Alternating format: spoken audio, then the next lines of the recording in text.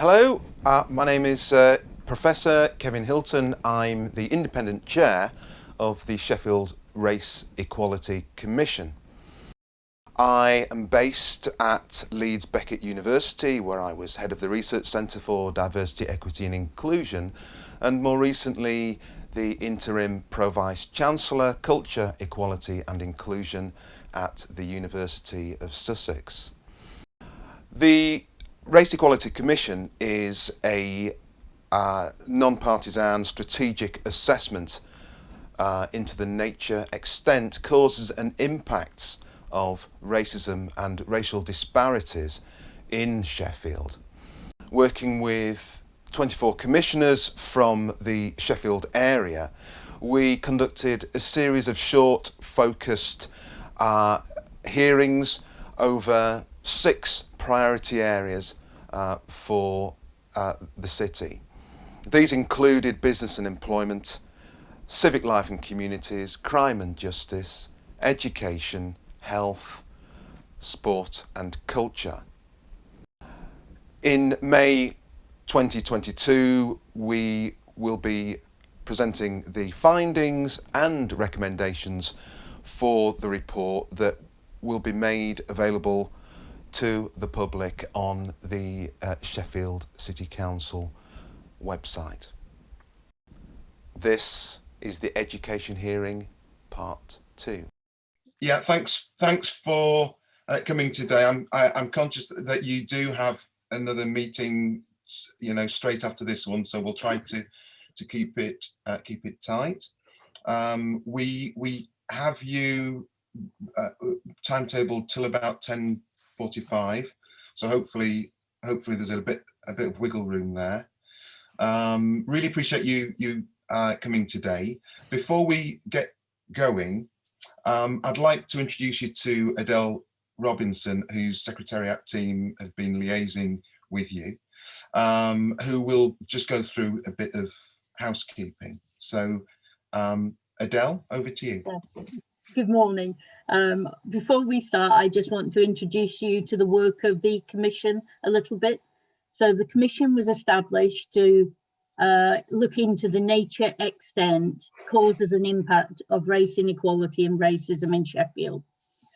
It works on and focuses on 6 key themes: health, education, civic life and communities, business and employment, crime and justice, and sport and culture. But today is the second day of the education theme. At the end of all of the hearings, there's going to be a final report that will have recommendations for action that will go to the key stakeholders in Sheffield. Obviously, as a witness here today, you've been asked to share your insight into the 5 kind of key areas of the Commission, and those are racial inequality and racism in Sheffield, which you think may be of use to the Commission; knowledge of your own or other approaches to race-related duties and frameworks; any analysis of the causes of racism and racial inequality within your sector; any examples of good practice in reducing racism or racial inequality; and what you believe may be the best ways to tackle racism and racial inequality within the city. By being a witness here today, you're required to act in good faith, and we believe obviously you're doing so by being here. For those in attendance, please note that this hearing is being recorded and it will be available afterwards, and only commissioners will be able to ask questions. But any papers, minutes and any non-confidential evidence will be available on the Commission's website. Can all in attendance note to wait for an invitation from the chair before speaking? And can commissioners please introduce yourself before speaking? And can I ask you also, Dr. Verma, to also introduce yourself when you start? Can commissioners please use the private chat function to add any questions, and I'll send those on to the chair, and the chair will get back to you in due course. And now I'd like to hand over the proceedings to Professor Kevin Hilton, the independent chair of the Commission. Thank you. Thanks, Adele, and Aaron, thank you very much for graciously accepting our invitation to speak this morning. As you know, I am independent chair for the Race Equality Commission, and I'm joined by commissioners on the Education Working Group and others from the wider commissioners group. In a moment, I wonder if you could just make a short statement about just a little. When I say your submission, it's more to do with the kind of review of the Race Equality Charter. Just a bit of background, because we'll get into some specific questions, and some of the key points about I suppose the Race Equality Charter itself. I will then invite commissioners to ask questions. Before you make your short statement, Aaron, could you just state your name and your organisation and the capacity in which you're attending today? Yeah, so Aaron, over to you. Thanks, Kevin, and thanks, Adele, for the housekeeping as well. So just in terms of an introduction, so my name is Dr. Aaron Verma, and I'm the head of the Race Equality Charter, speaking on behalf of the Charter and as a representative of Advance AG, which is a membership organisation providing support to advancing teaching and learning, EDI, or equality, diversity and inclusion across the sector as well. Thanks, Kevin. Just in terms of highlighting, just to give a brief statement around the background of the Charter. So I'm happy to do that. To give some background or kind of a bit of historic knowledge to the Race Equality Charter, it was a co-created framework developed within, with higher education to support institutions' journeys to advancing race equality. So it was developed around 2015, 2016, and it's been in action for around 5 years. The Charter is guided and underpinned by 5 core principles that really underpin the values and then the beliefs of which we tackle race inequalities within the higher education sector. One of the key highlights of the Charter is it does acknowledge intersectionality as a principle, as a way of thinking about and tackling and dismantling race inequalities and race inequities in the higher education too.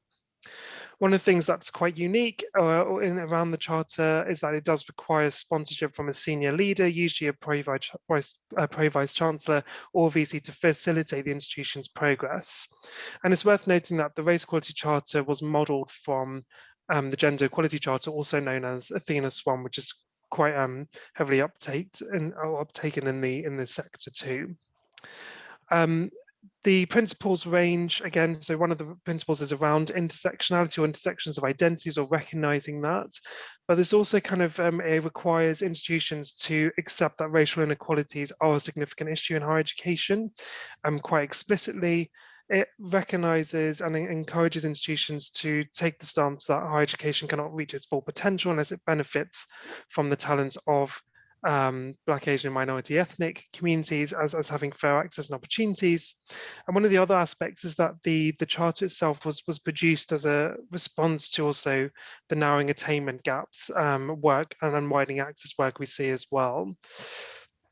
I think one of the core principles, or one of the challenging principles in itself, is also recognizing that racial inequalities are deep rooted in higher education systems and structures and histories, and it's really about thinking how the Charter can be a vehicle for long-term institutional culture change, and some of the parts of the recommendations from the recent reviews really kind of speak to how we can explicate that even further and also modernize it, which I imagine there'll be some questions about as well.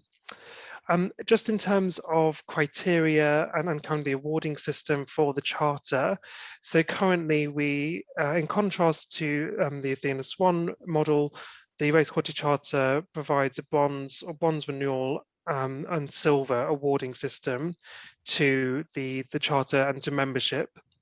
One of the key areas is recognizing that the awards represent different parts of the journey for institutions. So, for example, a bronze award demonstrates that a university has a very good, robust understanding of the racial inequality data, evidence and learning, and pipelines for their staff and students.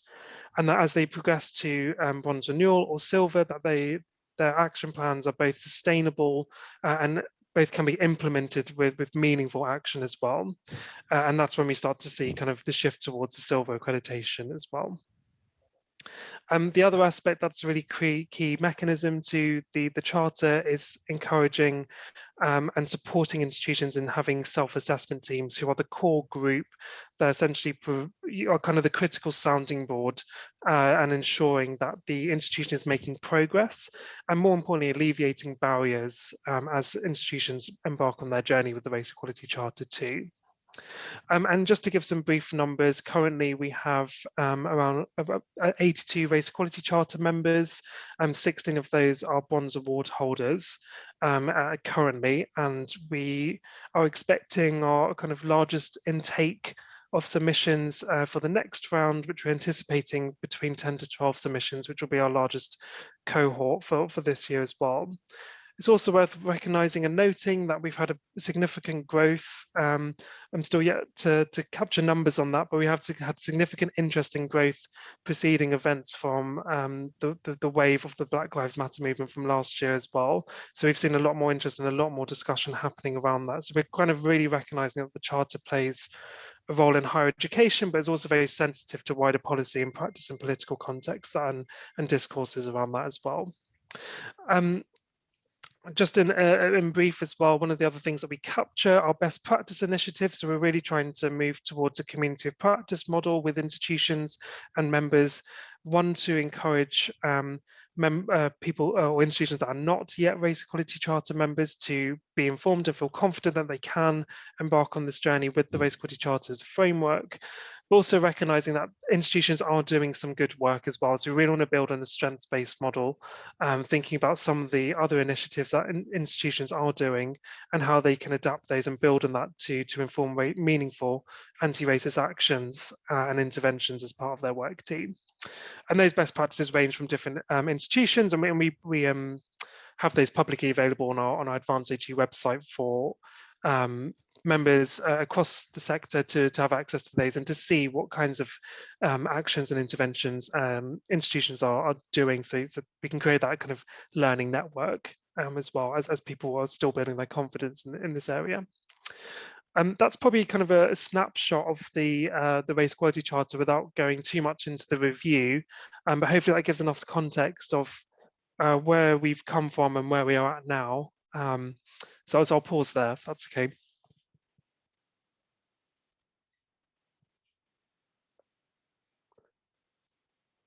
I think you might be on mute, Kevin. I was just testing that you're paying attention, Aaron. You can take yourself off mute as well, Aaron, because you're the one we really want to hear about in this session. So yeah, you talk about currently 82 members of the Race Equality Charter. Out of what's the total number of HEIs, higher education institutions, that could possibly become members? So I guess it would be the number of members we have for Advanced HE currently. So currently the way the membership works is institutions will have to be a member of Advanced HE, and then they have the option to have the Race Equality Charter as part of their membership package. I'm not too sure in terms of exact numbers of how many members we do have currently within Advanced HE that are higher education institutions. Are you satisfied that there is enough uptake across the sector, across HE, for the Race Equality Charter? I think the feedback that we've had, and from my own perspective, the uptake isn't as good as we would like.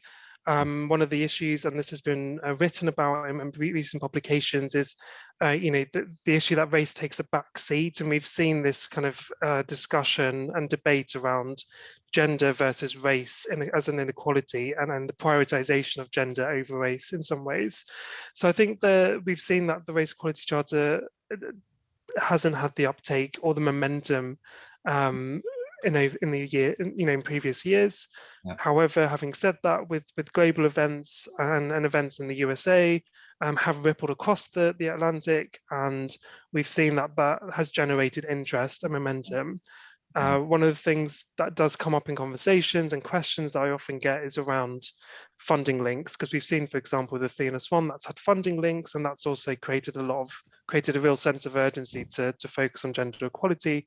And we haven't seen that with, or historically, those kinds of funding links being tied to the Race Equality Charter, but it's something that we are exploring. So just to confirm, the Athena Swan has a focus on gender. Yes. And that, you say, is perhaps better understood in HE than the race work. I think with Athena Swan, it's been around for much longer time, so it's had a lot more maturity and embedding within institutions. So we found that the conversations around gender and gender equality are probably more mainstreamed in some ways, in contrast to conversations about race. So I think the language is probably more embedded within the culture and institutions of higher education. Not to say that it's, you know, we're at the gender equality goals that we've set out, but it's much further ahead in that respect. Yes, and you also talked about funding links. So can you say a bit more about funding links? You say Athena Swan has funding links, whereas the Race Equality Charter doesn't?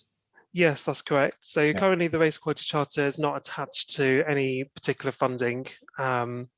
So essentially what that would mean is institutions don't need to have a specific award to apply for certain levels of funding at this stage, and that's not a link or a relationship we have with governing bodies at this point.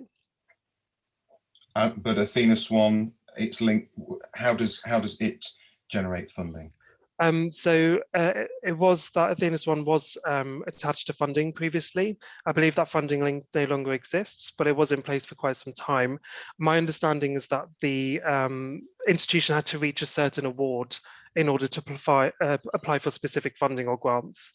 So there was money attached to that, I guess, essentially. Okay, thank you very much for that background. Aaron, in your review of the Race Equality Charter, you talk about well, it was an independent review, wasn't it, of the Race Equality Charter. You talk about persistent racial inequalities relating to staff and students. Could you? I'm going to go through a few different constituencies. So, could you give us an overview of how they relate to staff? Because of course there's the lecturing staff, there's management, there's the service staff, senior staff, and so on. So how do these persistent racial inequalities relate to staff? And you can start wherever you like in terms of any of the staff in HE. Thanks. So I guess in terms of different, across staff groups, the issues kind of pertain to, around recruitment, retention, success, and kind of that issue of progression as well. We recognise that there's dissonance between academic, professional staff, and also senior management and senior leaders as well within institutions. But there's also the staff that are on fixed term contracts, for example, as well, that we need to kind of incorporate into that. So whilst the reviews are predominantly focused on academic staff, there wasn't as much analysis on kind of professional support staff as we would have liked. So that's an area that's an area we need to incorporate more explicitly into the Race Equality Charter as it goes through the review. In terms of the issues, aside from the story of racial harassment, discrimination, and abuse that does exist on campuses, and also even in kind of progression routes and success for staff, we see that particularly we don't see as many Black female professors across the sector, which is a particular issue. There's an issue in terms of not really dismantling or tackling anti-Blackness across the sector. That kind of level of influence, that engagement with that has been slow and not bold enough in some ways. In other areas, there's particular, we see when we look through the lens of intersectionality, particularly Black women and women of colour, are also disproportionately affected by racial harassment and systemic racism through their journeys in higher education. And that also reflects student and staff in terms of the kinds of experiences. In terms of specific experience, in terms of where the impact is, it's the levels of opportunity, the fair access to opportunity for staff to engage, to further, to progress. But we also see issues, particularly in terms of funding for research heavy intensive or research contracted staff as well, which is also particularly problematic. And I think an example of that is the work or the kind of activism work of Dr. Adi Adelaine, who's been holding UKRI to account on some of the disproportionate funding regarding the call for funding that was led by UKRI around understanding the impact on BAME communities in relation to COVID-19 as well. So we've seen some kind of issues and things around knowledge equity coming up as well in that respect. In terms of professional staff, we see more, generally speaking, and this is not necessarily directly from the review, but from other evidence, we see more Black, Asian, minority ethnic people in much lower grades, or kind of like the lowest grades in the institutions or on those kind of contract roles. That's an area that we do need to kind of consider or kind of encourage institutions to develop actions for, or to develop their understanding and data for as well.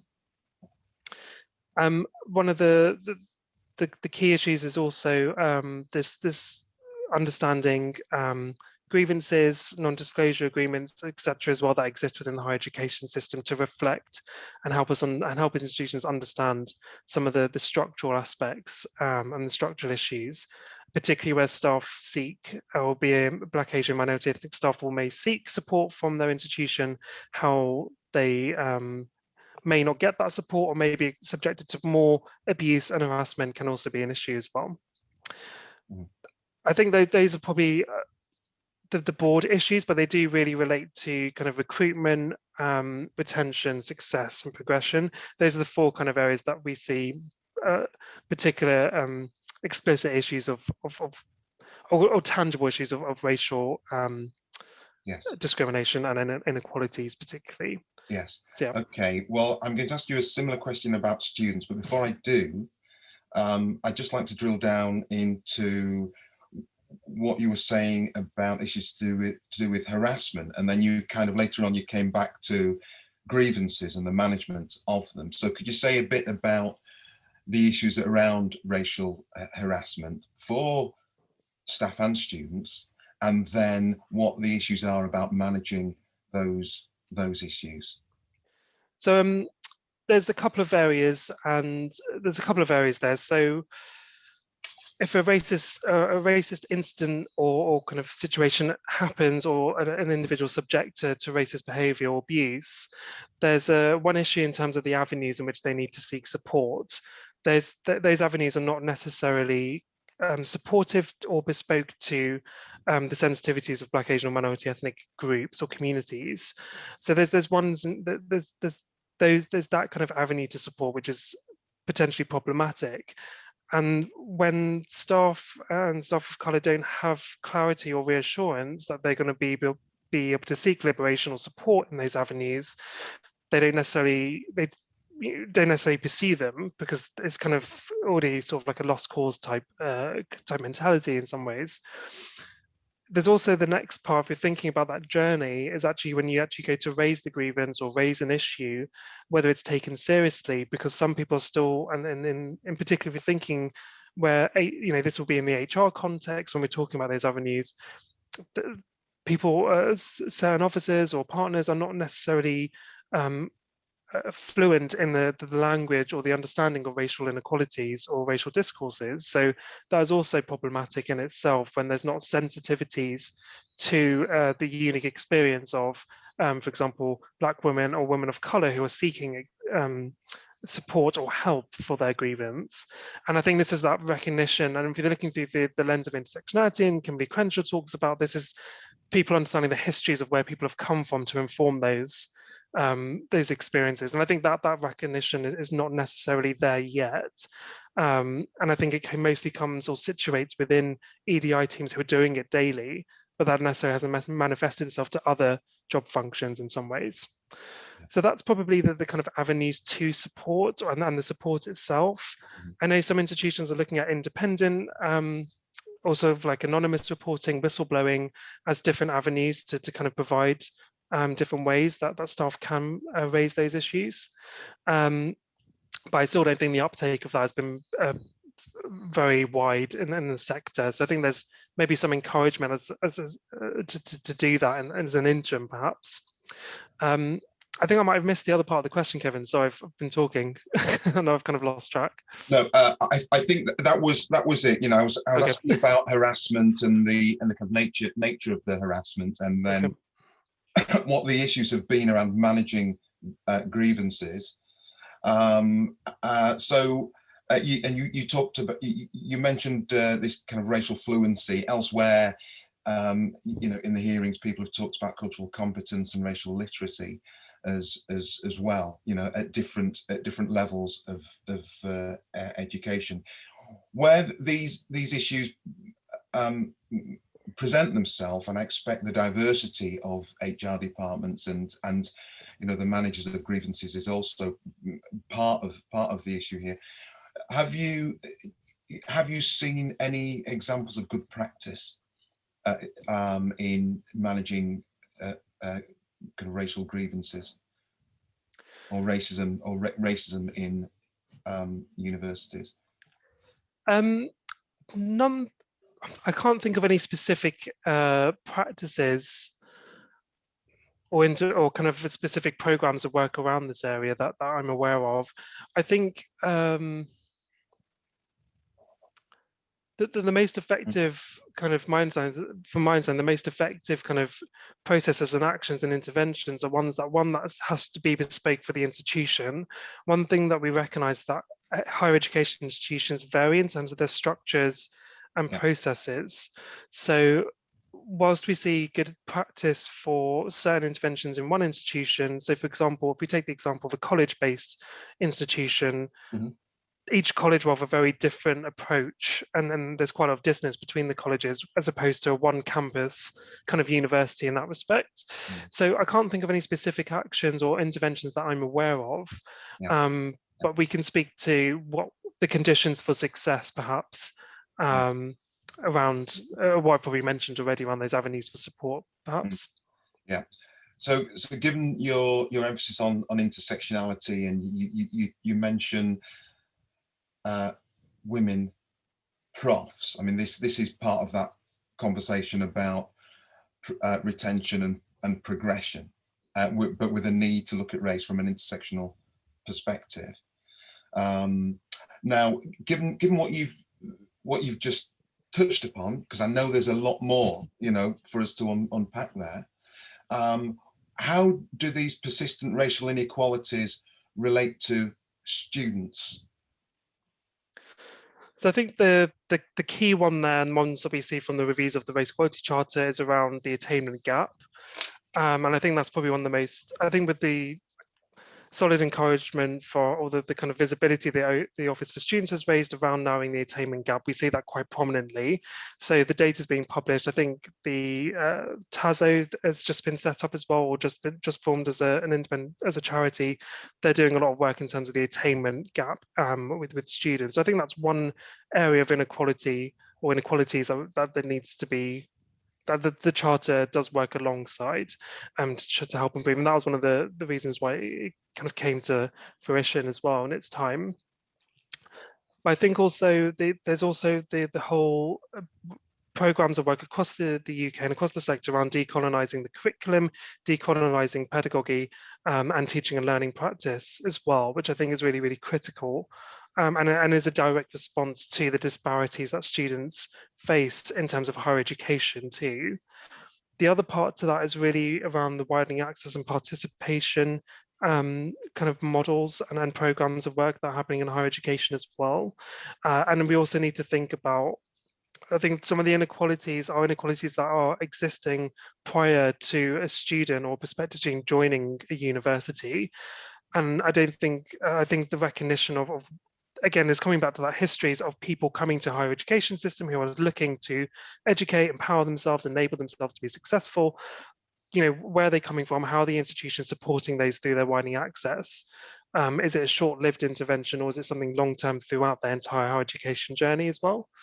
And it's that kind of long-term culture change, which is one of the principles of the Charter, but also in terms of the long-term actions and interventions to address those. In terms of specific student experiences, and we see them in the news all the time. The headlines are always around students experiencing racism or racial abuse, verbal and physical abuse on socials when we were allowed to have them previously. We see kind of even in this new kind of virtual world that a lot of people, students are working in, racial abuse and then systemic, the effects of systemic racism on students in terms of their learning, also in terms of like the other kind of visual things of the, what's being presented on slides, and also decolonizing where we're sourcing our evidence from and knowledge from as well. So I think those are kinds of particular areas where students do experience inequalities, because we see a lot of students talking about, well, how am I represented in this course? And more often than not, those students are not. And I think that those are those are particular inequalities that we see coming up, particularly now, I think, as we presented more with PowerPoint slides, even more so than ever. So I think that's something, some of the areas, I mean, there'll be much more, of course, but I tend to find socials, curriculum and attainment to be quite crucial in those spaces. Yeah. Yeah. So with the, some people talk about the attainment gap, others talk about the degree awarding gap. Do you have any comment on why some would call it a degree awarding gap rather than an attainment gap? Not to my knowledge. My understanding is that they're both part of the same issue, that there's a racial inequality in attainment more broadly and degree awarding, but yeah. Sorry, it wasn't a trick question. It wasn't a trick question. It was really about some of the systemic processes that lead to kind of racialized students being awarded higher degrees. So it becomes a degree awarding issue rather than them being able to attain those levels. Does that make sense? Yeah, no, that does. Yep. Yeah. So I suppose technically that was me testifying rather than actually asking a question. So, so you talk about issues to do with widening access projects and how that relates to student support and retention. Is this reflected in the student satisfaction? Where perhaps students aren't supported or are supported, and therefore stay or leave down the line. So how do Black, Asian and minority ethnic students respond to the student satisfaction surveys? I think from the Race Equality Charter work, so we in terms of the Charter, we ask members to run a kind of a Race Equality Charter survey for staff and students. Yes. And so we see directly the data from that, which feeds into the way in which institutions develop their interventions. What we know is that those from institutions that do join the Charter and are part of the journey, they do record or anecdotally talk about an increasing sense of belonging for diverse students and diverse student populations. However, we haven't really looked specifically at an analysis relating from REC members and NSS or other national surveys as yet. So I think that's an area of exploration, definitely. We've seen some impact from the reviews in terms of student belonging and inclusion to a certain degree and around the attainment gap. But in terms of linking it to, the NSS and other research and other student surveys, probably less so. I think one of the principles that we're, and live by is that, the more we nurture diversity and nurture diverse talent through the higher education system, you know, your students should feel more belonging in those institutions on campus. They should feel safe in those campuses, and that should then naturally be reflected in those surveys as they come out. Those surveys should illustrate the impact of that. But I think that that particular link is something we've not really fully explored yet. And you talk about systemic racism in learning and learning. And I'm guessing that relates to some of the decolonization projects that you outlined. Could you say a bit more about that? What you mean by the systemic racism in learning? Sure. So in terms of the way Advance AG approaches tackling racial inequalities is from the stance that systemic and institutional racism exists. So we approach and dismantle racial inequalities through that lens, essentially. And the Race Equality Charter is a vehicle to addressing that. So in terms of the systemic learning, what we're kind of referring to is also the colonial histories of institutions and how that's perpetuated and embedded through the structures and kind of the agents or staff who kind of perpetuate those instances. So we see this with the language of recent languages of institutions describing or using job titles like president, for example, rather than the traditional or the previous versions, can't remember what they're called now. So we see that kind of language being introduced. We see the language of internationalization, globalization being introduced in terms of universities and wanting to be world best and those kinds of things. What that does is it does perpetuate a colonial message of you know, suggesting that institutions in the global north are better than or the best in some ways. And this can be dismissive of knowledge production and activities and interventions that exist beyond the global north as well, and don't recognise the global majority in terms of that knowledge equity and production piece. So I think that's the way in which the systemic racism kind of perpetuates and is an example of where it's perpetuated. In terms of the Race Equality Charter, we are looking at how do we embed and integrate decolonisation praxis into, you know, members' journeys. How do we support members to engage with this language? Because when we speak to when I've spoken to different individuals across the sector and also outside of higher education, they struggle. They classify decolonisation as a technical skill, when really it's just something that should be part of the institution's approach and culture in itself, as opposed to being classified as a technical thing. Albeit respectful of the years of work that have gone into developing these methods. So there's a part in terms of the charter playing a role in supporting institutions developing integrating decolonisation practices as a whole institution approach, and that's something we're looking at in the charter. But there's also something around thinking about how do we shift the language for institutions away from this kind of world best, world ranking, to something that's more localized and more respectful of institutions that are not in Europe or the US, for example, or Australia in some ways as well. So I think there's an opportunity there as well for us to reconsider what that looks like and challenge that. Thanks, Aaron. And before I turn it over to colleagues for questions, what are the persistent challenges for HE in planning and implementing the Race Equality Charter? So leadership, institutional culture, availability of data, those sorts of things. Sure. So in terms of thinking back to the Race Equality Charter review and what we're trying to do to support the sector in tackling these things, the challenges that we've identified from evidence and from discussions is, one is there's this culture of denial. There's this we talk about buy-in, but that might not necessarily be the right word, but it's the level of involvement and participation from university boards of governors, senior leadership, and kind of thinking that perhaps the Race Equality Charter is a nice thing to do to keep people happy, but not necessarily something that they need to just integrate and really kind of just get stuck into. So we see that that kind of culture of denial, I guess, at different levels, and that does trickle down to staff, and that's where we also see some of those behaviours being normalised, or racial inequalities being normalised in some ways as well. So I think that's one area, and we're looking at how we provide more support to bring along those senior management and board of governors as well. We talk about incentivizing and looking at the incentivization of doing anti-racist or implementing anti-racist actions.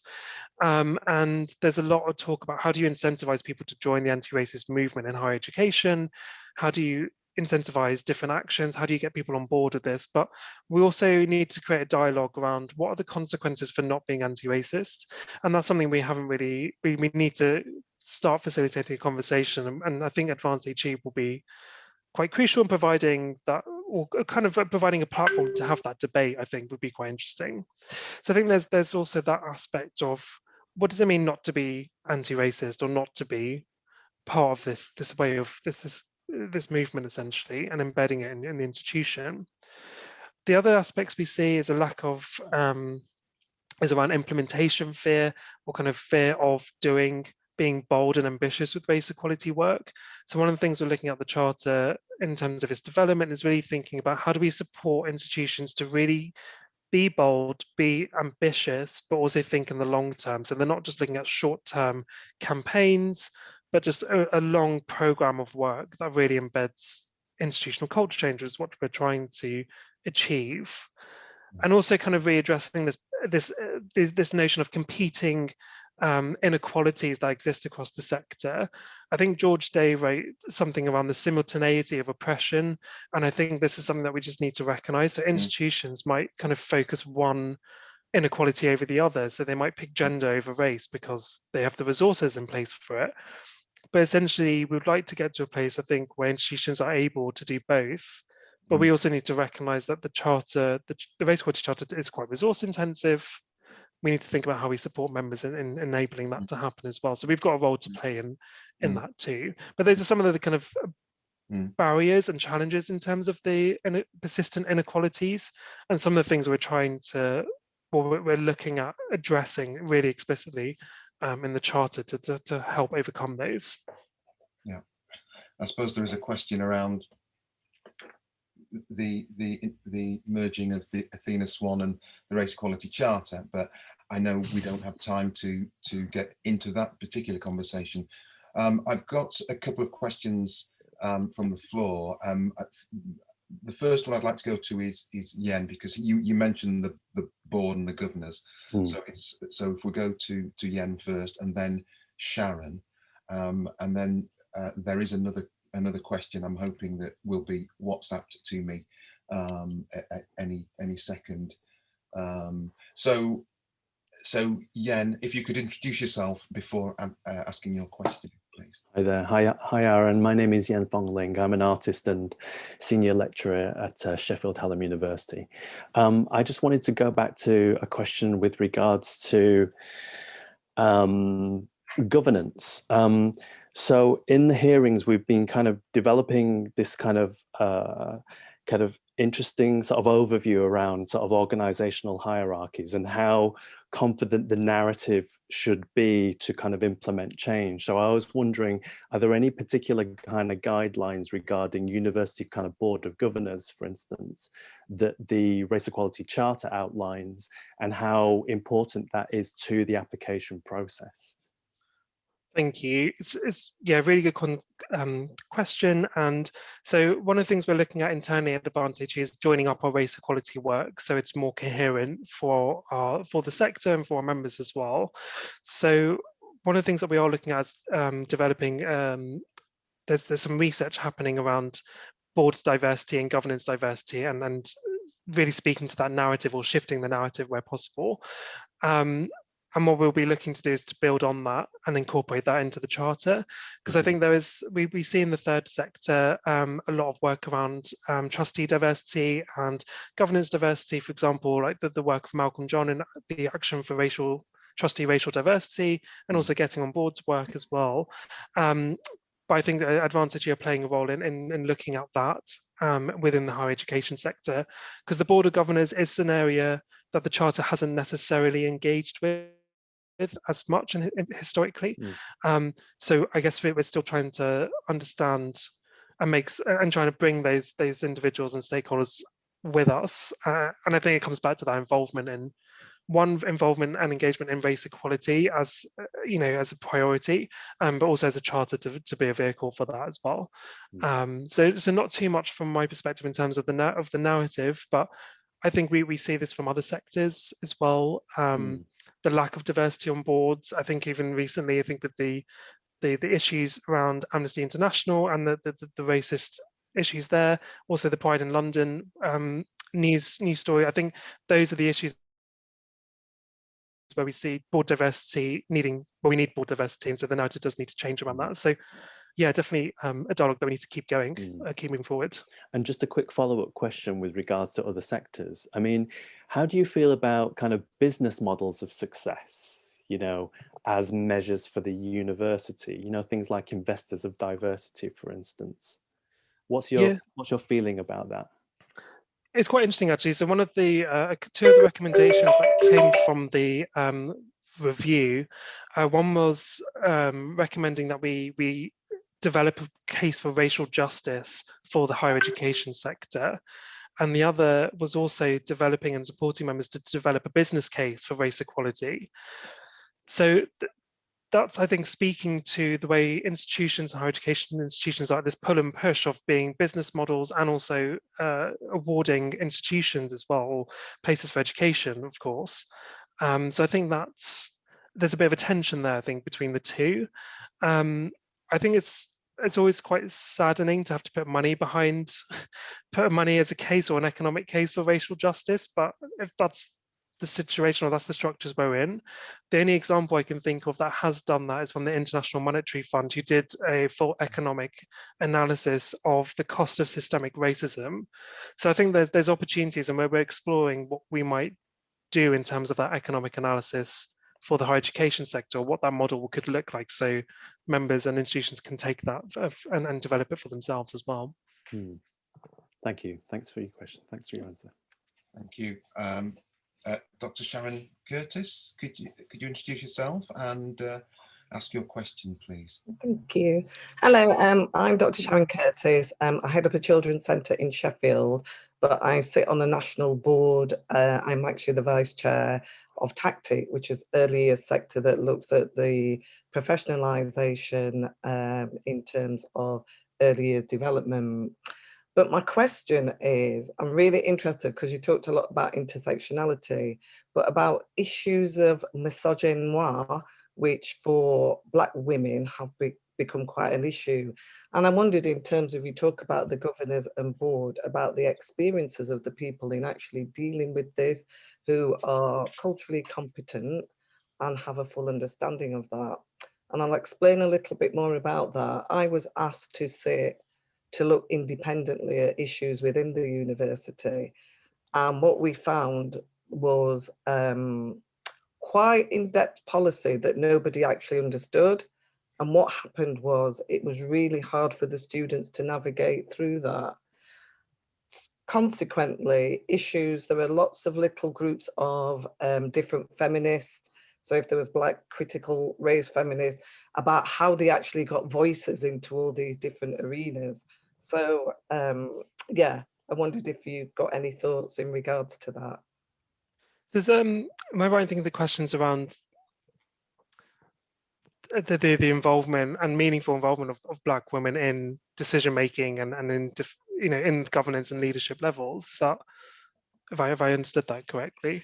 That as well, but also if somebody had a real issue, because it came to me as independent, because the university didn't really know how to deal with that. So they outsourced it, which wasn't a bad thing, but actually in looking at what was actually happening, is there wasn't anybody that had any real understanding or could actually deal with it or felt comfortable or actually understood the policies that were actually there. So I wondered, has that changed, or where does the charter fit in regards to that? So no, thanks for that. So in terms of the yeah, in terms of where the Charter fits into that, members of the Race Equality Charter, they are reviewing, one thing, they're reviewing those policies and ensuring that they are sensitive and appropriate for Black, Asian and minority ethnic groups. We do have an emphasis on intersectionality. However, the Charter, what I'm hoping for with the development of the Charter is to be really explicit around tackling and dismantling anti-Blackness as part of that, but also having a focus on Black women in the higher education sector, because that hasn't existed in the Charter previously. So it's really important that we get that right for our members to be able to speak the language and understand the language and the issues of that, so that they don't have to outsource. Because although outsourcing does provide some independence, it doesn't necessarily, I don't feel it doesn't make staff feel comfortable that they can go to their institution for support or have that culture within the internal systems to support those staff. So I think there's a part to play for the Charter to really encouraging and enabling members and institutions to understand the systems and processes they need in place to tackle misogynoir. And I think that's something come out of the recommendations about having really clear kind of explainer videos, but also more coaching support. So one of the things I'm looking at is developing or formalizing our coaching model as a team to institutions to provide that critical soundboard, to provide more feedback along their journey. So I think there's definitely that policy aspect that institutions do need to review their policies to make sure they're fit for purpose, because most of them won't be, but also there's the informal processes that exist beyond what's on the writing as well. But the avenues of support I mentioned earlier, and where does the accountability lie when you do look for, when you want to be, want to be heard or be part of the change.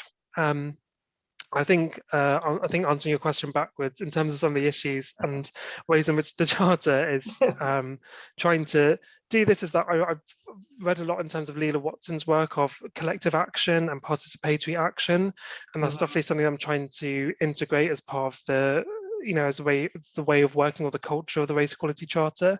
So I think that's really critical. And that also involves more student involvement in the way in which we're developing that. And also we're currently recruiting for the Race Equality Charter Governance Committee, which will be our kind of, I'm hoping will be my critical board to ensuring we're tackling some of the issues more explicitly that even you've mentioned as well. Okay, thank you. Thanks. Thank you very much for that question, Dr. Curtis. Aaron, are you okay for 5 more minutes? Yeah, no, it's great. Thanks, Kevin.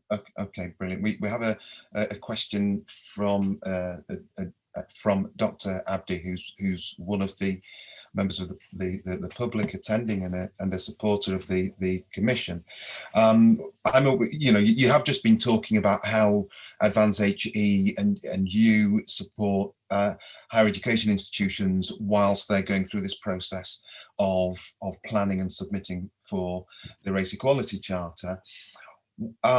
What do you do with or for those institutions that don't seek support, that submit perhaps without having gone through a robust process of information gathering, analysis, and then presentation of their own narrative? What do you do for those that out of the blue present to you? So in terms of, I guess this is where we are joining up the race equality work across Advance HE. So in terms of Advance HE's racial justice and race equality work, we're doing that in partnership with different groups and different institutions, perhaps at a more fragmented level to some degree, but we're also producing reports like the Tackling Racism on Campus report that was produced with the Scottish Funding Council too. So we're producing those resources and knowledge pieces for the sector to engage with the language of race equality and the discourses around it as well. However, we do recognise there's a real significant area of pre-membership support that is required for those that are not yet members and don't feel they're prepared to apply. So one of the things, so there's kind of 2 or 3 parts to this. So one is that the Race Equality Charter Governance Committee are going to be really instrumental in helping us think about what that pre-membership support needs to look like. The other part is also thinking around that specific recommendation of building a case for racial justice in the higher education sector, so that we can have those conversations and provide that support as well. So it kind of opens up a gateway in some ways. And we're looking at what that will look. We're exploring right now how we produce that case for racial justice, and how do we kind of position that and frame that to the sector and also to the senior management and leaders within the sector as well. The other part is really building an accountability throughout the entire charter process. So one of the things we recognise as well in terms of the charter is that we do receive a very strong letter from vice chancellors or pro-vice chancellors in terms of their commitment to the principles and commitment to achieving or working towards advancing race equality through the charter as a framework. But we don't necessarily have a formalized accountability or way of reviewing institutions' progress through their action plans and demonstrating impact, which is something that I'm developing at the moment. And I think that's going to be really important, because one of the things we want to be able to see is not just that institutions got a really good grasp of their data and their evidence or their pipelines for staff and students for different groups, but also that they are demonstrating impact and they're actually achieving impact, or they're implementing their actions based on their action plans as well. So we want to keep moving it forward, because I think that we recognize that institutions are often critiqued, and the charter as well is critiqued for moving things too slowly. So we want to make sure that we're demonstrating that as often as possible. So I think it's a lot of us thinking about our formalized coaching model, kind of reviewing and accountability within the charter, and also the pre-membership aspect as well. So yeah. Yes. Well, that was a really, really comprehensive response to that question. We are moving rapidly towards 11 o'clock, and I can see that we have just about covered the kind of main questions. For the last minute, so to keep this one short, what are the biggest challenges for HE in relation to racism and racial inequalities? What's the way forward? I think one of the main challenges is really kind of the mainstreaming of race equality as a priority, and not just a priority, but a priority for everyone. So the challenge is not just enabling staff of colour to weigh the burden of doing all of this work, but we're enabling white counterparts to be part of this as well. I think there's a way to go in that. So I think that's one of the key challenges. But it's also that thing of, how much we need to continue to lobby institutions to put resources behind the race equality and becoming anti-racist, essentially, or towards that journey. And we see kind of resources, we see kind of practitioners or EDI practitioners having to battle for those resources. And really what we'd like to get to, or in terms of overcoming that challenge, is having board of governors, senior leaders, actively participating in advancing race equality, and ideally having the race equality charter as part of that journey to help them get to where they need to get to as well. So I think that's probably one of the key challenges. I think the other flip side to that is also ensuring that we bring our students along with us on this race equality work. I'm really keen to ensure that as we go through the charter and moving forward with the charter and its current reviews, that we think about not just consultation, because I don't really agree sometimes with consultation because it can be quite ad hoc, but really thinking about involvement and on prolonged engagement with some of these issues. So yeah. Because of course there's an expectation that students will be involved in the self-assessment team activity, right? Yep. Yeah. And I think that's a great note for us to end on, Dr. Aaron Werner. It's been fantastic having you here today. But as I say, the time has flown, and I know you've got to go to another meeting. I'd like to thank you on behalf of the Race Equality Commission, and I'd also like to thank the commissioners and the Secretariat for their support for this session. Aaron, we're obviously in dialogue, and we'll continue to have some follow-up conversation after this meeting. But thanks again for your time this morning, and for everyone else, the next session will begin at 11:30. Hello, Professor Fitzmaurice, how are you? I'm very well, thank you. Good to meet you. I don't think we've met before. Kevin Hilton here. How do you do? Yes, good to meet you. Professor Fitzmaurice, I am going to just hand you back to my colleague Adele Robinson, who's chair of who leads the Secretariat, and she'll just go through some housekeeping. Okay. Thank you. Well, it's still good morning. Before I go back and hand you back to Kevin, I want to introduce the work of the Commission a little bit and tell you about it. So the Commission is an inquiry into the nature, extent, causes and impact of racial inequality and racism within Sheffield. The Commission was established to focus on 6 key areas, and these are health, education, civic life and communities, business and employment, crime and justice, and sport and culture. Today is the second day of the education hearing. At the culmination of all of the hearings, there'll be a report produced with recommendations for actions that will be shared with all key stakeholders in Sheffield. The Commission has asked you here as a witness today to share your insight into some of the questions that are in the terms of reference for the Commission. And these are 5 questions. It's to share your knowledge of racial inequality and racism in Sheffield, which might be of use to the Commission.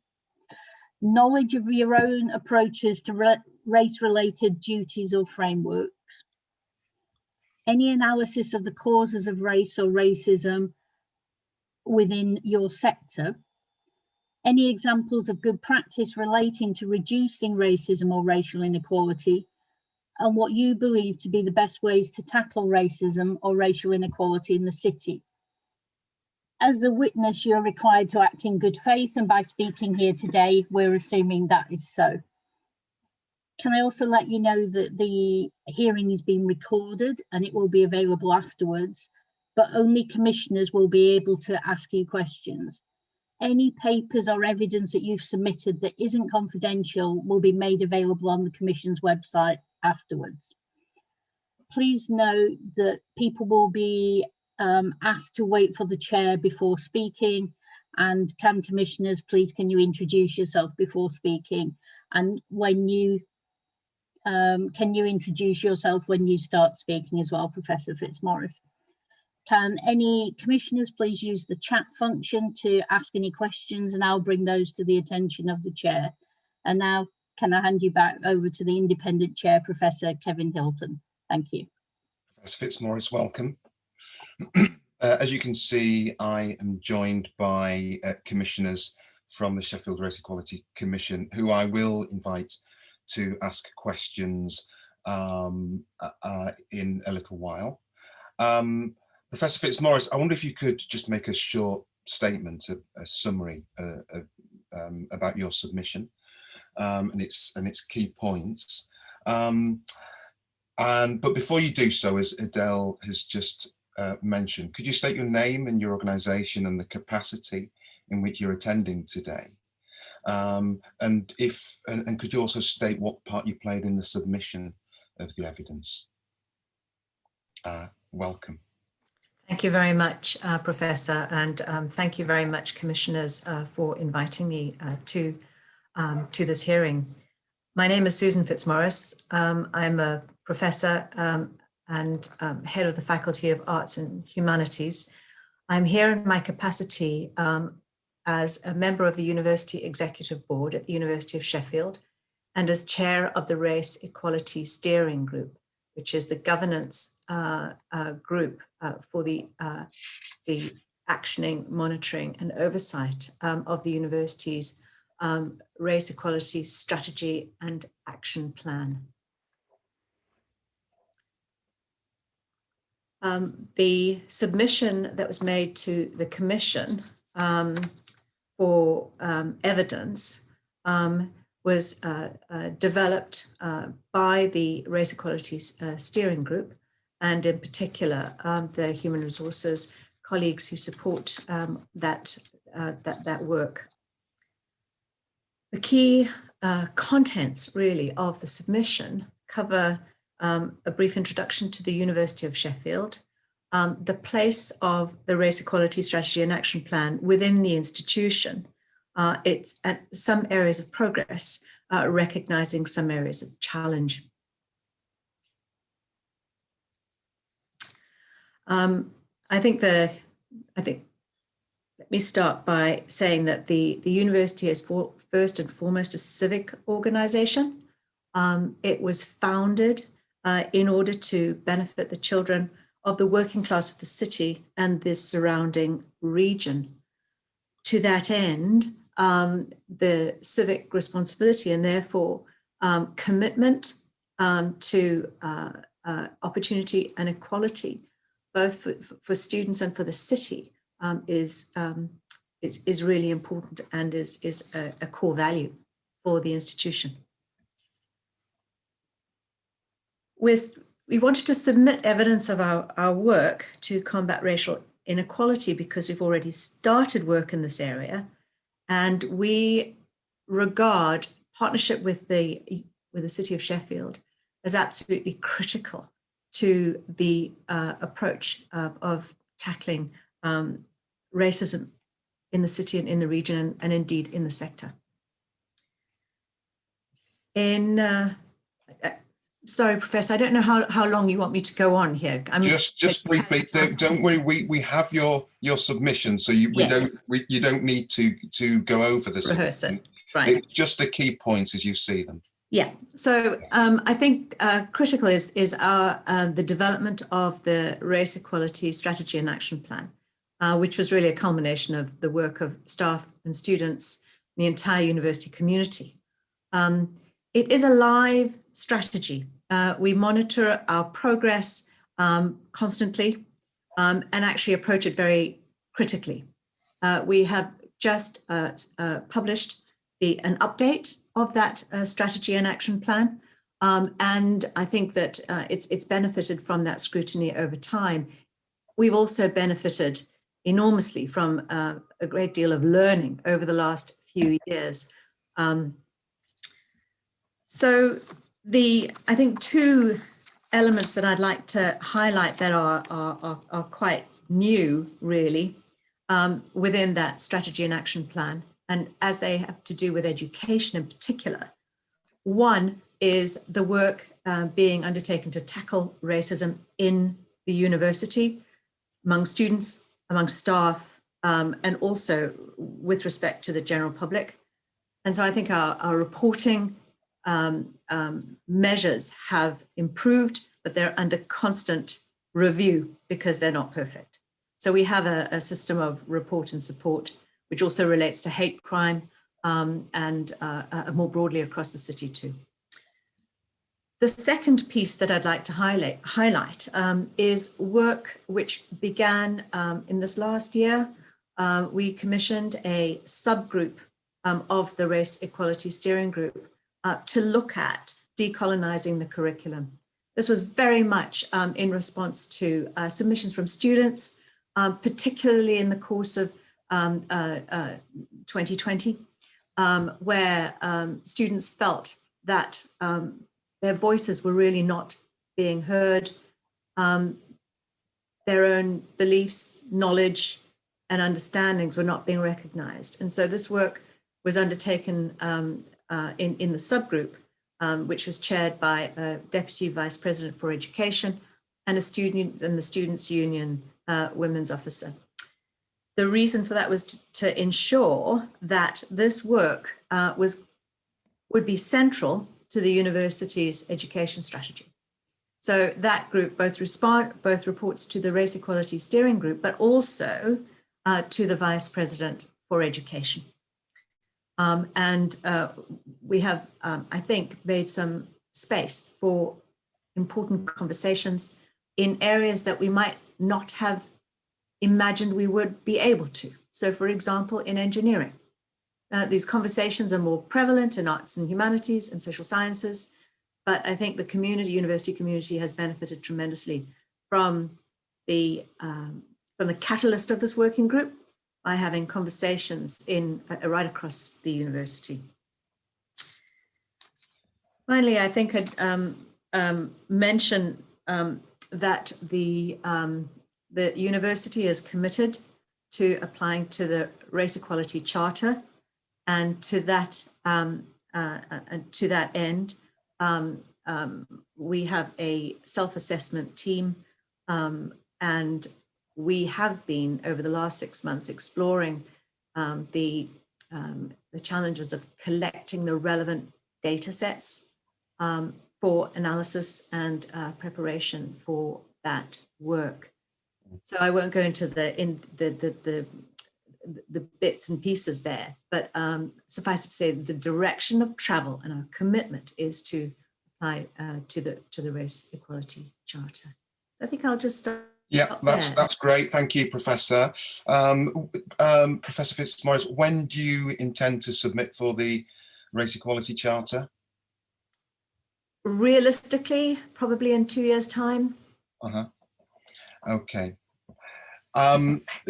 Professor Fitzmaurice, I will be reflecting on your Race Equality Strategy and Action Plan on both the recent update and the previous one, because there are some different elements I'd like to just drill down into.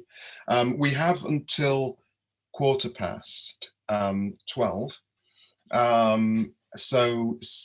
there's quite a lot to get through, but we appreciate your submission and you taking time to be with us. In the introduction to the April 2021 Race Equality Strategy and Action Plan, it states that you've been holding some difficult but crucial conversations. And I think you've hinted at some of them across university.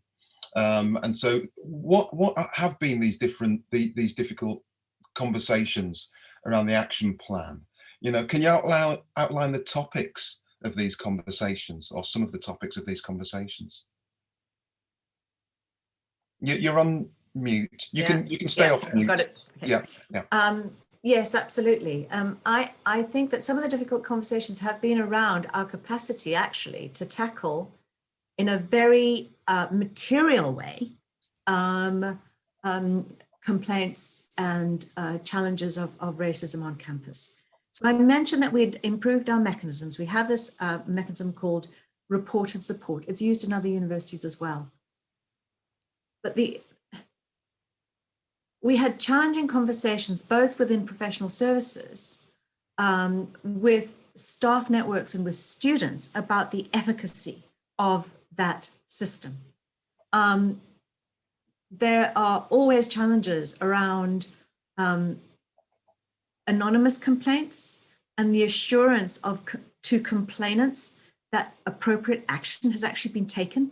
Mm-hmm. Now, this requires, good communication and confidence on the part of students and staff and other people about the likelihood of complaints being addressed. So we had some very, very vigorous conversations about what complainants wanted to happen and how they wanted those outcomes to be reported. I think it's fair to say that we are not at the end. We have not finally resolved those. Those conversations are ongoing. But in the meantime, we are scrutinizing things like the disciplinary procedure, to ensure that complaints of harassment, of racism, of discrimination are included. When I first looked at our disciplinary procedures, it struck me that they had been developed to attend to academic misconduct, so plagiarism, this kind of thing, rather than more fundamental behavioral codes. And so there is enormous amount of work going on around that to, frankly, bring that disciplinary code, up into, to the present day, to make sure that it is fit for purpose. So students certainly conveyed their lack of confidence in what they saw as the university's ability, and it must be said, willingness to take action in that. And for me, it was not surprising, given the rather antiquarian instruments, I suppose, and procedures that we have in place. So what that has done is it has engendered a great deal of discussion, but also action in tandem with student support services, in order to make sure that those complaints are being addressed promptly, effectively, and that they're being directed to the right places, in order to make sure that we understand where they go, what is done with them, and what the outcomes are. So that is, and as you will appreciate, I think it's this process of iteration. It's coming back to the students, back to the staff, saying, here's what we've done. Has this made any difference to you? Are you seeing any difference? Because that, without closing that loop, we just can't be confident that that work is going on. So that's one area, I think. Yeah. So that trust and confidence is coming from you being transparent and diligent in reporting, in closing the loop, Yes. and having a rigorous process that you're still working on. Yes. Is that right? Yeah, I think that's fair to say.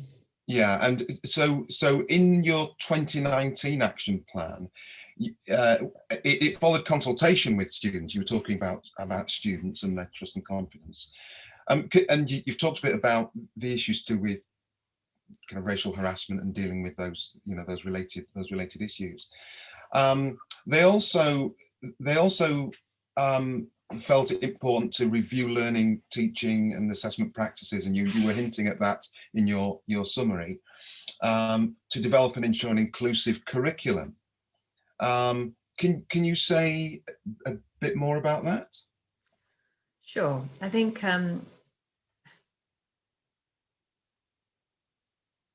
it's fair to say that those discussions are at different stages across the university. Of course, what was very interesting was when the pandemic struck, right across the board in education, staff were asked to consider their assessments, consider their delivery of learning and teaching, and urged to think through the implications for access for all students.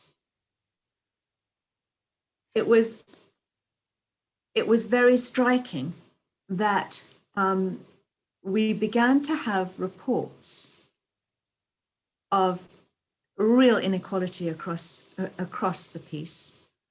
The inequalities did not all stem from ethnicity or race, but they were obviously intersectional.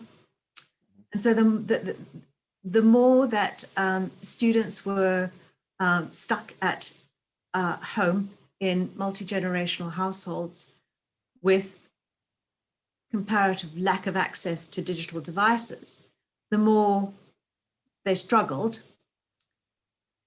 And I think that initially the university was quite slow to pick that up, but I think with intervention again from student services, from IT services, learning and teaching, and most importantly, personal tutors, there was some considerable movement there. In terms of the structural adjustments that were made, I think that certainly in my own faculty, and I think in some others, once accessibility challenges were being tackled and beginning to be overcome, I think in quite creative ways, the nature of the engagement reported by students in online environments, for example,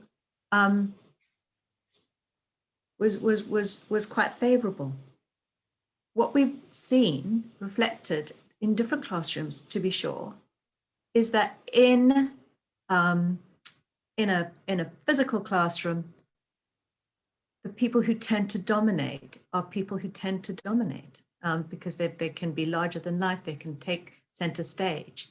In an online environment such as this one, for example, everybody has equal access to the screen, and there were reports that students were much more willing to, and in ways that they hadn't done in the physical classroom, were able to participate in a much more independent and confident way. So I think there have been negatives, but there have also been positives.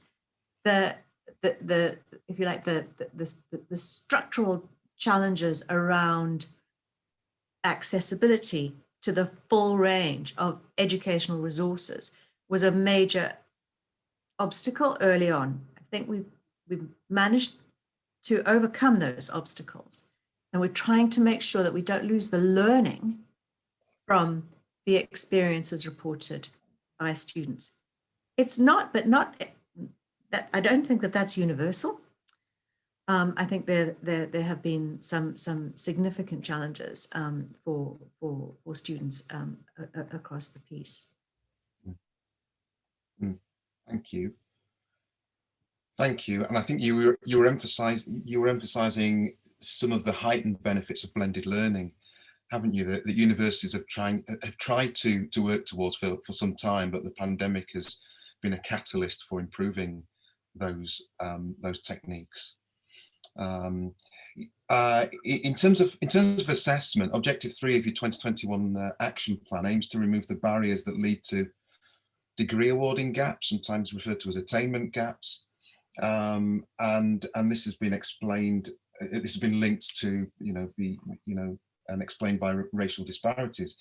You state that you must analyse and address the causes for this gap. Can you talk through what this means? This notion of the attainment gap, or degree awarding gap, and what explanations have been revealed at your university thus far? So I think that we're trying to dig more deeply into the data here. Mm-hmm. It's clear that it differs across the faculties, mm-hmm. And I think that this links directly to the concept of the inclusive curriculum. The discussions among students and staff around decolonizing the curriculum, I think, reveal that the awarding gap is most palpable where students may feel alienated in their courses. They feel alienated because there aren't significant points of connection and recognition, and therefore ways to engage highly productively with their material, with their subject.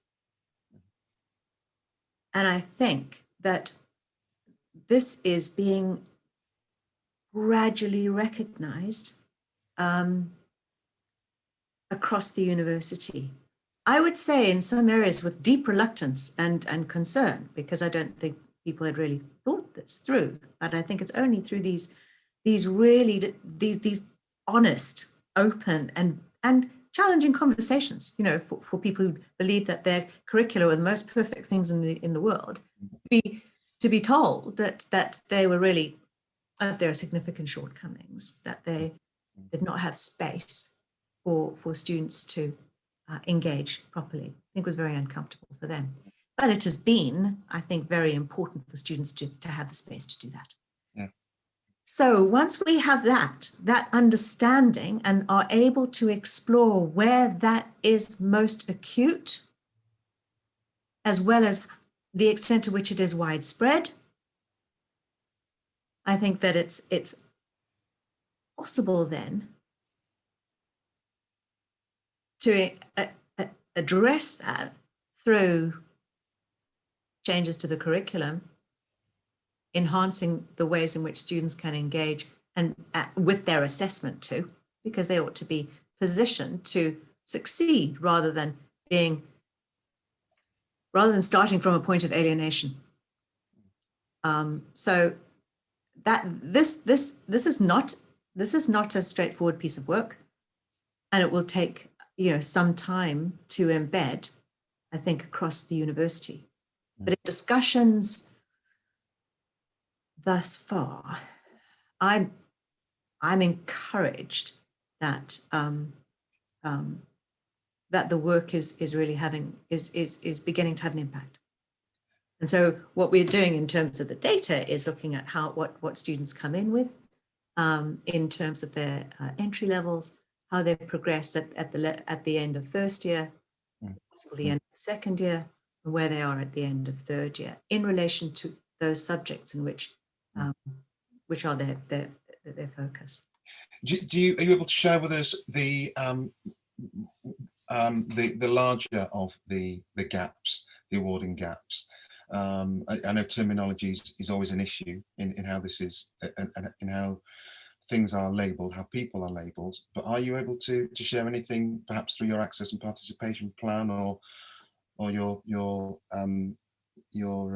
strategy action plan? Yes, I will. I mean, I don't have this to hand right now, but I will certainly make that available to the Commission. Can I give you a sense of my reading of your 2020 to 2025 access and participation plan from around page 4? It does say that compared to their white counterparts, Asian and Black students, there's a gap with Asian students of 19% and Black students of 17%. Does that ring true with you? Is that have you heard those conversations in the university? Or would you prefer to confirm that through an email post? I probably should look at that a bit more closely, because I mean, I see that in particular areas. Yes. Wouldn't see it across the board, to be honest. Yes. So. Okay. Prof. Afaya, your colleague, the chair of your BAME staff network, stated in your updated strategy, which came out only a few weeks ago in April, said that I believe that in time these collective efforts, so this was at the start of the strategy action plan, these collective efforts will ensure that racial diversity is fairly represented at all levels of seniority and responsibility within our university. There remains much to be done, but we have taken initial and important steps. Is he shedding a light on a lack of racial diversity at senior levels at the University of Sheffield? And if so, what things is he hinting at that needs to be done? So, for example, is one of the examples issues to do with leadership and diversity, and if not, what are the things that he's hinting at? So she is pointing. Exactly, and at the lack of diversity and lack of representation at senior management levels.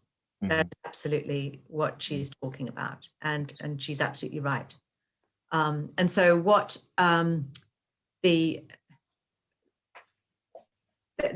are a number of things that we must do, and we are very far behind on. First of all, the institution is not sufficiently diverse. Simple as that. Secondly,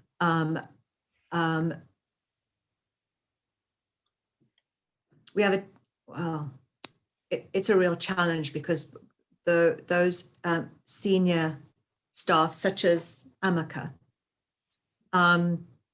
she's a leader and she's really important, but the point is she gets asked to do an awful lot. So we've got a double-edged sword, basically. We have excellent people who are asked to do a lot of things, who are leaders in their own right, and they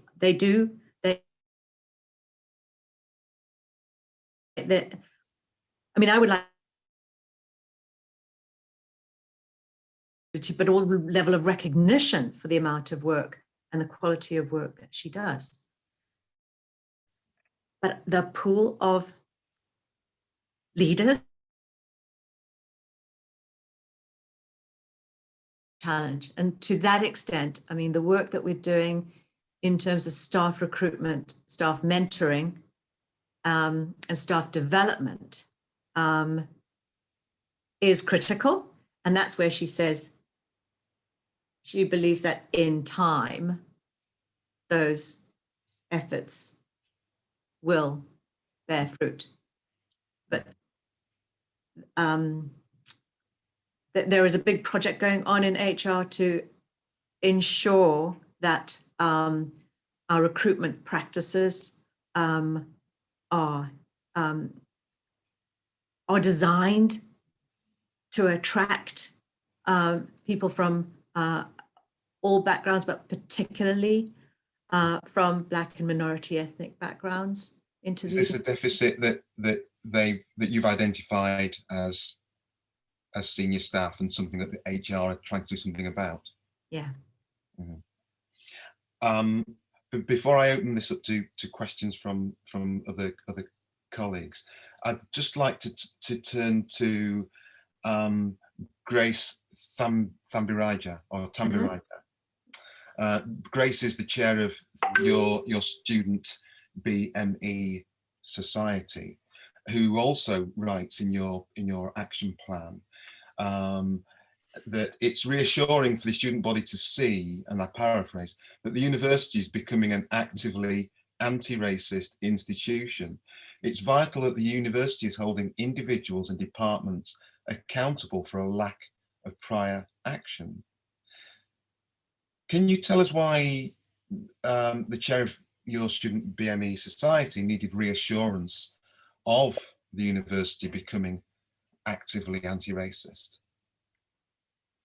Yes, I think that in my experience with the through the Black Lives Matter protests in the year ago, it was increasingly obvious to me that Black students found that they had no supportive, identifiable space that they were comfortable with to seek support for the trauma that they experienced. Mm-hmm. And we have student services, but frankly, our student services are not sufficiently set up to ensure that there are people with lived experience who are equipped and adequately prepared that I worked really hard to get in place. But it was equally clear that when I heard students say this, they weren't necessarily referring to student services, student support services. They were referring to the fact that they would go to their departments, their academic departments, and they couldn't find anybody who was going to be in the best position, or indeed in any position, to recognize what they were going through and therefore know how to help them. So that's a significant gap. And that's what I think. I mean, we've discussed this a great deal, and we're moving to having race equality champions in our departments, precisely in order to be able to have an identifiable person that students can see will be supporting them. But again, this is incremental. This is not, this is not something that has been done, I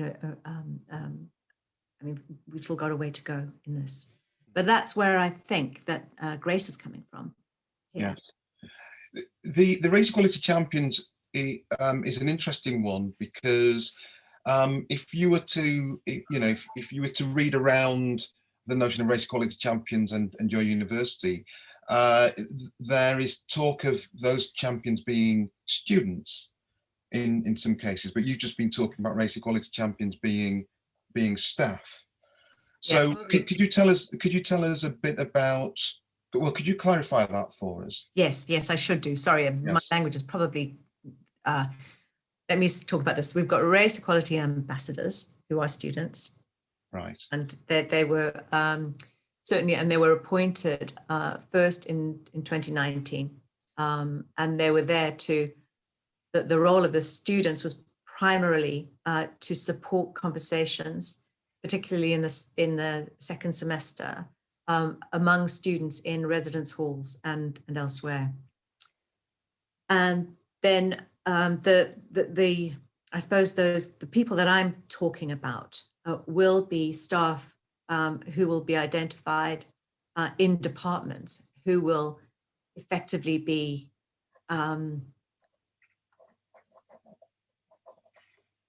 I haven't got a proper term, but a personal tutor who would be sponsoring safe spaces for students in departments. I see there was a question in the chat. So,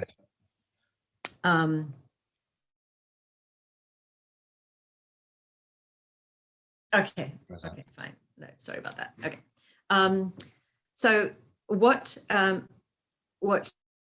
the Students' Union Women's Officer in consultation with Grace and me has proposed is a series of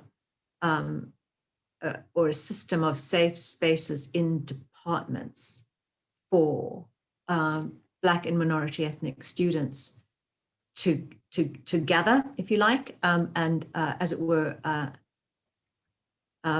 sponsored by, but not directed by a member of staff, because students want to have their own space and draw upon staff if they feel that that's really necessary. But we need an identifiable member of staff who will play that role highly effectively. So that is in train.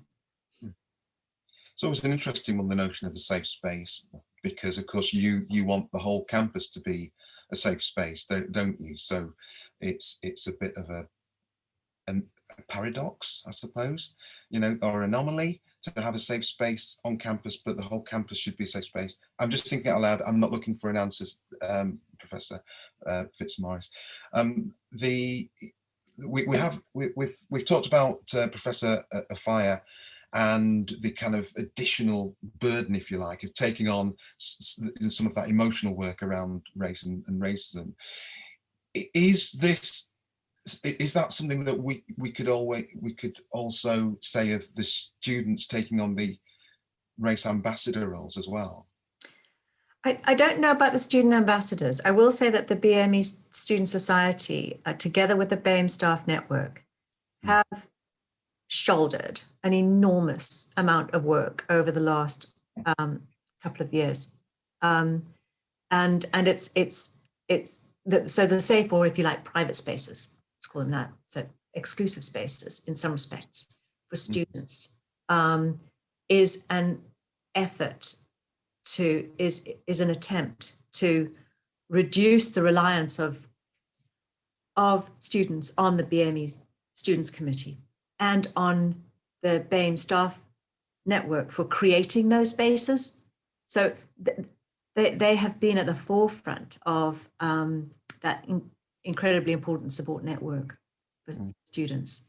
But what I want to do is to ensure that, as you say, that campus is safe, that our systems are robust, and that our support services, both in student services and in academic departments, are fit for purpose and so that this work is distributed across wherever students are. They ought to be able to find the support that they need. Thank you, Professor Fitzmaurice. I am going to invite a couple of the commissioners to ask questions. First, I'd like Yen to ask his question because it follows on nicely from what you were just talking about in terms of responsibilities and accountability. And then I'd like to turn to Malcolm Cumberbatch. So Yen, could you introduce yourself before asking your question, please? Sure. Hi, Susan. My name is Yen Fongling. I'm an artist and senior lecturer at Sheffield Hallam University. My question is about the point that you made previously. So in our discussions with Aaron, who runs the Race Equality Commission, he talks about how... Sorry, can I just a point of clarification? He leads the Race Equality Charter. He leads the Race Equality Charter in our previous for session. Advanced HE. Yeah, no, thanks for that. And he talked about mainstreaming. One of the problems that he faces is mainstreaming the issue of race as a priority for universities. And he was interested in this space about wavering the burden to Black academics and professional service providers and enabling white counterparts. And I was just interested in how this might play out in your strategic plan. And also there might be a sort of a broader question here about kind of allyship and how that might operate through a structure within the university. That's a really interesting question. And we certainly through our faculty directors of ED&I have been working on awareness training and active training of allyship. And what we've got is the movement towards a kind of training pyramid, if you like, where we have mandatory ED&I training for all staff members, but it's fairly rudimentary. And then we have more dedicated and targeted training in progress. There is work in implicit bias, but there is also in allyship, which is workshopped and is quite expensive to roll out and do right across the board. And so it's progressing, I would say, incrementally. It's absolutely right that we must mainstream. We have mainstreamed racism as a major challenge for the university, but it's the implementation of that. So it's moving from the principle and the value to the actual practice to make sure that that we have active and we spread active allyship across the board. So I mean, completely take your point. A great deal to do still. And I'm just kind of curious as to, because a lot of those kind of training sessions, they're either used by individuals to kind of empower themselves on one level, develop some knowledge and awareness for themselves. And the idea that it's a kind of fundamental part of what they do is quite an interesting sort of status for them, I think, in this in this space. But for the people that don't attend those sessions, and I may be thinking about kind of white male academics, what would be the message there, do you think? So no, I completely get you there, absolutely, and that's an observation that I think is absolutely completely apt. What we have done is have advanced HE workshops where they're compulsory for some senior academics and senior managers, most of whom are white men. And I think it's fair to say that repeated workshops are usually necessary in those cases, because I think that it is I think they have a kind of a cognitive barrier which they've got to surmount, and so the message is that anybody in a position of any responsibility for students, for staff, for systems, is required to be adequately prepared, and And so the training has got to be designed accordingly, but it's also got to be, it's got to be accessed. We haven't, it's not mandatory at the moment, but well, I think that was for particular managers. But I think it's fair to say that the only truly mandatory training we currently have is introductory. So we have a gap, therefore, between the kind of all staff training and if you like the more specialist training, and that is something that we've got to tackle if we are truly to ensure that that racism is tackled whole scale in the institution. Thank you very much. We do have a question from Malcolm. I'm just asking you, Malcolm, is this a burning question? Well, I'm happy to take it. It's going to take us over.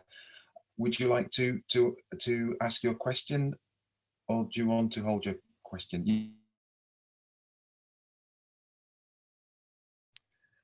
Yes, I would like to ask it.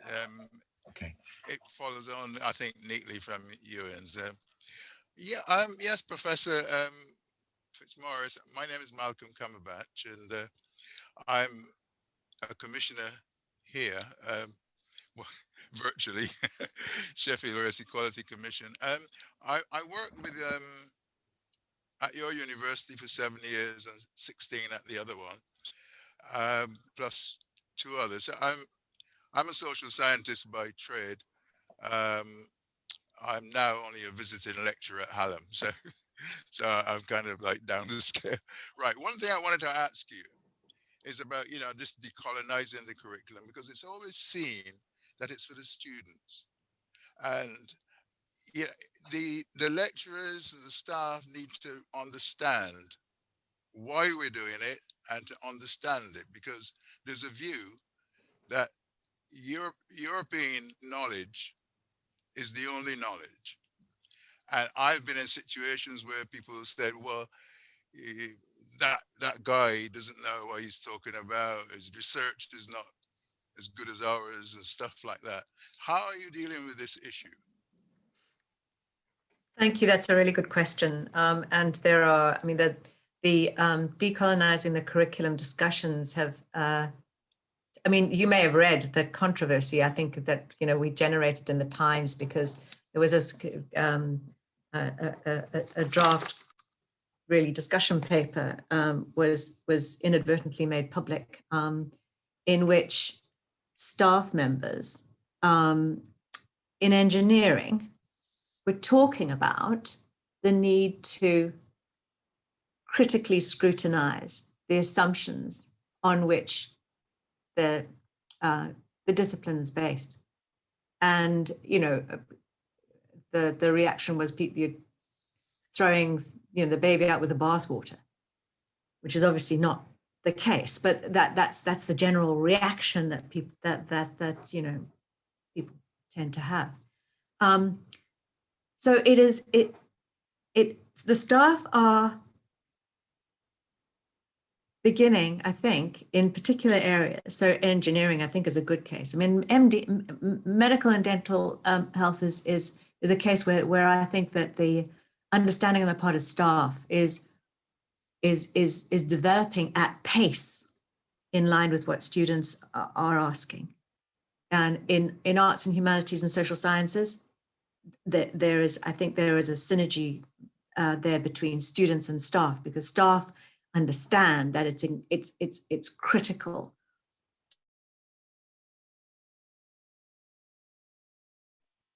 underpinning particular presentations of a discipline.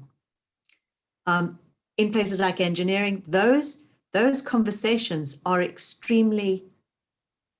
they're early discussions, they're early scratching at the surface of some of those questions. And there are some staff, unsurprisingly, who are most resistant to the challenge, to what they see is an unmovable, unshakable curriculum.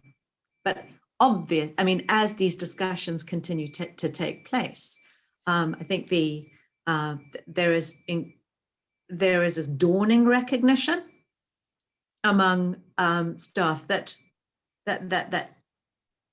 if you don't question some of those assumptions, you don't learn. You don't learn where the knowledge comes from. Where is it derived from?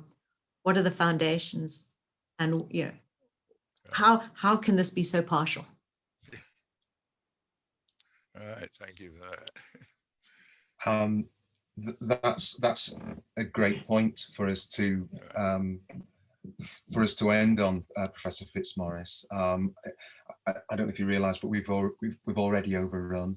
And no, it's not your fault. We were the ones that were asking the questions, and it's been a very insightful and very open and frank conversation, and we appreciate that, and hope that you can stay in contact with the Commission as it progresses towards its recommendations. So yes, I would like to thank you for your attendance today. I'd also like to thank the Commissioners and the Secretariat for their contribution to the session as well. Who do you have with you today? It's Kevin Hilton here. Yeah, hello. Good afternoon, Kevin. I have Simon Cooper with me, who's my senior HRAD business partner, and I also have Dr. Claire Walsh. Okay, all right. So Carolyn had found something better she could do then. The sun was shining and birds were singing, and sorry, I'm just joking, Sally. I'm just joking. No, not at all. I do appreciate it. I do appreciate you coming this afternoon. Sorry, we've been at it for a little while. Sally and Simon and Claire, thank you for coming today, and thank you for your evidence. Just to hand you back to my colleague Adele Robinson, who leads the Secretariat, who'll just go through some housekeeping before we get going. Hello, good afternoon. I'm just going to talk a little bit about the work of the Commission. So the Commission is an inquiry into the nature, extent, causes and impact of racial inequality and racism within the city. It's focusing on 6 key areas: health, education, civic life and communities, business and employment, crime and justice, and sport and culture. And today is the second day of the education hearing. At the culmination of all of the hearings, there'll be a final report produced with recommendations for action that will go to key stakeholders within Sheffield. The Commission has invited you here as witnesses today to share your insights into the 5 key questions within the Race Equality Commission terms of reference. And those 5 key areas are your knowledge of racial inequality and racism within Sheffield, anything that may be of use to the Commission, your knowledge of your own or other approaches to related race equality duties and frameworks, any analysis of racism or racial inequality within your sector, any examples of good practice in relation to reducing racial inequality or racism, and what you believe is the best way to tackle racism and racial inequality within the city. As you've been invited here as a witness, you're required to act in good faith, and by being here, we assume you are doing that. Can I also note today's hearing is being recorded and it will be available afterwards, but only the commissioners present here will be able to ask you questions. But any evidence that you've submitted or non-confidential information will be available later on the Commission's website. Can I note all attendees must wait for an invitation from the chair before speaking? And can I ask commissioners to introduce yourself before asking any questions? And also, can I ask commissioners to put any questions that you have in the chat, and I'll send them on to the chair, who will act on those. And now can I hand you back to the independent chair, Professor Kevin Hilton. Thank you very much. Thank you, Adele. Sally, Claire, Simon, welcome. My name is Kevin Hilton. I am the independent chair for the Sheffield Race Equality Commission, and I'm joined by race equality commissioners, who I will invite to ask questions of you and your submission shortly.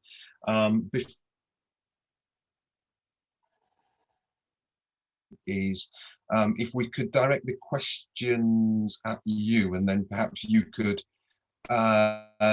divvy the responses up if if you feel somebody else is better placed to respond.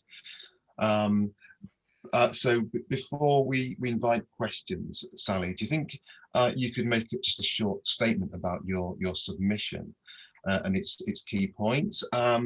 But before doing so, and this would go for your colleagues as well, could you state your name and your organisation and the capacity in which you're attending today, and also what part you may have played in the writing of the submission? Certainly, thank you very much indeed, Professor Hilton. So I'm Dr. Sally Jackson. I'm the Chief People Officer for Sheffield Hallam University, and I'm accompanied this afternoon by Simon Cooper, who is one of my senior HROD business partners also at the university, and he also leads on our Race Equality Charter mark, about which we will be talking a little bit later on this afternoon. And I'm also accompanied by Dr. Claire Walsh, also from the university, and Claire is our Head of Academic Development and Inclusivity. So I thought it would be helpful if I was accompanied this afternoon by Claire, who can talk perhaps a little bit more about our work with our students and what we're doing with our curricula, and Simon, who can talk a little bit more directly about work that we might be doing in response to our work on Race Equality Charter mark, also our work in relation to response to the UUK report, and our work in general with regards to any complaints that we may have relating to racism, particularly for staff. And then between the three of us, as you said, we can kind of divvy up any questions that we may have and enter into more of a discussion. So I thought that would be perhaps helpful this afternoon to make it more of a discussion and bring it more to life, perhaps. Wonderful. Okay. So you will have seen our report. Mm-hmm. So perhaps just a couple of things that I'll pull out from there before we take any questions. So I think it's quite important to talk perhaps a little bit about the role of the Chief People Officer. So before 2019, we had two quite separate and distinct areas. So we had the Directorate of Human Resources, which became the Directorate of Human Resources. And then in 2019, I was made the Chief People Officer, and I then also took on responsibility for a newly formed department called Academic Development and Diversity. And that directorate and that department come together and work together extremely closely, where we have responsibility for equality, diversity and inclusion right the way across the university, bringing together our policies and our procedures so that we have, if you like, if not a completely mirror image, we have synergy between the work that we're doing for our staff and how that then has a knock-on effect to our students and vice versa. So that we're constantly keeping alive to new issues, new thoughts, new challenges, so that we can be constantly keeping ourselves alive to our work. And prior to 2019, our guidance had been in a variety of places across the university, and that we found had really been resulting in a lack of consistency, a lack of communication, and really our ability overall to monitor progress. So as we brought this together in 2019, so the feeling was that we could, as I say, have a much greater synergy and approach. So the report that we wrote, and Simon and Claire were instrumental in writing this with me, presents that approach that's been taken by Hallam in its determination to eliminate any form of racism. We are a very large applied university in the city, as you know. We are committed to our civic duties. We are a civic university. and we are a major employer. And our university senior leadership team are keen to ensure that our stance on eliminating any form of behaviour that is not in accordance with the university's values, and we have spent a deal of time in the last year creating our values and making sure that those are absolutely implemented in all that we do. And those values are ambition, collaboration, inclusion, innovation, integrity, is very, very clearly articulated in all that we do. And I should say that inclusion was the value that came over loud and clear from our students, our staff, our stakeholders, our board of governors, as being the most important value that Hallam could aspire to. I do want to be quite clear that an awful lot of what we're talking about is aspirational. We are not there yet. We are not complacent about the amount of work that we still have to do, but we are feeling that we are on a good road to progression. So the three of us are absolutely delighted to be here with you today, and we'll answer any questions that you may have or provide more detail. If you ask a question that we simply haven't got the answer to today, then we will of course come back to you as soon as we possibly can. Thank you, Sally, for that. I'm going to invite Daljit Kaur to ask you a few questions. She's going to direct them to you, Sally, and then if you could bring your colleagues in, that would be fantastic. Daljit, could you introduce yourself before asking your first question, please? Thank you, I will. Welcome everyone, Sally and the team. My name is Daljit Kaur. I live and worked in Sheffield, well, I still live in Sheffield, but worked in Sheffield for many years. Over 20 plus years in the world of diversity, inclusion, change management and leadership. Worked for the Sheffield City Council, managed the Section 11 funded programmes, then moved on to developing the positive action programmes and secured external funding. Hallam has always been quite a key partner in offering placements over the years within that sphere. So that's always been a really good positive relationship. I then was part of the Cantle Review team, revisited the universities and cities, again to look at community cohesion and creating that place and sense of belonging. I now teach at Coventry University, so I understand the world and the challenges, and I'm actually within our human resource management programs. So I develop, design and deliver those.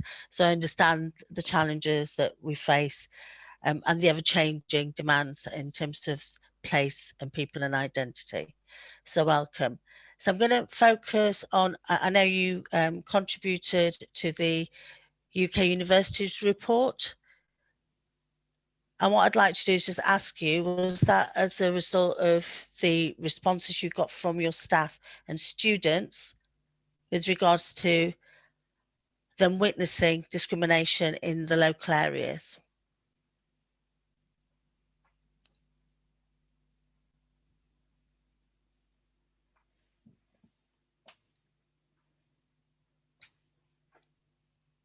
Hi, Sally. I think you're on mute. Hmm. Yeah.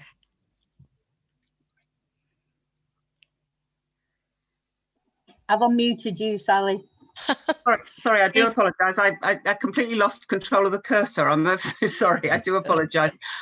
Sorry, Daljit, could I just clarify with you? Did you ask how we had become involved with the Helping report, well, you or what we had done as a result of? Well, you contributed to the report, so I'm trying to get a sense of or an understanding. Did you contribute as a result of the responses to the survey from your staff and students, or was that separate from that? I just wanted to get a sense of understanding, because in your survey, students and staff had witnessed racial discrimination in the local area. So I'm just trying to get an contribution to the report separate from that. Sorry, I beg your pardon. Okay, the help. Our work with the Helping report was in relation and was very much tied up with the staff report, with staff survey and student surveys. But what I wanted to just check with you is I was invited by one of the research assistants to take part. So that was how we got involved. So it wasn't so much that as a result of the survey, we got involved. We were invited to take part, but in doing that, we have combined all the work that we have done with the information that we provided to the Helping report. Okay, could you tell me a bit more about the survey? The staff survey. The responses. Yes, please. The staff survey, yep, certainly. So we run staff surveys quite frequently. We ran the first staff survey in 2019, and that was the first survey that we'd run for 4 years. Since then, we've run a staff survey, which has been more of a pulse survey. We've run that every 6 months, partly because of the situation that we've had with COVID for the last for the last year, to make sure that we have been making sure that our staff are well cared for, feeling purposeful about work, and you know, if any extra help and support has needed to be provided to them. The original staff survey was a much wider survey, and some of those questions pertained and related to bullying and harassment, dignity at work, and how people felt that they had been treated, and how they had received behaviour from their colleagues, from their line managers, and that is a piece of work that is still ongoing. It's very much alive and work in process, and we have designed a number of training and development programmes on the back of that survey, and that is still work that is ongoing. Okay, and so you've said you've got, you know, you're checking a pulse check every 6 months in terms of impact behaviour. Can you give me any examples of how we've been able to maybe put some solutions forward to address some of the challenges that staff may be facing? Yeah, absolutely. So we've launched a series of inclusive Hallam. We're calling them inclusive Hallam series of talks. And we launched that in June of last year, which includes sort of specific events, and 3 of those events, so we run these every other month, have been sessions. 100 people have attended those events to learn about the lived experience from people who've come in as guest speakers to talk about their lived experience, to have a discussion with our staff across the university, so that we can understand more about institutional racism, what is meant by institutional racism, how people perceive that, issues about microaggressions, lived experience, and that sort of thing. So that's just one example. I would say that the Inclusive Hallam series isn't totally focused on Black, Asian, minority, ethnic community. It's also it talks about that it focuses itself on the 9 protected characteristics. So disability, LGBT+, gender, and also the intersectionality. But I would also say that equality, diversity and inclusion for Hallam is not purely about the protected characteristics. It's very much our aspiration to be a fundamental part of our philosophy and our culture.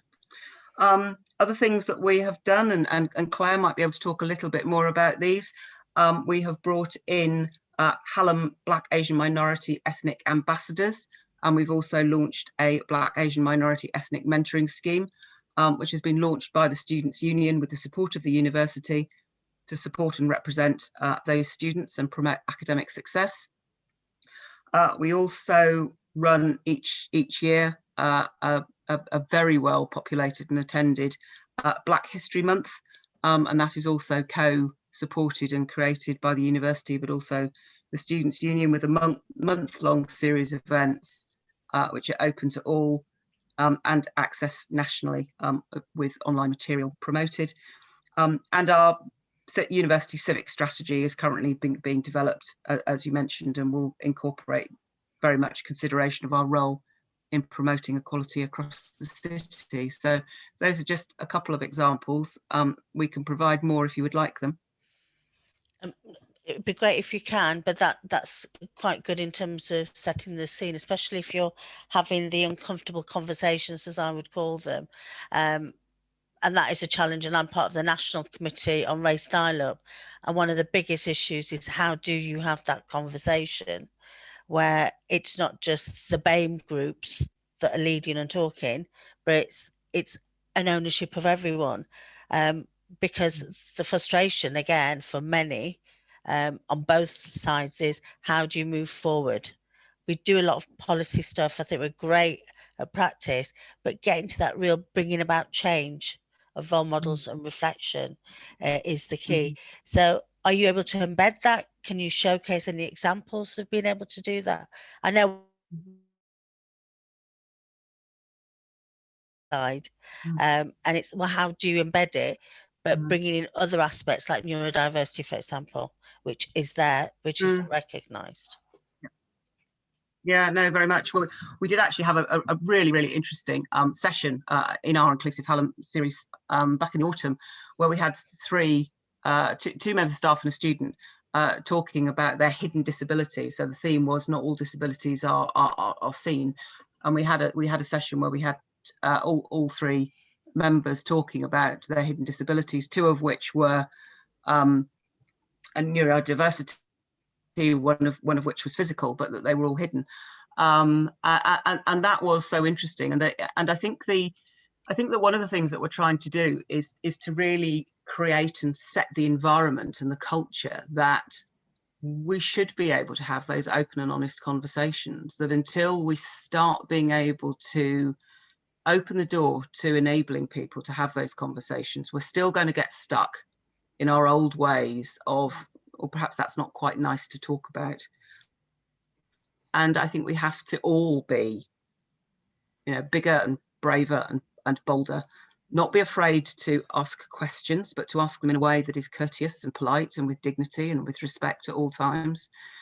But to be able to say, I'm sorry, I'm afraid I don't quite understand. Can you help me? Yeah. And I think that that's very much where we are at the moment. And Professor Hilton, if I may, I might ask Simon and Claire to come in, just because they may have got some lived thoughts that they might want to talk about. Yeah, that's absolutely fine. Sally, yes, thank you, and hello everybody. Good afternoon. Yeah, just following up, I think, in terms of some examples of where we're trying to foster those conversations and how we're supporting managers and teams to do that. We have produced last year a guide for managers on conversations on race equality within their teams, and I know in terms of obviously there's degrees of confidence about managers taking that forward, so we've got to recognise that we need to support managers in being able to hold those conversations. So our guide is tried to be quite simple and a sort of a 5-stage approach around how to approach the discussions within teams, very much about raising awareness of race equality issues around racism, taking that right through to what as a team can be their contribution towards promoting race equality. I think a good example I can think of in terms of where that exercise has been undertaken is within our business and employment service, where we're promoting interaction with employers, opportunity, in some very good team discussions about how their interactions with employers within the city can promote race equality, not just within their own team, but with other employees as well, and with a view to ensuring that placement opportunities for students are safe opportunities, that with employers who understand our stance in relation to race equality, and trying to raise their profile and skills in relation to race equality. So that's certainly one area where I can think about that we're actually trying to foster that form of conversation. We're also working on started at an early stage of the piece of work that Claire and I are engaged with other colleagues as well, that not just around race equality and holding those conversations, but a wider toolkit around covering all protected characteristics in terms of how we can take forward at a manager and team level those open conversations within teams. And we've also worked very hard to increase our internal resource availability in terms of information with a new set of equality, diversity and inclusion intranet pages, which really do have quite a wealth of information on there, which can back up the team conversations and people can be referred through to for additional learning. So Claire, is there anything you wanted to add? Apologies, I have a poor internet connection, so I hope that segued quite well, and I'm just not interrupted your flow there, Simon. Thank you. Hello everyone. Good afternoon. Just to follow on Sally and Simon's comments. So the team that I'm in and help to lead is a year into fruition. It's a team that focuses specifically on developing inclusive practice, but kind of wrestles with that the notion that this is about individual agency and giving people the tools and skills and the kind of the individual motivation to kind of transform their thinking, as much as it is to look at what policies and practices we have in place and how we can unpack those and understand them, to more curriculum facing issues such as understanding the kind of the white lens that's placed across many of our subjects, and how that approach to democratising and decolonising the curriculum happens. And because we're an applied university, as Sally and Simon have mentioned, it's about then how do we take that out into the workplace. So with across the institution, so we've been collaborating and then staff in different roles in the institution to develop an introductory guide that helps to explore key issues. That will also now be embedded as a student-facing guide as part of the induction process to the university. So it helps to set out the values that we have, but also the expectations around, you know, what the university can expect of you as a student, and what we expect, Sheffield expects of you as a student in terms of your place within our communities. My team provide a lot of continuing professional development, and much of that is situated around work to address the differential outcomes in terms of degree awarding. And we run a series of continuing professional development that look at specific, like, interpersonal personal skills. So there we explore privilege and position, in particular white privilege, and understanding that alongside intersectionality. We start to unpack microaggressions, and not only to recognise what they are, but to then give tools as to, you know, if you're a perpetrator of a microaggression, how do you develop your self-awareness? If you're experiencing microaggressions, what can you do to provide self-care, but also to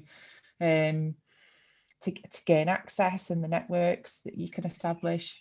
And if you witness a microaggression, what are the skills that you can use to do to attend to that in a safe way? So we build on that, exploring language and terminology to advocate a role of an equity across. So that sense that you're actually challenging from within the institution to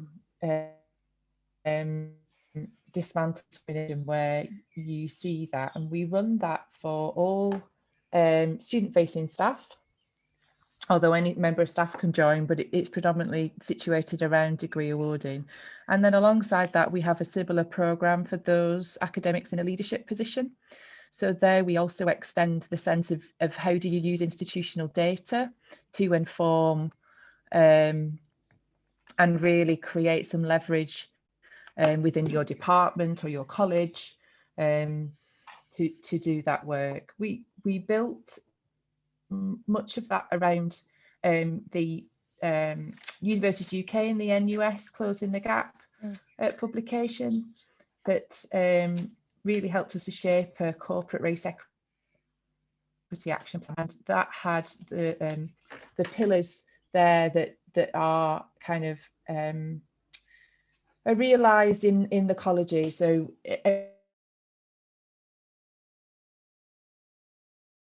developing the racially diverse environment and using evidence and data and understanding what works.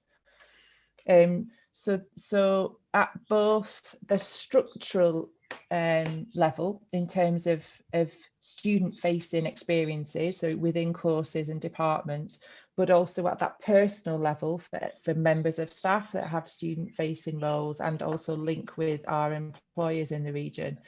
It's an offer that helps them to drive their own capability and confidence. And we have variable take-up of that. We are building it into specific aspects now of the curriculum as a student offer. And we have pilots that are happening specifically in health, wellbeing and life sciences, which is a large college at Hallam, where we have, I think it's about 11 different health and social care professional undergraduate courses. And they have a shared aspect of their curriculum.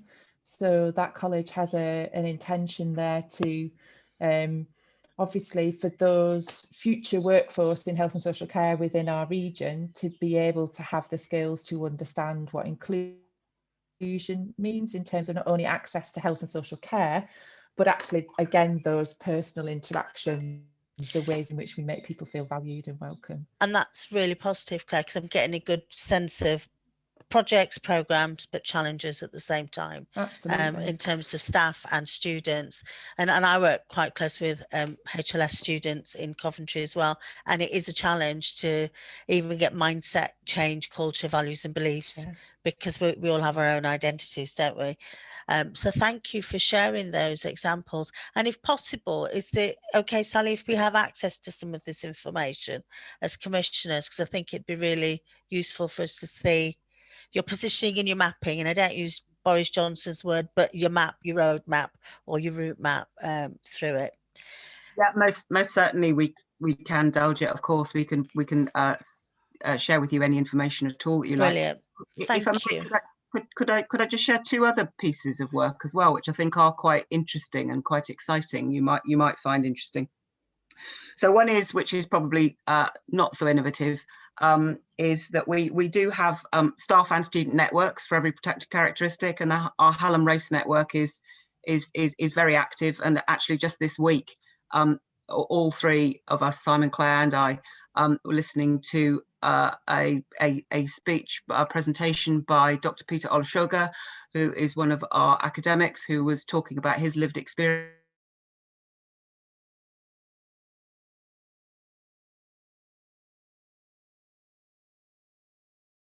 basis. And another thing which actually we've won an award for is our listening rooms project, which we open up a series of events where we have topics of conversation where two or more individuals can come together, and they have a free-flowing conversation which is taped and recorded, and then that data is analysed, and then that information is shared back with people as to, you know, what is the information that people have discussed, and those conversations are anonymised, but the information is shared across the university. So we are getting some really rich data from that, and Simon actually just yesterday was involved in part of that analysis. So we're getting a lot of really good information from that. That's great.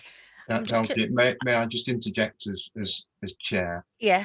I'm just going to remind of time, and we will have to try to complete this session at. I'm going to move on. But I'm going to move on, Professor, to the next question. Thank you. Okay, I'll do that now. So now I'd like to move on to the work around, around tackling racial harassment. So you mentioned working on your response to the harassment, but in the context for Sheffield staff and students, comments were perceived in terms of incidents. There are incidents on campus, but people don't feel comfortable enough to report those. Can you just talk me through whether you have a system to register and process complaints, And would you agree with the EHRC report when it stated that university staff often lack the understanding, skills and confidence to manage conversations about race effectively? Thank you very much, Daljit. I'll start with the last bit first. Yes, I would agree with that, and I'm sure that Simon and Claire would agree with me. And that is one of the things that we are most keen to establish. And I think that I think it was your last word about the confidence. I think that that is the thing that we are most keen to establish, and it goes back to my original point about really establishing the environment and the culture so that we can have those open and honest conversations, that people do feel able to report and that they will be listened to. So we have a couple of things, well, we have a number of pieces of work that are already in motion, and we have a number of things that are in train. So I'll take you through those, if I may, please. Yes, and again, please. I may ask Simon particularly to come in with any specific information to provide. So how are complaints managed for both staff and our students? We do operate a 24/7 online reporting service, which is called Report and Support. And that service is available for all students and all staff to report any discriminatory incidents, hate crime, and that is managed by a trained team of dedicated staff to help support and guide people through dealing with any such incidents. We have a guide to reporting and dealing with racist incidents, and in addition to report and support, students can get help from our student welfare service, and also the student union advice service, and we also have line managers, we have human resources and organisational development, we have business partners, we have business advisors, we have our trade unions, and we have our chaplaincy service. The student welfare service and the student union can provide ongoing support for students dealing with racist incidents, and staff also have access to a 24/7 employee assistance programme, so an EAP, which we introduced about 2.5 years ago. And that programme provides advice and counselling support for any issue, actually, and a specific guide for managers, as Kevin has mentioned, on supporting those reporting discriminatory instances has been produced as well, in order to help. So all our policies underpin our commitment to tackling and taking action in relation to racist incidents. So relevant policies, which I would highlight, include the student anti-discrimination policy, the student disciplinary policy and process, the staff code of behaviour, the staff problem resolution framework, and our staff dignity at work policy, in addition to our equality and diversity policy and our equality and diversity objectives. And I would also just add that we are in the process of redesigning our equality and diversity objectives for the next 3 to 4 years. We have also just launched Inclusive Hallam Champions. So on the back of the Inclusive Hallam series of events that we've introduced, we are now introducing Inclusive Hallam Champions. And we have 49 champions, 14% of those come from Black, Asian, minority, ethnic group of colleagues. And they have all been through an induction event, which focused on the role and how that linked into other support mechanisms. We've run the first development event, where the champions have really had the opportunity to network and get in touch with each other, learn a little bit more detail about those support mechanisms that I've just talked about, discuss the university values, and also discuss some anonymised case studies, of course anonymised, but some case studies where they can think about what they might have done if they had received, that they'd been, put into that position where they might have had to have dealt with that again. We are constantly thinking about how we can continuously professionally develop these individuals. It's going to focus on some key skills such as coaching and mentoring, mediation, as well as information from our policies. And the champions will also, of course, be very, very carefully and heavily supported by the HROD business partners and advisors. So that just touches on that, I think. Again, very happy to take any questions on that, or if Simon can add any further information of anything I've missed out. all I would say, Simon, is an incredibly comprehensive answer and really well done capturing all that. But the one thing, a couple of things I would mention is that we've produced some guidance for managers now on supporting individuals reporting racist incidents in any context. So to try and give some framework for managers to deal with that and to point them to sources of support and key factors and considerations in terms of not just around process, but in terms of how to support colleagues who are facing those situations. So I think that's an important aspect, and something very much for ourselves as well in terms of HR is that we're in team as well, so that we can ensure that we are cited on issues of where staff maybe come through report and support, or that we pick up any issues related to students that may come to us, and that we're ensuring that we're tying together those important sources of communication for people reporting through incidents. Thank you very much for that. And Chair, if I may move on to my next question, have I got time? I think this may have to be your last question, Daljit, so okay. let's make it a great one. Thank you. Okay, I'll try. Moving on to workforce. So in your equality objectives report 2017-2020, it identifies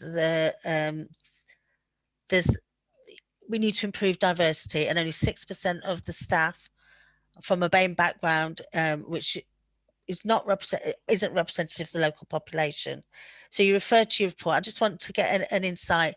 Where are you at in terms of progress, development on some of those targets? Have you made progress? And if so, at what levels? Yep. Okay, lovely. Thank you very much, Daljit. So absolutely. I mean, I was quite shocked. I joined Sheffield in Sheffield Hallam University in 2017. I don't come from Sheffield. And when I joined, our population of Black, Asian, minority, ethnic staff was, we've got 6.8% here actually in our report. I think it was actually just over 6%. We're now currently running at just over 9%. So we're seeing a 1% increase year on year, which at one level, you know, it clearly isn't enough. However, we are beginning to see a steady trajectory. And in the last year, actually, 20% of our recruitment has been to award positions to people from Black, Asian, minority, ethnic groups. So we are seeing a steady trajectory. It is in the majority, those positions are running at grade 7, grade 8, grade 9, and into the lower senior staff positions. We do have a number of professors. We do have a number of people at higher senior staff grade positions. We sadly have nobody on the most senior university leadership team. It is something that we are constantly, you know, whenever a position arises, we are, you know, taking positive action. We speak to our headhunters. We say that we are very, very keen to try and broaden the diversity on the university leadership team. And whilst until very recently, we have a disabled member on the team, we had a member from the LGBT+ community, males and females. We sadly do not have anybody from Black, Asian, minority, ethnic background, but it is something that we constantly, you know, whenever a vacancy arises, we absolutely do try to fill that, and we will continue to do that. Our university has a very comprehensive recruitment and selection policy and process with equality and diversity absolutely at its core. All chairs of recruitment selection panels have to take unconscious bias training, and we make sure that everybody has a refresher from that. That is an online program at the moment. We are wanting to do much more classroom-based work around that. We work very closely with many employers across the university. We work with Job Centre, we work with job seekers. We have just worked on our civic university to work indeed with Sheffield City Council around how we can create this kind of consortium of employers across Sheffield, so that we can be constantly, you know, getting people to think that yes, we are an employer of choice and where people can come and apply. And I think that both universities, and I've worked in a number of universities across the country, I think that so often people feel I'm not an academic, therefore I can't possibly apply for a job at a university. And I think that that's one of the things we really got to scotch, that, you know, that is not the case, that, you know, we have just over 4,000 staff at Sheffield Hallam University. Over 2,000 of those staff are professional services staff. And we actively seek people from all walks, all backgrounds, all experiences.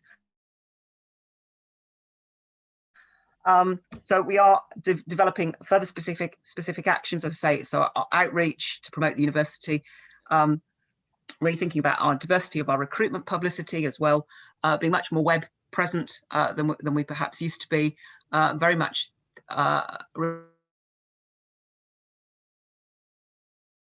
experience, which can so often against some communities, and we've just recently, again, we've piloted a couple of development programs for Black, Asian, minority ethnic staff in the last couple of years. So we worked with Advance HE quite closely, but in the last year we've designed and developed our own development program for our staff, and Claire actually has a member of staff who's just been through that program and can possibly talk about that from kind of the line manager's perspective of that program, and we're hoping that we will see a very clear trajectory of members of staff who are at sort of grade 6, grade 7, grade 8 positions, so that we can be starting to move them through that pipeline. So in summary on that, I would say that our pipeline of junior to middle management is pretty robust. We have to do much more at the senior levels. Sally, that's colleagues. I know we're going to run out of time, so I'm just going to say to Sally, that is a really good summary, Sally, and I was going to suggest through the chair, if you could share some of these case studies of what you're doing, because I think you've made some inroads, but there's a hell of a lot of a big challenge. Being an institute myself, to move from positioning and understanding. Can I say thank you, Sally, to yourself, Simon and Claire, for your contributions today, and I'm now going to hand you back over to the chair. Thank you, Chair. Thank you very much, Daljit. And I know that Daljit had many more questions that she wanted to ask, and there are other questions that the commissioners have lined up, but we've not been able to get through. So if you are happy, Sally, with this suggestion, can we bundle up some of these questions and send them to you, and perhaps you could just drop us a response. They don't need to be in depth. Well, I mean, they can be as in depth as you'd like, but it's, you know, if you could just respond to them, that would be fantastic. And we'll also ask for, you know, any case studies of good practice that you might have to hand. And Adele, if you can just ensure that we action that at the end of this these hearings. So I'm really sorry, but we have run out of time. But it's been great meeting you, Sally, Claire, and Simon. I hope you can continue with the great the great work and the great ongoing work. There's still lots to do. So commissioners, we have already been joined by Si and Stephen. So that was absolutely seamless. Stephen, Si, sorry, apologies for this slightly tardy start, but we've been engaged in some very rich conversations with colleagues I'm sure you will know from in and around Sheffield institutions. My name is Kevin Hilton. I'm chair of the Independent Race Equality Commission. Before we get, and of course, welcome to you both. Before we get going, I'd just like to hand back to my colleague Adele Robinson, who leads the Secretariat, just so we can go through some housekeeping. Okay, good afternoon. I'm just going to take you through a little bit of the context of the Commission. So the Race Equality Commission in Sheffield is an inquiry into the nature, extent, causes and impact of racial inequality and racism in Sheffield. The commission was established to focus on 6 key themes: health, education, civic life and communities, business and employment, crime and justice, and sport and culture. And today is the second day of the education hearing. At the culmination of all of the hearings, there will be a report produced with actions that will go to key stakeholders within Sheffield. We've invited you both here as witnesses today to share your thoughts and knowledge of some of the 5 key issues raised in the terms of reference of the Commission. And these 5 key areas are, in your opinion, the racial inequality and racism in Sheffield, anything that you think may be of use to the Commission, any knowledge of your own or other approaches to race-related frameworks or duties, any analysis of the causes of racism or racial inequality within your sector, any examples of good practice in relation to reducing racism or racial inequality, and what you believe are the best ways to tackle racism or racial inequalities within the city. As witnesses today, you're required to act in good faith, and by being here that we assume that that is so. And also to note that today's hearing is being recorded and it will be available afterwards. Only commissioners will be able to ask questions, but any papers or any evidence that you've submitted that aren't confidential will be made available on the Commission's website afterwards. Can I ask all attendees to wait for an invitation from the chair before speaking? And can commissioners please introduce yourself before speaking? And if you've got any questions, can you add those privately in the chat and I'll send them to the chair. And now I'd like to hand you back to Professor Kevin Hilton, the Independent Chair of the Race Equality Commission. Thank you. Thank you, Adele. Stephen, Sai, welcome. Thanks for giving your time up. Thank you also for your submission. It was very helpful. Received with thanks.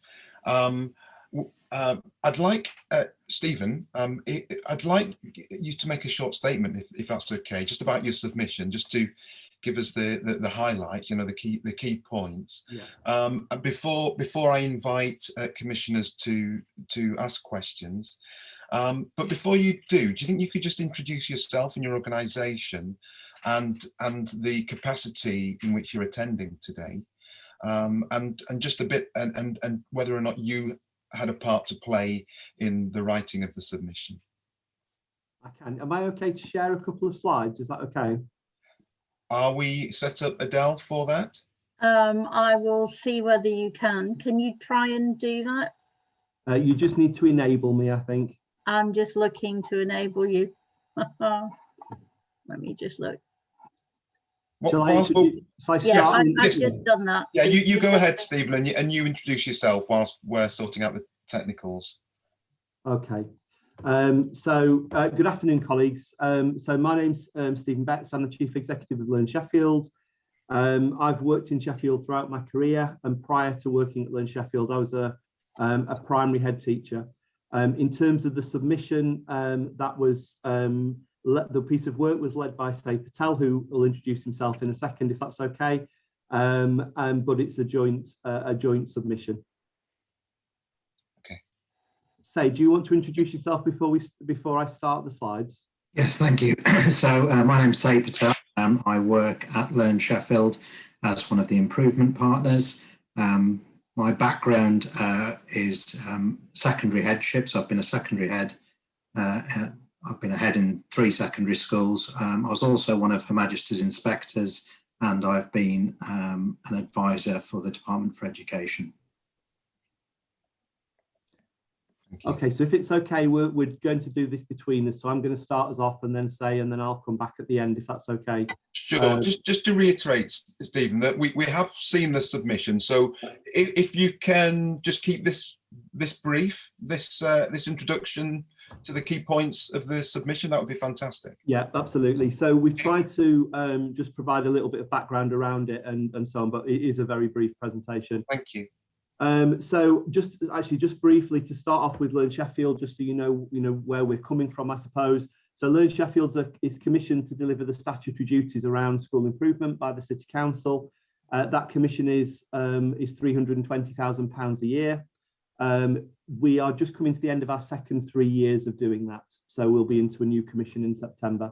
We're not the technical bit, we're a not-for-profit company, and we're jointly owned by schools and colleges and the City Council. The schools and colleges own 80% of Learn Sheffield, and the City Council owns 20%. And every school of all types in the city has chosen to be a member of Learn Sheffield. That was an option for them to do. We also operate a subscription model, and 88% of Sheffield schools sign up to that subscription. And the remainder, are still engaged with Learn Sheffield. There is a good level of engagement across the city. And we're quite small, is my last point, really. So we were established in 2015. We have about 15 staff in terms of full-time equivalents, spread across a small number of people. In terms of the landscape in Sheffield and also nationally, I think the other thing to say is, and you'll probably be aware of much of this, but just to be clear, the education landscape is now made up of lots of different types of schools. Over the 25 years that I've worked in education, all schools have become more autonomous, without doubt. But academies, which are state-funded schools, independent of local authority control, have the greatest freedoms within that space. In Sheffield, almost all secondary schools, so all bar one, and I think you met with Linda on day one, who's the head of the one maintained secondary school. Around 50% of primary schools and around 10% of special schools in Sheffield are academies. So we have a mixture here, as is across the country. And it's probably also worth saying, because I'm conscious that when we're talking about strategies and approaches, we'll probably be comparing with things that have been in place in the past. The function of local authorities has changed quite significantly across that period, and other parts of the landscape have emerged. So I use teaching schools as an example, but it's a very different landscape than it was when I started teaching and when I was first a school leader, even sort of 10 years ago. So it is quite a complex landscape. Say, I'll pass on to you to talk about what the research tells us. Yeah, so thank you. You've obviously read the report, so I'll be brief on this. So obviously it's a complex issue, and different groups achieve different outcomes. We know that a lot of factors play into this, and it is a complex area to investigate. The greatest underperformance is with disadvantaged pupils, and we'll come on to that in the remaining discussion and slides. But there is an important difference that we need to highlight between progress and attainment. At the moment, progress is the key measure that secondary schools are measured on, so that's progress 8. And attainment is the actual grades, the qualifications that students leave with. And what we've tried to highlight in the report is you can have above average progress, but below average attainment. So you may enter a school and at the end of it be less behind than you should have been. That's positive progress, but you're still behind. And so what we end up with is this cycle that we really need to break, whereby we can improve that core offer such that students can progress onto better education, better employment. The core offer is about good leadership, good governance, good curriculum, good teaching, good behaviour and culture, good pastoral support, and high aspiration. We know that nationally the workforce remains predominantly white. We don't have local data on that, and there may be some GDPR issues associated with the collection of that.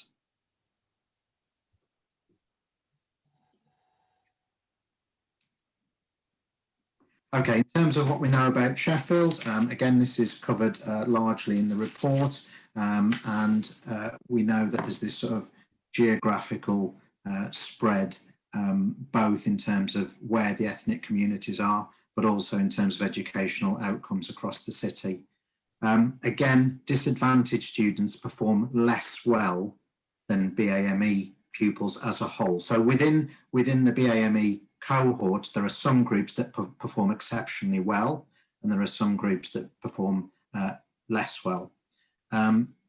We need to understand the makeup of the disadvantaged group and what the overlaps are, what the cumulative effects of some of these are. And as highlighted in the report, the issue of exclusion of some groups, most notably those from a Roma background, is a significant issue for the city, and we need to understand the underlying reasons for these exclusions. Okay, so final slide, just in terms of reflections and actions and gathering some key points from the report. We clearly need to use data better, and I think we would want to sort of start by acknowledging that. We probably spend too much time looking at the performance of BAME groups as a whole, and we need to look much more at individual ethnic groups, and that's very clear as you start to unpack the data. There's work to do, I think, on analysing the cumulative impact of disadvantage and SEN on different ethnic groups. So looking at where we have aggregated needs and how that works. And clearly, I think also a greater emphasis on attainment rather than progress. So obviously, the national headline measures are the national headline measures, but I think we need to be clear that attainment is the thing that has the greatest influence on your life chances. And therefore, we do need to be clear about that and thinking about how we focus there. I think our overarching view from looking at the research was and also from our own kind of perspective as people working in school improvement, we need to focus on improving and sustaining the quality of the core offer, and that's the key aspects. So Say talked about before around leadership and governance, but particularly in relation to curriculum, in relation to teaching, and the skill sets associated with that. That's from our perspective the strongest aspects of how we eradicate inequality. And then finally, our final observation really was around the role for us and others in helping schools to develop their culture, their curriculum, and their workforce, but also their community engagement, which I think is sometimes too variable in the city as it is in other places. And that's about high quality professional development and support. The last thing I would say is I think you'll be aware from the report that we funded a small programme this year, and we obviously would want to build on that as we move into next year. We've positioned this as one of the priorities within the education strategy, which is being developed at the moment within the city, and that will bring some greater resource to this. We're in the process at the moment of talking to the people that we've collaborated with on programmes this year, so Dr. Abdi and Dr. Blaisdell, around the conference and the supervision that we offered as a programme. Pram Patel, who we worked with, who did a leader roundtable for us this year in terms of how we move forward there. And I think our expectation is that we'll work with both local and national partners, as we've done in other areas and as we've done in this area. And we're talking to colleagues from the Share Teacher Group about how we can look at the research and development of research in this area. I'll pause there. Obviously, want to maximise the time for questions. Is that okay? Thank you. Yes. Will I stop sharing so that we can see? You can stop. Yes, you can stop sharing. Thank you. So just a point of clarification. Say, can you, when you said disadvantaged students do less well than BAME students, it was you, wasn't it? Say. Yes. Okay. These aren't. No. So is there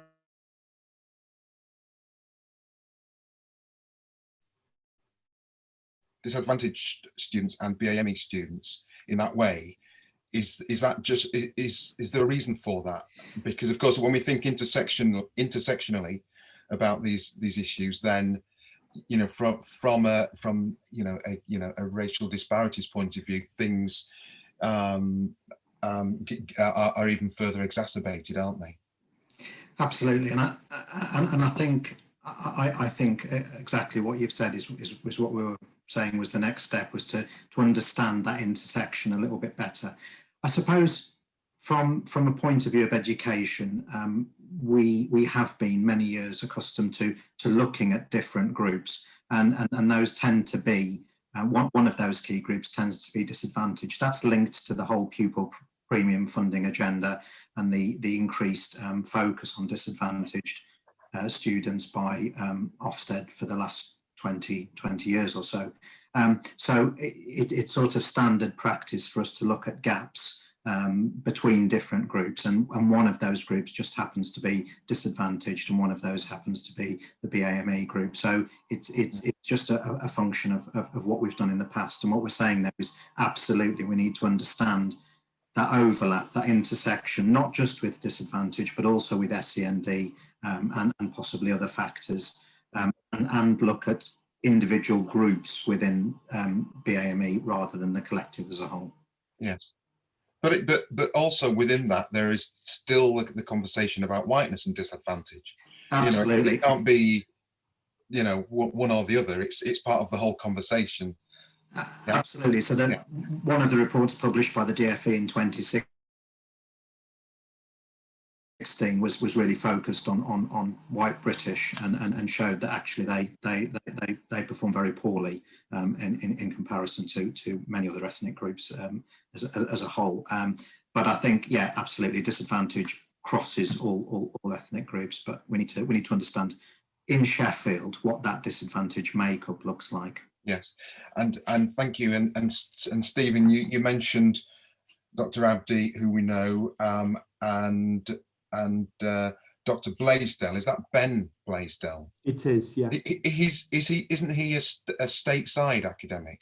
He is, yes. We have to schedule our timings very carefully to work for that. But yes, so Ben and Muna did a conference for us, and then are doing a series of supervision sessions for the people who attended the conference. Yes. So is Ben doing work around around kind of dialogue and whiteness? He's done some interesting work around teaching. Do you feel like?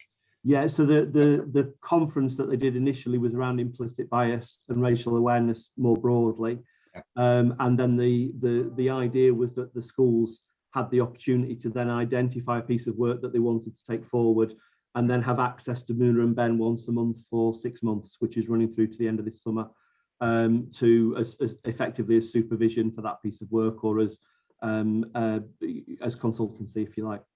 So that consultancy hopefully isn't being lost as a piece of research as well. No, I think it is incorporated within for both Ben and Muna into their own research work. Yeah. Right, and will the loop be closed so that you get those findings as well? I think so, although I'm not sure of the timing of the loop, because obviously that will depend on their work with, particularly for Ben with his own institution. But yes, it will, but also to inform how we then take it forward as well. Okay, thank you. They were just points of clarification. So it's been a difficult time, kind of globally. I don't really need to say that. And but in regard to race, racism, racial inequalities, but of course this was the case pre-pandemic. But we know the pandemics exacerbated these structural and institutional inequalities and injustices. Have any specific issues relating to race, ethnicity, or racism become more conspicuous in the Sheffield school system, as you know, over this time? I think the honest answer is we don't know. I think we probably would be where we would need to start, as in the same way that that's an evolving picture across all of the ways in which COVID has had an impact. I think the thing I would draw out though is we obviously have there's also if you like issue-based things that happen. So obviously at the moment there's a lot of discussion in schools around current affairs, as you would imagine, and as there have been at other points during COVID. In terms of the work that we're doing, all of the work we were doing was planned pre-COVID, and obviously but has been affected by it, certainly. Yeah. In your evidence, you make reference to a need for reform of a few things. You talk about the teaching workforce, its diversity and racial literacy, and I suppose you were hinting at that with the work that you're doing with Muna and Ben. Mm-hmm. So could you say a bit more about that? You know, so you're talking about a need for the reform of the teaching workforce, its diversity and racial literacy. So I suppose from what building people's confidence in speaking about issues and their understanding and their ability to connect effectively and build relationships effectively, both with colleagues and with children and young people, and obviously with families. There is obviously a need to develop to improve the diversity of the workforce within Sheffield, as I think it's fair to say nationally, although, as Say alluded to, data is quite hard to come by in relation to workforce data in our sector. I think from our perspective, that's important that we try and do that. It would be obviously advantageous to have a workforce which better reflected the communities that it served, but obviously that's also a long-term piece of work. That's not something that can be moved quickly.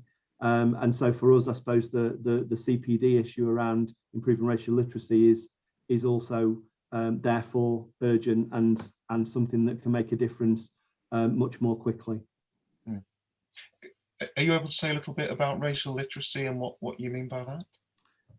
So I think we've been working with some schools that have been working sometimes with colleagues like Pram Patel, who I referred to earlier on, and also within their own resources to try and develop the racial literacy of their staff. So their ability to talk about issues and building also their confidence to then have those conversations with students. So I think in terms of the work we're looking to develop next year, I think it will need to be layered in terms of probably some digital resources that therefore can be accessed at scale across the city, but also then those opportunities to come together and talk and share the things that are happening, so that people become more comfortable and more accustomed to doing that.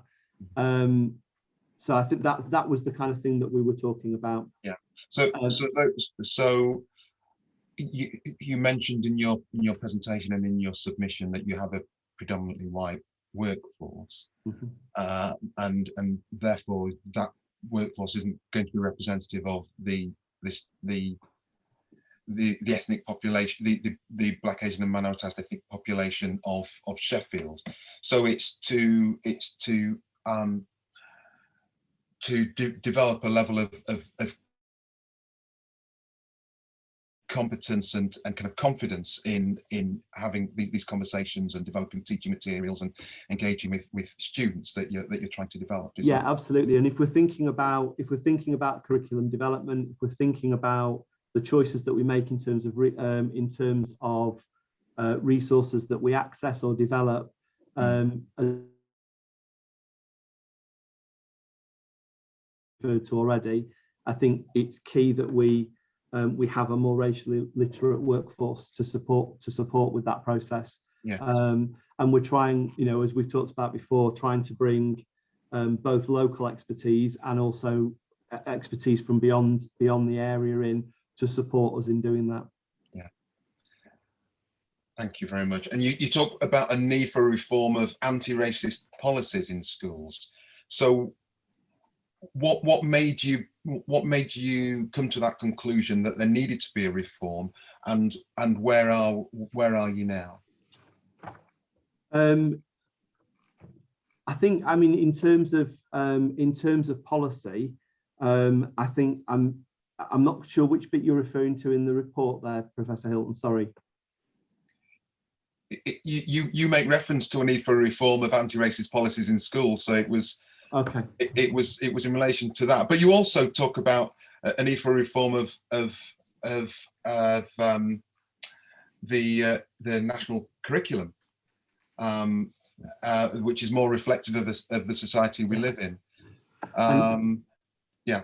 So either of those, yes. Okay, so I think we were I suppose commenting on the and Say may want to come in on this because I know he's got some views around this area, particularly around the national curriculum.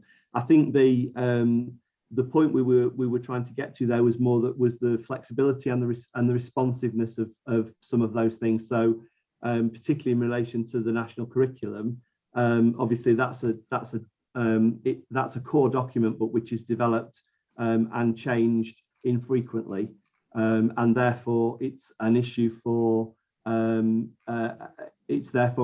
schools to do that sort of themselves, and therefore it's thinking about, as a local area, how we can do that better.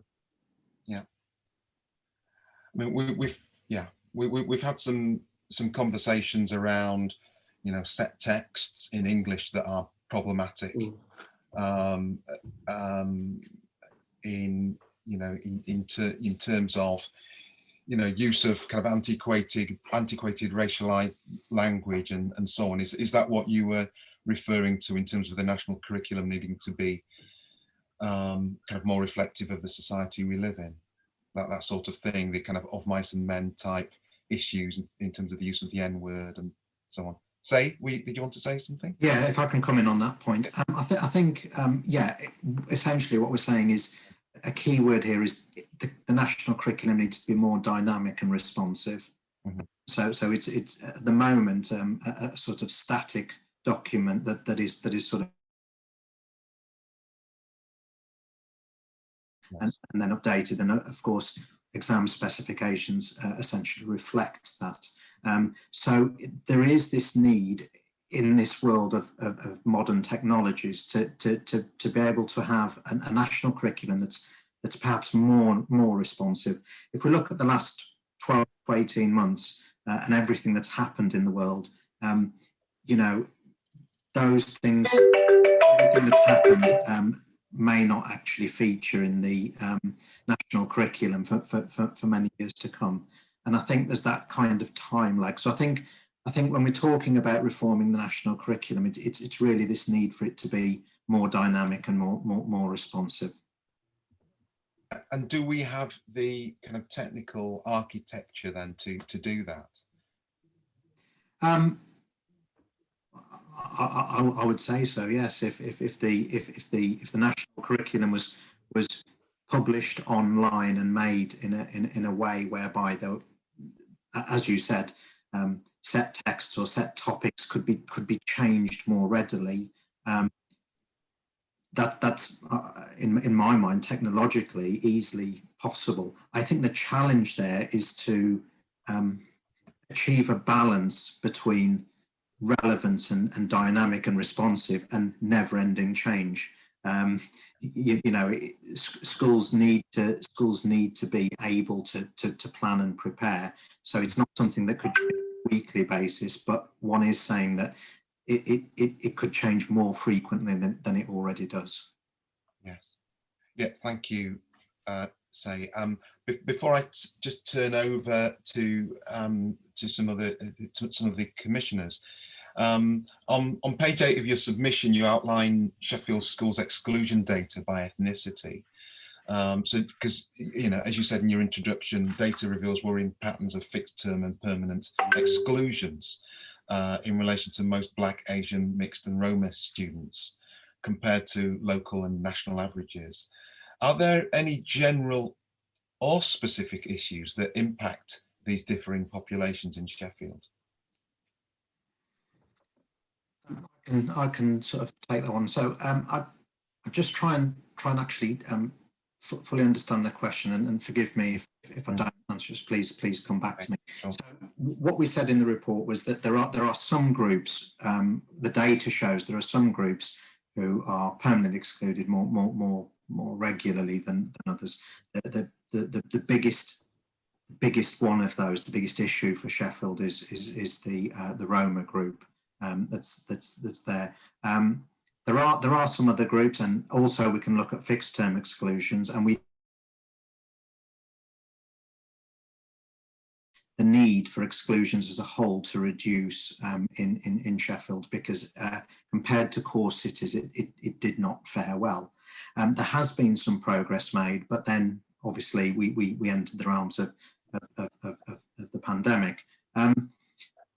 So there are a couple of groups that are there. Roma is the biggest one, and I think your question was about, do we understand why this is happening? And I think what we're saying is that we're aware it's happening. And I suppose coming back to the core offer point of view, one of the key things about the core offer is that it's proactive rather than reactive.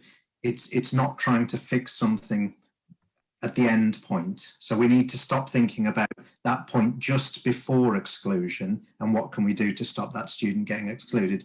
We need to go back and think earlier in their school career, what things led up to this point.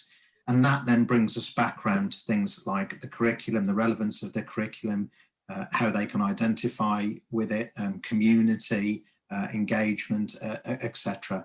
We do need to better understand that. Yeah. So you were identifying the differences between upstream and downstream approaches, right? So yeah. You're talking about being being proactive, dealing with issues before they become issues, before they become major kind of turning points for young people and for schools. I've got a couple of colleagues who I'd like to bring in to ask a couple of questions. I'm aware that Jonathan wishes to ask a question, but I don't yet know what it is. So if you can get that to me. But first, Yen, could I ask you to introduce yourself and to ask your question? And then Daljit, if you could follow on from Yen. Hi there. My name is Yen Fongling. I'm an artist and senior lecturer at Sheffield Hallam University, and I was really pricked by your point about the differences between progress and attainment and your attempt at breaking the cycle here. For me, that kind of resonates in this kind of space of kind of grading and, how a lot of kind of ethnically diverse students are not kind of recognized for the sort of progress that they're achieving and still sit within a sort of framework of attainment that is still based on a very different model. So can you clearly point to where those biases exist currently, and what do you suggest other ways to address it? Yeah. The example that I'm talking about, I'll talk in old GCSE gradings for everyone's benefit rather than the new 1 to 9 system. So you might have a student who enters a school who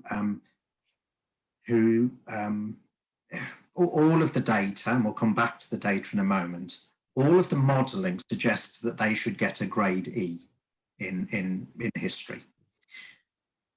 That student at the end of 5 years achieves a grade D. So they've done better than they were predicted to have got. So therefore, they've made positive progress. Let's not say history, let's say English. However, they didn't get the grade C, which is what they really need to progress to a job or sixth form or university or whatever.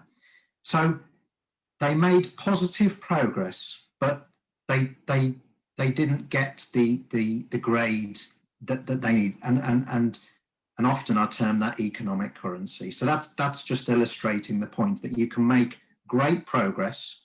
What that translates to is you are less behind than you were when you started. Doesn't mean you're still not behind, it just means less behind. But you still don't have that economic currency. If we're to break this, and then what happens then is that your employment, your education is all impacted by that. Chances are that when you become a parent, your children are going to be disadvantaged and the cycle repeats. So we've got to we've got to really break this cycle. Your question was about where are the biases. Well, I've tried as best as I could, and I enjoy spreadsheets and I enjoy data, but I've tried to look at the modelling behind Progress 8 and how this all works. And in education, there's been many different models. Once upon a time, you could get all of the formulae. The only thing I can say is, I can't identify where in the Progress 8 calculation ethnicity comes into it. I don't believe it does. So that, I think, is something to do with the target data. And I think the target data, too often, what we do is we say, okay, what has this ethnic group always achieved in the past? So let's now extrapolate that forwards. What are they set to achieve in the future? That's the bias. The bias is not breaking the norm. The bias is saying, let's just always aim for average. Let's just always accept that there's going to be a gap. What we need to do is to actually start to say, actually, and it's a bold thing to say in education, but everyone's going to get this standard. That's our starting point. And some are going to get looking at what historical underperformance tells us they should get as a collective, and start saying, actually, this is what they need to get. So I think that's where the bias is. Thank you.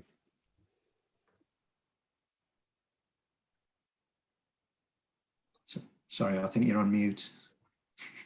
I'm sure there's a lot of people in the room right now who actually have real world experiences of what you're talking about. Daljit, could I invite you to, could you introduce yourself and then ask your question? Thank you, Chair.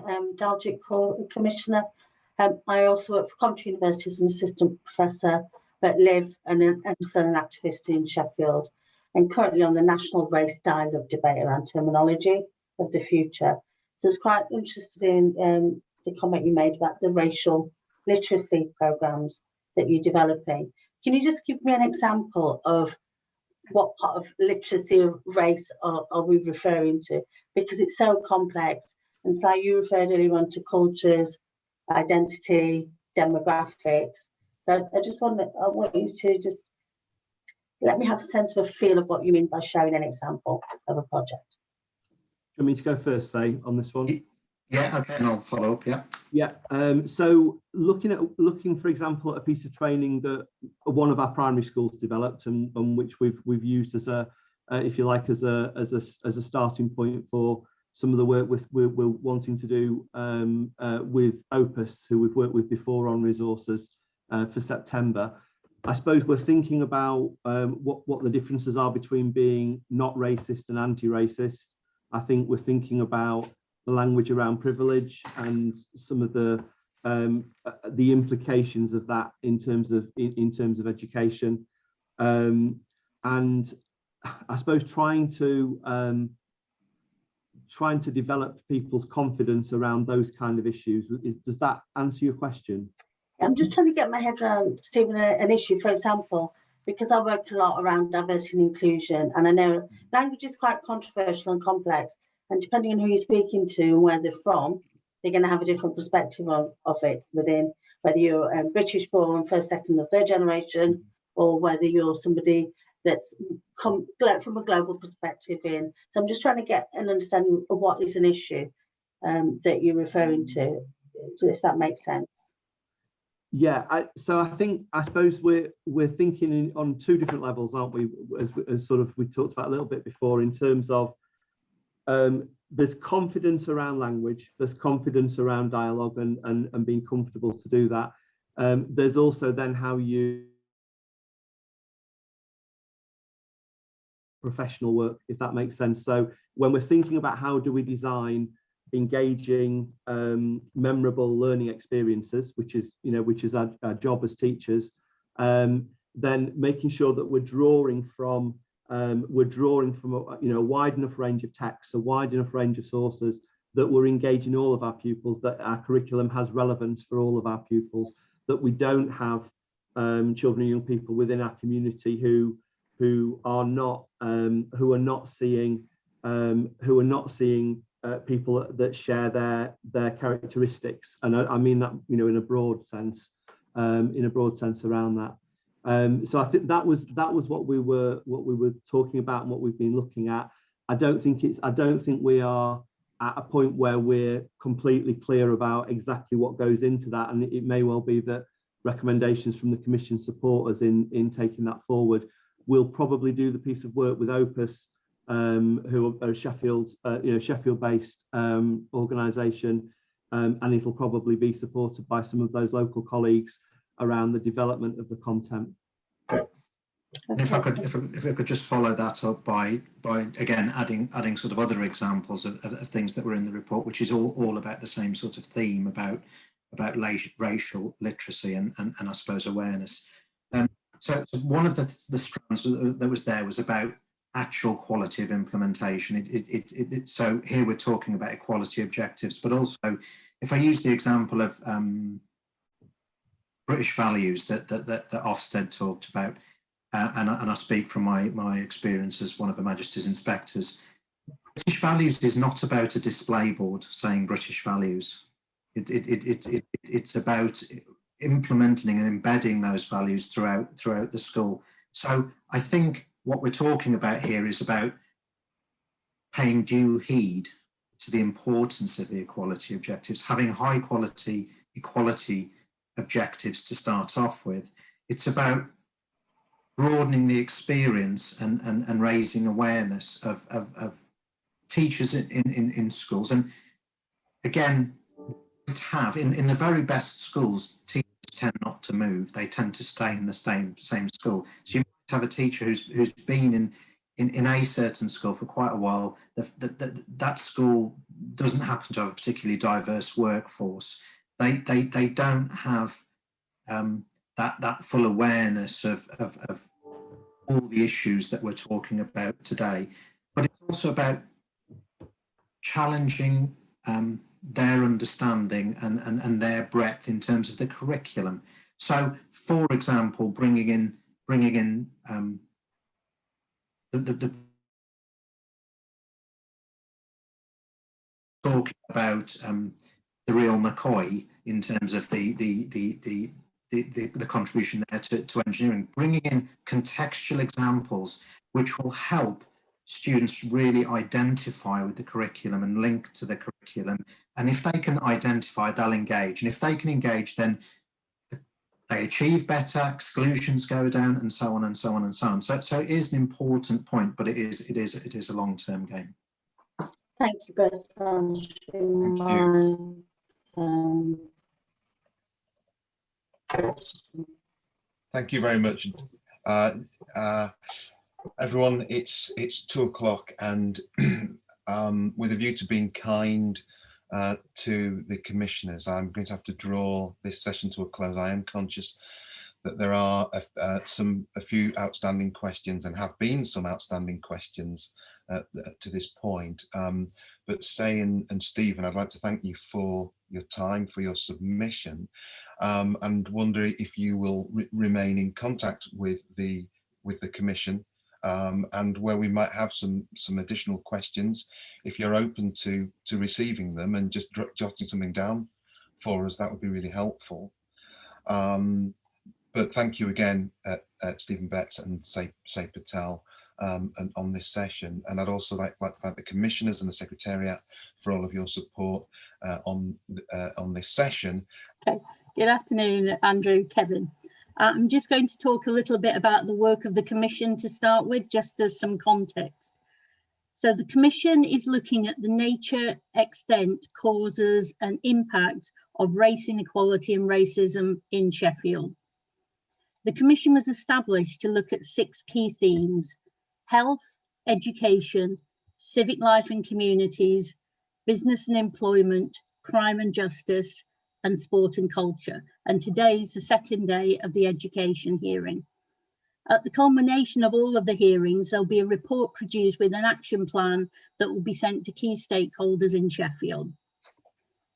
The Commission has invited you both as witnesses here today to talk about your knowledge, your experience of the 5 key areas highlighted in the terms of reference of the Race Equality Commission. And those 5 key areas are the following: racial inequality and racism in Sheffield, which you think may be of use to the Commission. Any knowledge of your own or other approaches to race-related duties and or frameworks. Any analysis of the causes of racism or racial inequality within your sector. Any examples of good practice in relation to reducing racial inequality or racism in Sheffield.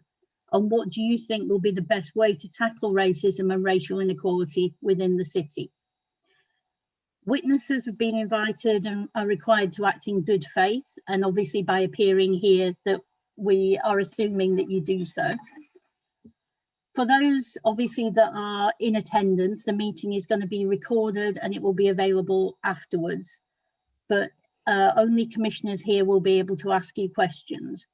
Any papers that you've submitted, as long as they're not confidential, will be made available on the Commission's website. Can anybody in attendance wait for an invite from the chair before speaking? And can any commissioners please introduce yourself before speaking? And if there are any questions, can commissioners put those in the chat directly to me and I'll send them on to the chair. And now I'd like to hand you back over to the independent chair, Professor Kevin Hilton. Thank you. Thank you very much, Adele, and welcome to Andrew Jones and Kevin Strawn. Well done, Strawn. Absolutely. Strawn. Okay. I was hedging my bets there. Did you see how I elongated that last? So welcome to both of you. Andrew, I wonder if, well, actually, before I go on, as you can see around you, I'm the independent chair, as Adele said. I'm joined by commissioners from the Sheffield Race Equality Commission, in particular those who sit on the Education Working Group. I wonder, Andrew, if before we get into our dialogue, if you could just make a short statement about your submission, and perhaps just highlight the key points, because we have had the submission, so you don't need to go through it in detail. And then after that, I will invite commissioners to ask you questions and to speak with you. Before you do that, Andrew and Kevin, well, Andrew in this first instance, could you just state your name and your organisation and the capacity in which you're attending today, and also any part you played in the writing of the submission? Thank you very much, Kevin. My name's Andrew Jones. I am the Director of Education and Skills in Sheffield City Council, and within the directorate that I'm head of, there are a number of services, and we work from children and young people, from those who have been child-minded all the way through into adult education and everything in between and that as well. We do a lot of work around inclusion, and in terms of the submission has been jointly written by a number of colleagues in the Education and Skills Service. We have coordinated that through a number of meetings that we have held, and I've been part of that. Kevin?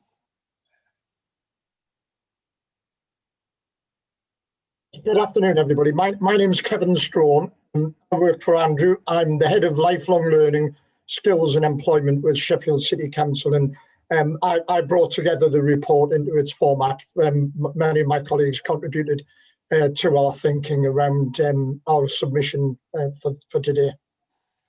Thanks, both of you. Andrew, do you think you could say a little bit about the key points from your submission? Yeah, if it's okay, I'll just introduce it, and I'll just, Kevin, just to pull out absolute key points. But what I wanted to just say to the Commission is, first of all, we're very pleased to be here. I'm very pleased that the Commission exists. It's an absolutely critical part of our work.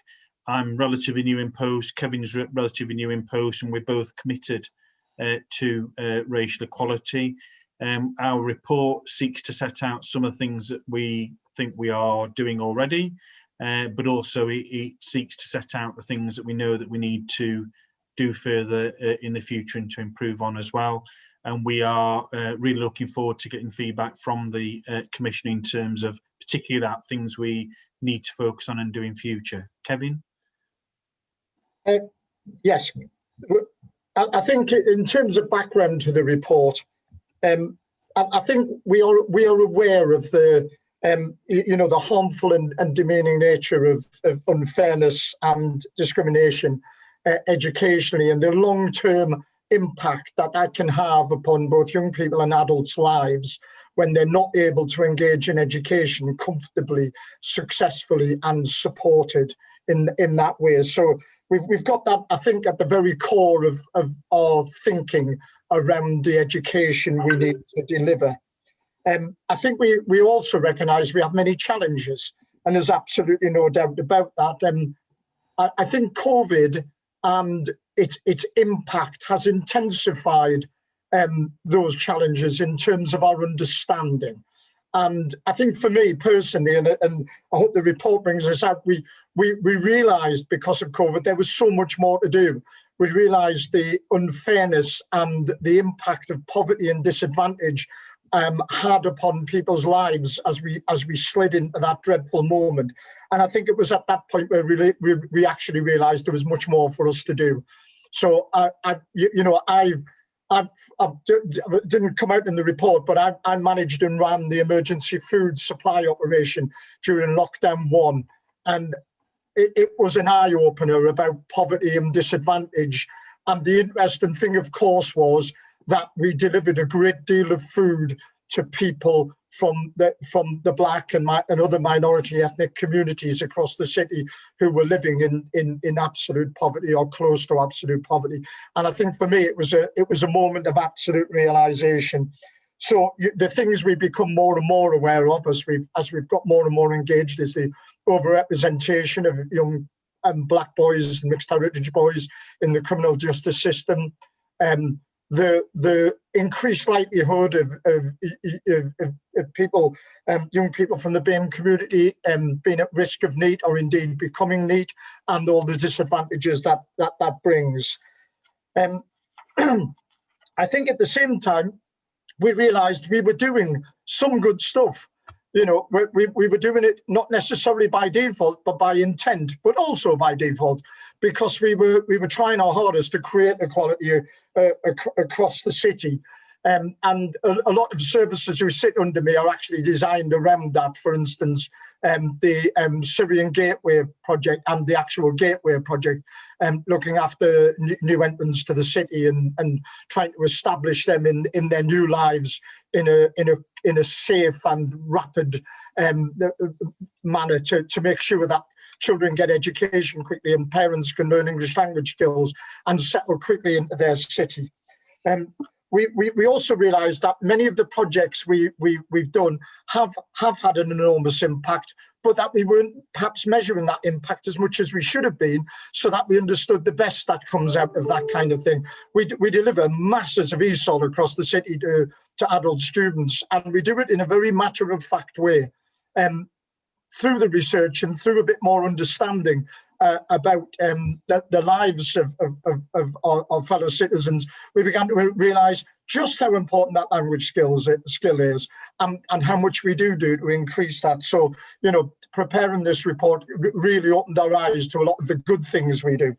And that's not to say we're by any means the finished product, and we're not there yet. We recognise that there's a lot of things we need to do. And we understood that part and parcel, and at the centre of this was that meaningful conversation and listening carefully to what we're being told by our own staff, by our communities, by the children and adults we teach and work with, and really getting a hold of that.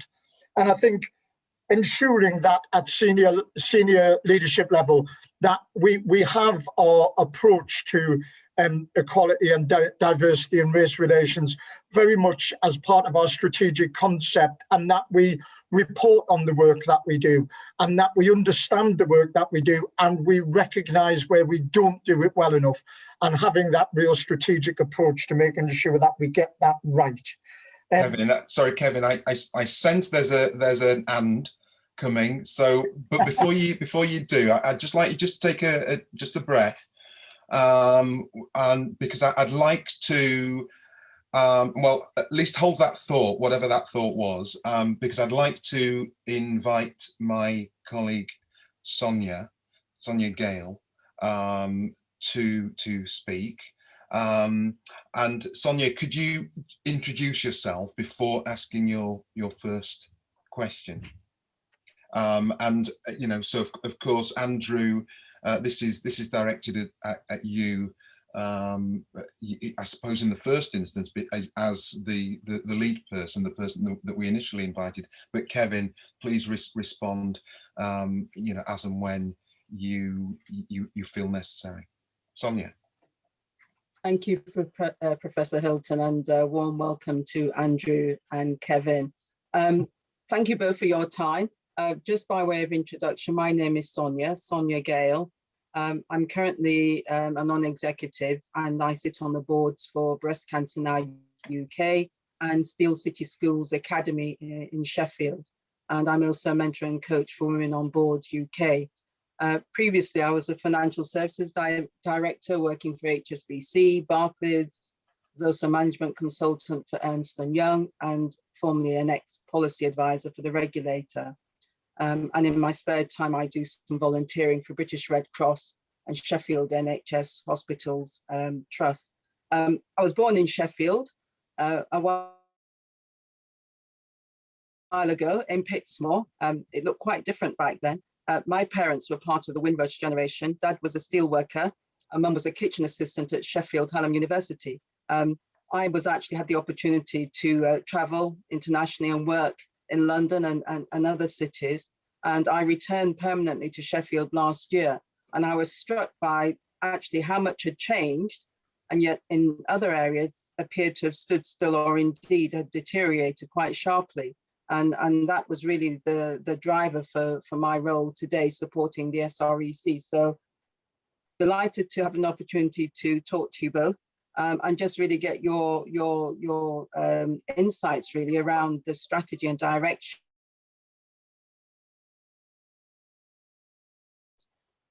And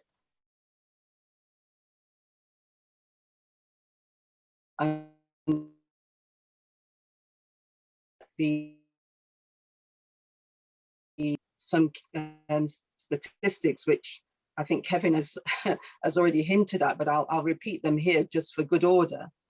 So I noticed that from 2017 to 2019, over 100 pupils were permanently excluded from Sheffield schools each year, and the rate of permanent exclusion is significantly higher than the national average. In 2020, 6% of pupils in Sheffield secondary schools and 7% of pupils in special schools had at least one fixed term exclusion. We also talk about NEETs. And so when you look at the percentage of young people in Sheffield who are not in education, employment or training, we are well above the national average. So 4.1% for Sheffield in December 2020 compared to 2.7% nationally. So I guess against the backdrop of that, and I appreciate that you both come on board quite recently, but it'd be great to get your thoughts in terms of, well, how does this reflect in the education and skills service? Because in there you comment that you want to raise the profile of race inequality and disadvantage, which is great. But then when we contrast that with the strategy in the Learn Sheffield Education and Skills document, when you do a search for BAME, ethnicity, race, racism, there's no reference to any of that. And it's a similar story when you look at the Sheffield Inclusion Strategy.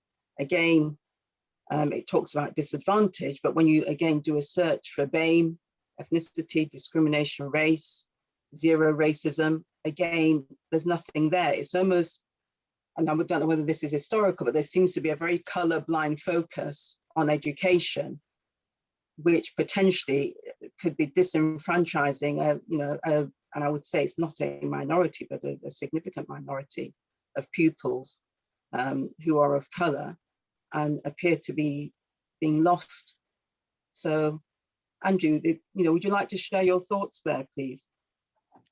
Absolutely, and thank you very much, Sonia. It's nice to meet you, and it's nice to meet other commissioners as well. In relation to the education strategy that you've referenced, I should explain that there's an education strategy and there's a skills strategy. They're both still in draft format at the moment, and they were developed in a very particular way.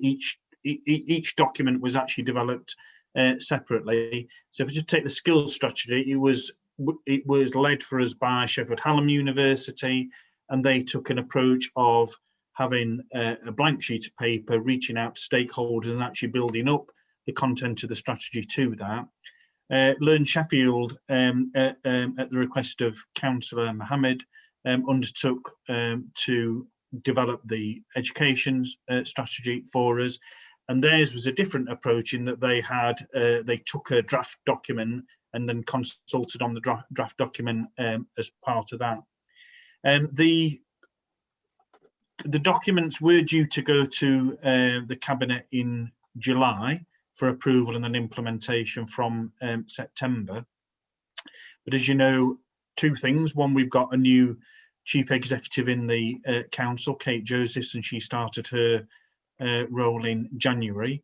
And then secondly, we are currently working our way through the outcome of the recent election, which has then led to a different model and a different form of administration within the council. And through those two things occurring, the Chief Executive, Kate, wants us to develop a one-year recovery plan, which is going to go to the, it was called the Cabinet, it's now called the Cooperative Executive in June, and then in a final form in July.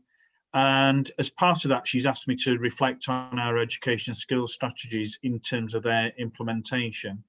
And we intend to take out some of the first year activity and put it into the recovery plan, and then take some of the longer term activity and put that into a longer term corporate strategic plan for the council. Yesterday I met with officers in my team, including Kevin, and we were looking at both documents in relation to how we slot those documents into that 1 year and then longer view of strategy for the council.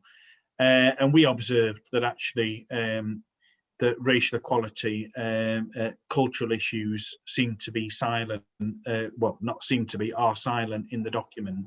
And we're therefore currently working up some documents for our new cooperative executive. That's the new term for the Cabinet member, Jane Dunn, in relation to including a stronger position around that. So that's the first thing I would just say back to you, Sonia. I think it is silent. I think it is an omission, and we intend to correct it through the new strategy work that we're doing with the council in this immediate phase and going forward.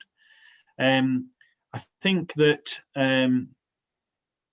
I think this operates at a variety of levels. So in my service area, sitting under me, one of the services that we have is the music service. It's very active. It's very successful. It has a profile beyond the city. It has a national profile as part of that. And in discussions with our head of music, he observed, and then I had a look into it, that he observed to me that actually the way in which, first of all, job descriptions are written for colleagues in the music service, and then the way in which people then recruited into that leads to a reinforcement of white European culture. So, and the reality behind that is the fact that actually most recognised music courses seem to be about white European music. Therefore, the qualifications tend to be about white European music. And as a consequence, when you send out an advert that says you've got to have a music degree, it's by and large going to be about white European music as part of that. So I've asked for a review process in terms of our job descriptions. And although I'm giving you that one in terms of music, the point of it was a bit like your point just then on the omission. It's just sitting there in plain sight that actually we are institutionally, we're institutionally reinforcing white European music by virtue of the job descriptions that we have got written as part of that. So I posed the question to colleagues in the council, well, you know, which other job descriptions have we got that automatically lead to a certain position, a certain way of working, a particular type of recruitment that actually, even if you can have all the magic words about, you know, equality for all, equal opportunities, these roles are open to everybody, but actually if you actually limit it by virtue of the fact of the type of qualification that you need to have it in the first place, then perhaps we're actually doing people a disservice there, and institutionally we're actually creating a skew there in terms of race. So that's one thing I've done. In relation to the statistics that you've come back to me on, which you're very right to do that. I talk, in terms of the work we're doing in our service at the moment, I talk about reducing exclusion in all its forms. So the statistics that you read out for me, horrifying and difficult though those are to report to you and to have them read back to me, they themselves mask other forms of exclusion. So actually, the irony is those are the exclusion statistics that we can actually see, because they're done in a formal sense at the top level. But exclusion in education could be for other reasons. So, for example, if a school or an academy slows down the process of a child being admitted into their school right at the point at which they are admitted, it's as good as an exclusion, because actually the kids can't actually get into the institution in the first place. If a school or an organisation perhaps has a quiet word with a parent in their ear and actually says, you know, your child's heading for an exclusion, so you might be better educating them at home, for example, and that's a formal status, they go off role then. That in itself is another type and form of exclusion. It could be that actually through a child's behaviour that they end up being placed on a part-time timetable, and sometimes the part-time timetables can be very part-time. That's another form of exclusion. So what we're doing is there are about 6 or 7 different types of examples I could give you that, where the formal exclusion statistic that you have rightly quoted back to me is dwarfed actually by the other types of potential exclusion. So what we are doing and is a piece of work to actually try to identify that. And when we finish that work, I would gladly submit that to the Commission as well as further evidence in terms of what we're picking up and finding about that.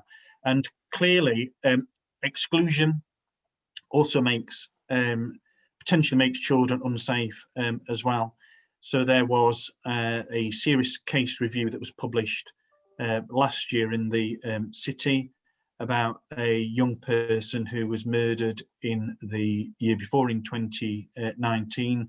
The serious case review is known as the Archie case review, but that's not his real name. But that was specifically because of exclusion from the education system, and then a lot of other factors that are related to that as well.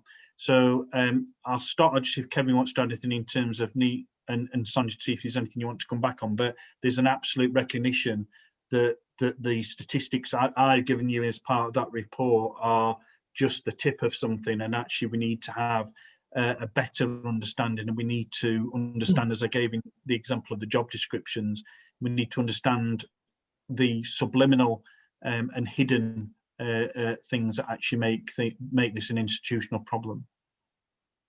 Sorry, Sonia you. and Kevin. Sorry, Sonia and Kevin. If I can, I just interject, Andrew, and at the moment, is there any body across Sheffield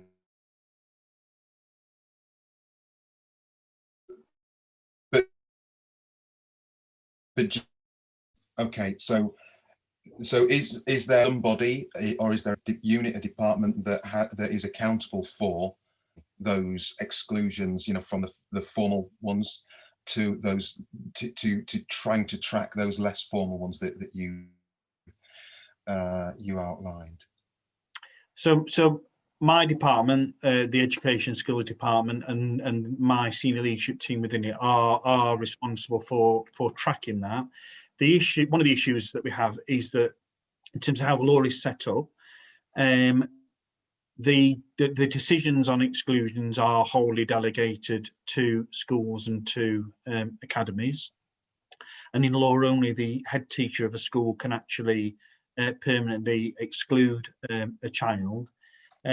So our role is often reactive, and the challenge actually usually comes after the exclusion has occurred. In relation to the more hidden types of exclusion, Professor Hilton, we are trying to actually develop our data around that. And as I say, once we've done further work on that, I'd be pleased to submit that to the Commission for further consideration. Thank you.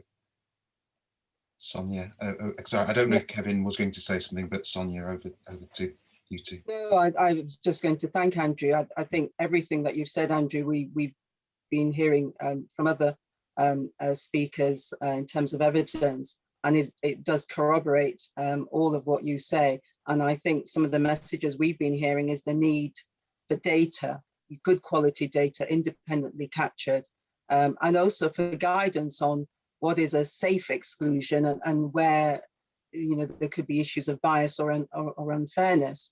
And as you say, head teachers, a lot of this power rests with them, but equally, you know, we need to have a model within Sheffield where we can evidence that those exclusions are fair, and that where we see outliers, whether it's by postcode or by ethnicity or by some other protected characteristic, then the council is in a position to call that out discreetly if need be, so the head teacher of that institution can revisit it, and perhaps also looking at some right of appeal for parents, many of whom, you know, English may not be their first language. They may be disadvantaged in other ways.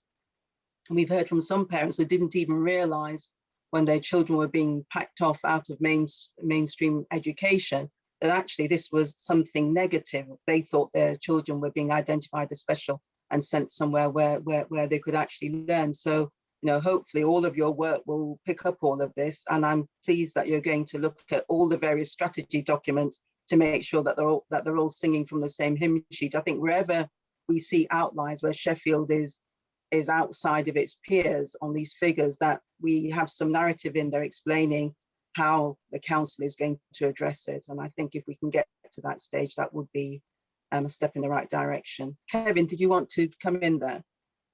Yes, if I might, around the NEET issue. I've recently picked up the statutory responsibility for NEETs across the city. And Sonia, what you've said is absolutely right. We have a problem in the city of Sheffield. There's absolutely no doubt about it. And we've started to do some work to try to address that. And it's very, very challenging. There's absolutely no doubt about it. What I've done is I've joined the core cities NEET team. So I meet now every fortnight with the other 8 representatives, other 7 representatives of the core cities to work together to try and look at this problem, because it is the core cities that sit in the worst place. We understand and appreciate that. And there's a lot of good practice that we can glean off each other and share. And I think that's important. We have that national debate about this, because this is a problem I'm concerned about in Sheffield, but I think nationally we're concerned about it in my ex-hometown of Newcastle and down in Bristol and wherever it might be. I think the added issue around race is a major issue. We've got to accept and take head on. I think the thing I've come very quickly to realise is that we can't start that work with addressing the NEET agenda when young people are at risk of being NEET, or indeed they are NEET, because effectively we're wasting our time. I worked in custodial education for 14 years, and I always thought it was a bit of a waste of time trying to educate people once they were in prison. The best thing to do was get people in community. And I think that's going to be my approach. Engage with the community and make sure that we're touching our families and our community leaders and the community itself around addressing the NEET problem. We need to hit this early on in life. We need to provide fairness and opportunity. I think there's links to poverty and disadvantage connected to the NEET agenda. I think all that's terribly important, and that's an element of work that I'm doing now.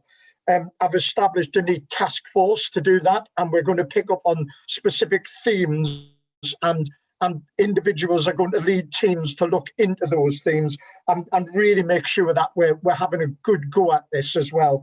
And I think also linked into this is a very strong call to employers to get involved in this too. One of the ways we can get young people to remain engaged in education and training and get a job is if they have ambition and they believe in themselves, in the community in which they live, in the city in which they live, and that there's chance and opportunity. So I'm working with a number of employers now to look at how we can increase employer encounters both at school and in community, to really emphasize the point that the only way you're going to get a good job is if you attend school or you go to college, you do your training, and that's what it's about. So I think it's creating those real links and getting rid of the cause of NEET at its root, and not just look at it as a preventative measure or when we go into panic mode, when you quite rightly say we're 2% worse than the national average. So I'm taking it in a very different approach and working with the core cities who are also going to do something similar to this, and to see what we can do down a community level. And I'm really excited about them, the LACs, the local community boards that are going to be set up, because that's a route into community where we'll have the right information and understand the community much more coherently to do that bit of work. And Kevin, if I may also ask, building on that, will that work also look at the apprenticeship schemes that we have in Sheffield? Because we're hearing that the take-up by BAME candidates is very low. So from what we can see, they are applying, but they're just not getting through the door. We had some feedback from Sheffield colleges saying that they were sort of scratching their heads, not understanding why aren't they getting more BAME apprentices.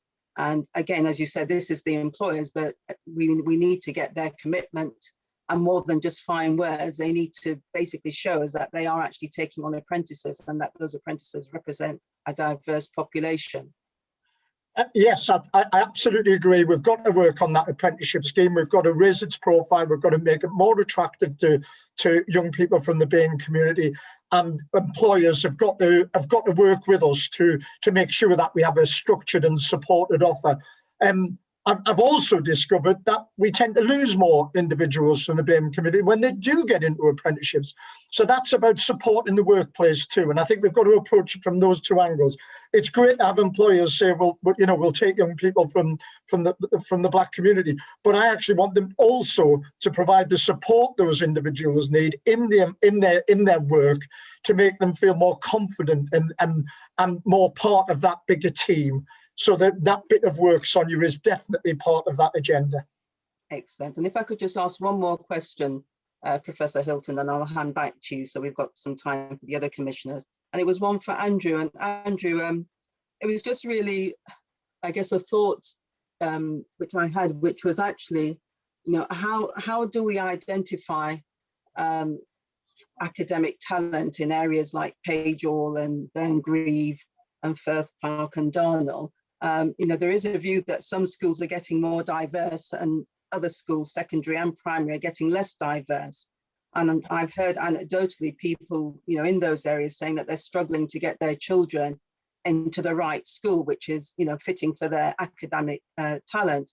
So I guess, you know, is there a challenge here around admissions? Is it based on postcode? Because if the schools in a particular area are very poor, and we all know the polarization in Sheffield where those areas are located, we're effectively trapping talent in an area purely based on their postcode. It doesn't seem to be the same opportunity as you would find in places like Birmingham and London for parents to actually get the right degree of choice.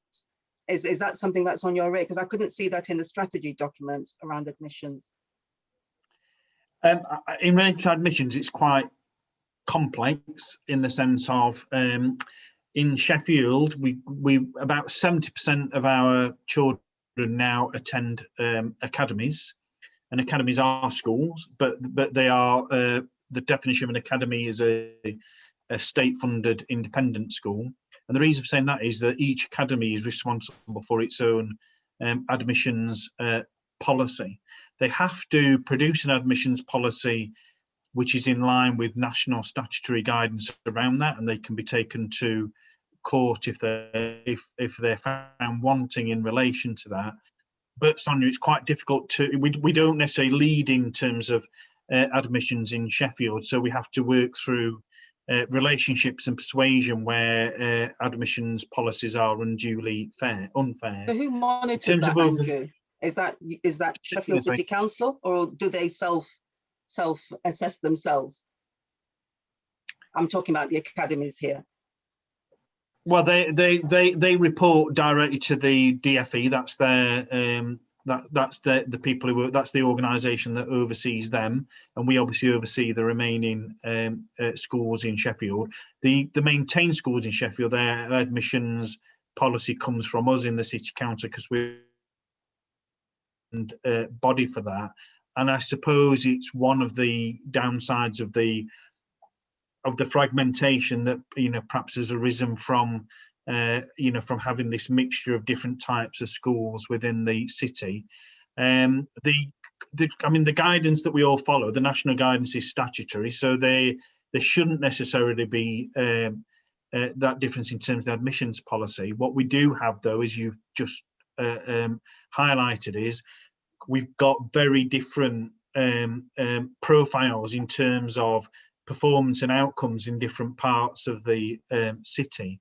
So we've initiated a piece of work with the DFE, the department we work with is called the Regional Schools Commissioner, with the Regional Schools Commissioner, about actually how we can work in concert together to actually raise and improve outcomes right across the city, particularly in the secondary sector, but right across, and actually try to work with these different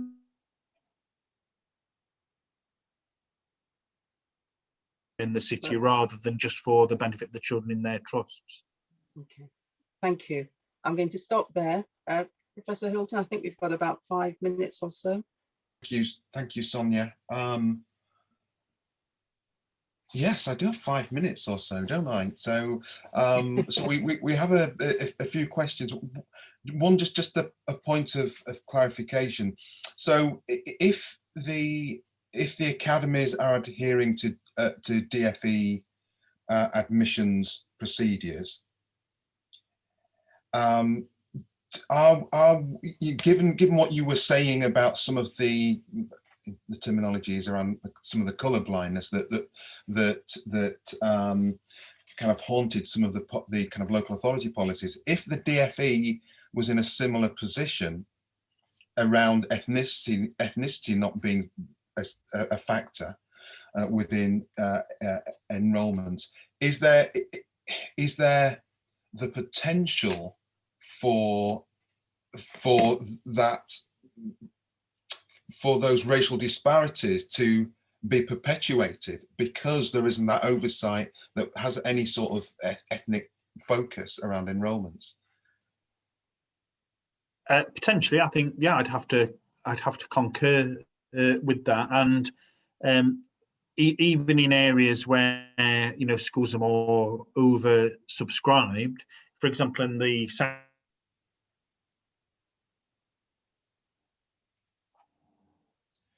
Kevin, he's left you. Oh, he's back. Andrew, you disappeared and then you came back. Yeah, we can hear you now. Yes. Yeah. So in the south of the city, some of our admissions areas are wedge shaped, and they go in, from the south into the city centre like so, and that's deliberately done in order to avoid any discrepancy or skewing in terms of the admissions that take place. But actually then if you get an oversubscribed school, you can inadvertently then actually tend to squeeze places away from the city centre back up, so that actually if you got an oversubscribed school, it might be children at the bottom of the wedge who actually get the places in an oversubscribed school. So I would agree with you, Professor Hilton, that nationally, unless it's addressed as part of the National Admissions Code, there is that propensity for that to occur. Yes, brilliant. Okay. Thank you very much. I have time for just one more question, and I have about 7 lined up. So can I ask Rhonda? Is Rhonda? Oh, yeah, I am. Where are you, Rhonda? Can I ask you to ask your question about the SIPs and the PIPs? Okay. Good afternoon, Andrew and Kevin, and welcome. My name is Rhonda Allen, and I'm a youth prevention worker with the community youth teams and as part of Sheffield City Council. And my question is, if the academies are independent and the council still has a bit of authority, for want of a better word, with local schools, what is the purpose of the SIPs and the PIPs? And is the panel from the SIP and the PIP ethically diverse and sensitive to the complex needs of BAME families and young people? Thank you. So we still have, even though I've described it to you as 70%. Sorry, just before you respond, I was on mute and I realised you couldn't hear me.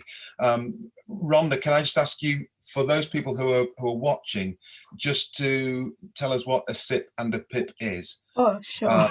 For those people who are watching. Okay, SIP is the Secondary Inclusion Panel. Yeah. And SIP and PIP, sorry, is the Primary Inclusion Panel. Okay. Thank you, Rhonda. Andrew? So in terms of both of those panels, they are locally constituted. They don't necessarily occur in other local authorities. They are something that we do in Sheffield in order to address inclusion and in order to address specific issues for individual children.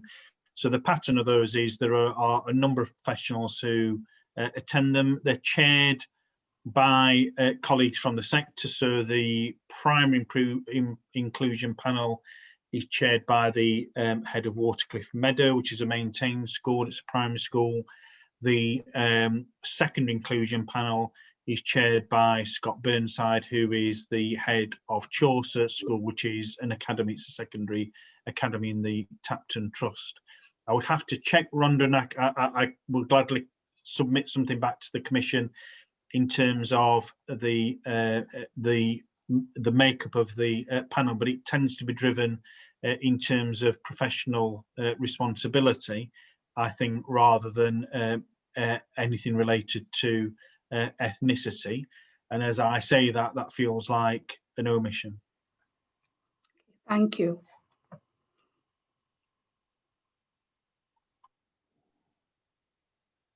Oh, sorry. Andrew and Kevin, I think on that note, and given the time, we may have to just draw the proceedings to a close.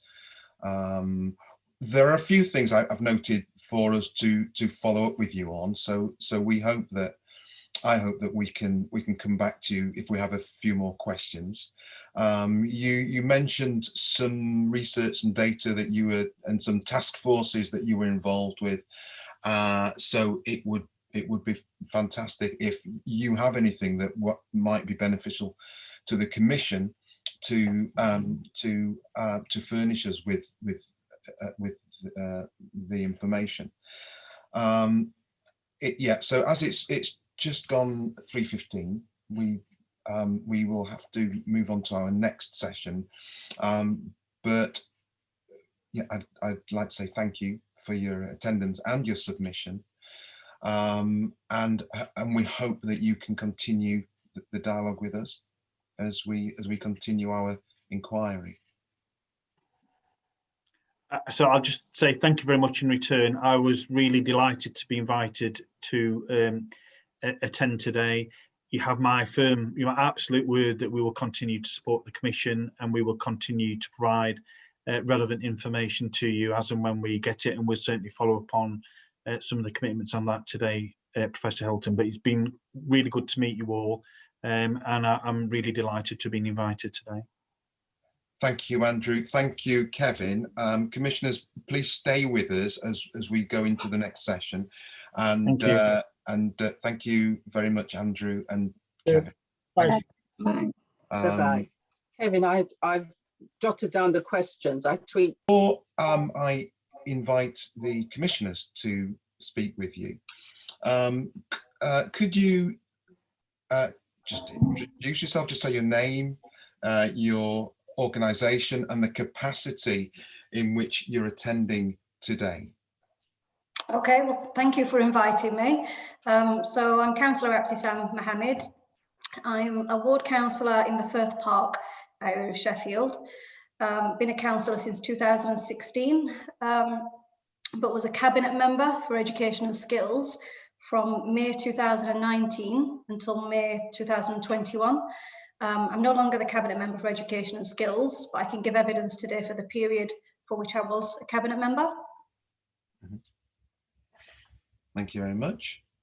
I'm going to invite Sarah Ahmed to speak with you. Sarah, could you introduce yourself before asking your first question? Hi, thanks, Kevin.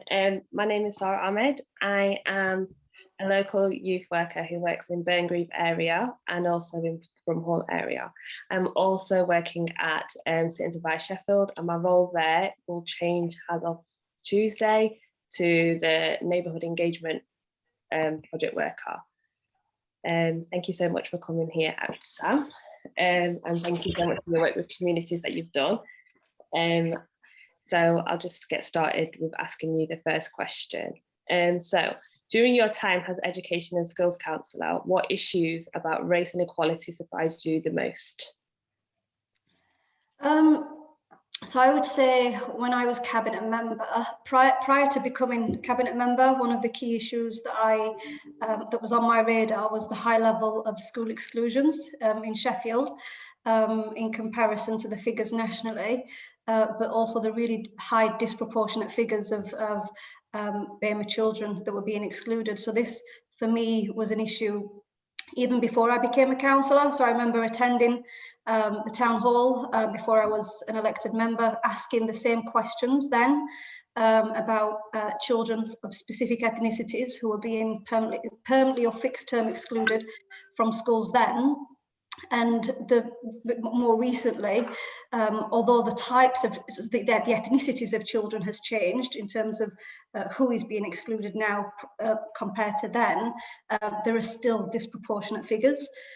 So for me, this coming into the position, coming into being cabinet member, this was one of the critical issues that we needed to look at and needed to address. Do you want me to go into the kinds of things that we were doing around the time, or do you just want me to just say which was the biggest thing that was on my radar?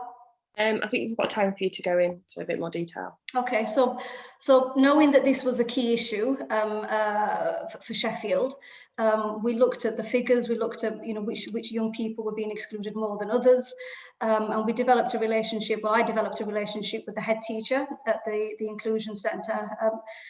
She's been appointed more recently, so there was a different head teacher that was there before, but Tuesday Roads is well aware of the disproportionate figures and what needs to be done to challenge those. And the challenge really needs to be to schools who are actually making the exclusions.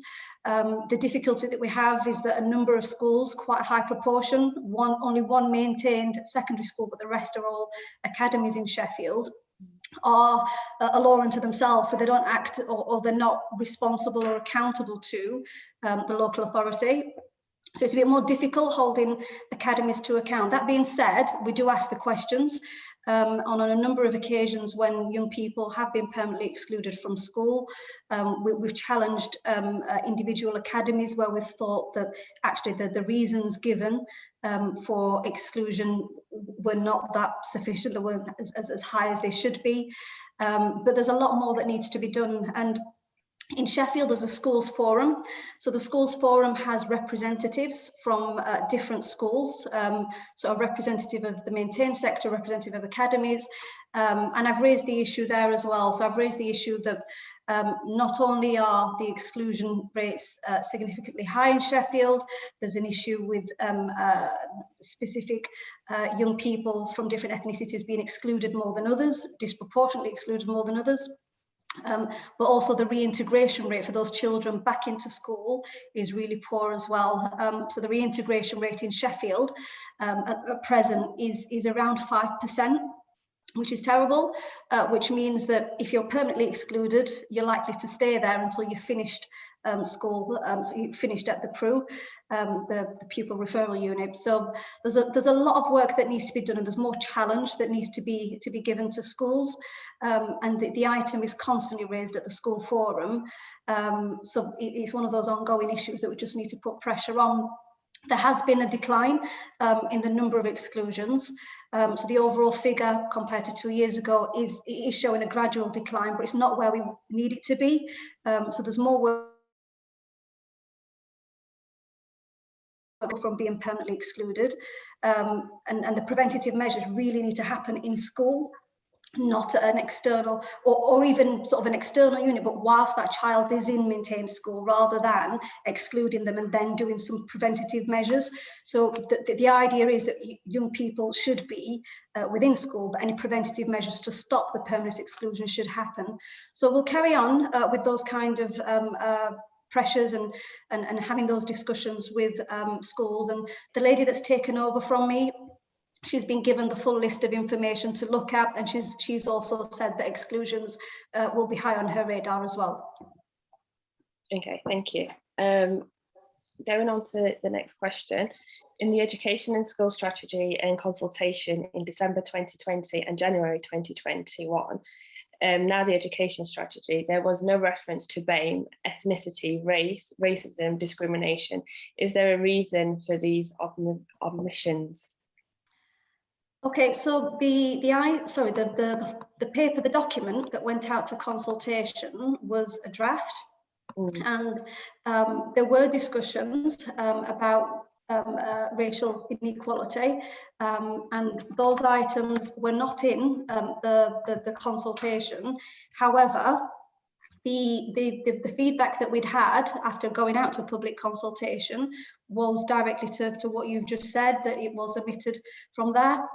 So the discussions that we'd initially had and the feedback that we'd received, the draft that we've got at the moment that was produced, I think, just before the election, so just before May, does have racial equity as a specific strand under civic and global leadership. Now, that's not a public document yet, and the strategy does need to go to Cabinet to be formally approved. It has taken on board feedback received and previous discussions about the importance of racial equity being as part of the delivery that's done directly with schools. So some of the work there includes diversity and equality toolkit, you know, how we work with schools to ensure that training is provided, not just to teachers, but specific elements of delivery as well.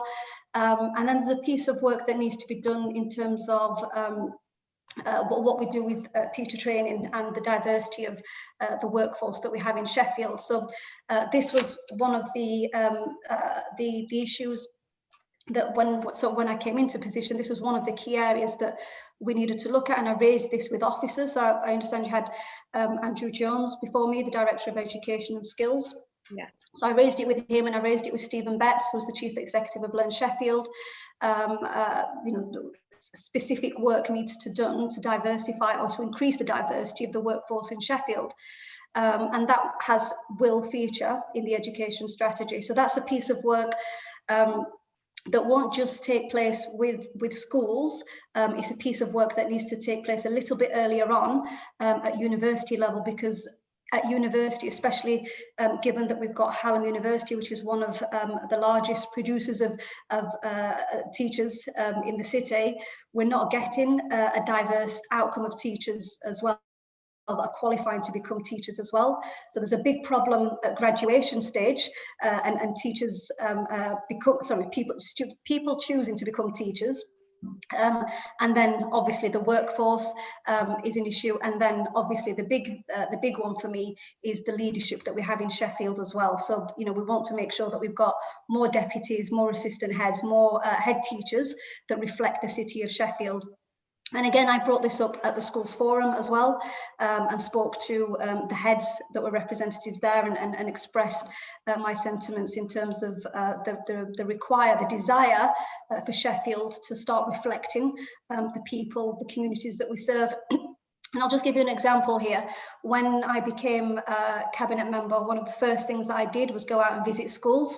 And one of the most notable things that I saw were in some schools where 99% of the children were from BME backgrounds, the workforce wasn't the same. So the workforce would probably be 99% white.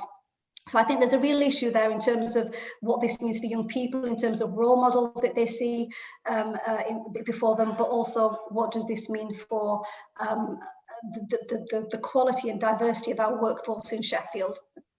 Okay, just leading Sarah, I'm really sorry to interrupt. Can I just get a couple of points of clarification before you move on? Yeah, sure. Just a couple of questions, one from a commissioner, one from a member of the public. When Councillor Mohammed, when you talk about the 5% reintegration of excluded students, is that for all excluded students, or just be a all? That's all. All. Yeah. Okay. Where you talk about teacher training and the need for more diversity, have you been able to influence that process in any way? Because you talked about Hallam. Yeah, I had a conversation with Hallam, and again, this was very early on in 2019 when I first came into position. So I had a conversation with them about what was being done to diversify the student intake. They raised issues in terms of student retention, and BEMA students there being a higher rate of students coming out of courses. And they agreed to have a follow-up discussion, but since then there's not really been much appetite to move that forward. So I think that is something that we perhaps need to, or the Commission perhaps needs to push on. Okay, we can follow that up with Hallam. Sarah, thank you very much. Sarah, over to you. Just leading on to that, what has the local authority tried to do to tackle racial diversity in the school governing bodies, school senior leadership teams? And then further to this, do you have any views on some of the calls in schools to improve racial literacy and cultural competence? Sorry, just repeat the last bit. I heard something about competency, but I didn't catch what you said there. Sorry, just you're breaking up. I couldn't hear that. Sorry. Sorry, cultural competence. Okay. Okay, so in Sheffield, from primary schools, the maintained sector is probably about 30%. In the secondary sector, there's only one school that's maintained, the rest are academies. So since coming into position, the key item that I've raised with, as I said earlier, that I've raised with officers is about exclusions, but also about what we do in terms of delivery in schools. Delivery in terms of the curriculum, but also what we do within schools in terms of diversifying the workforce.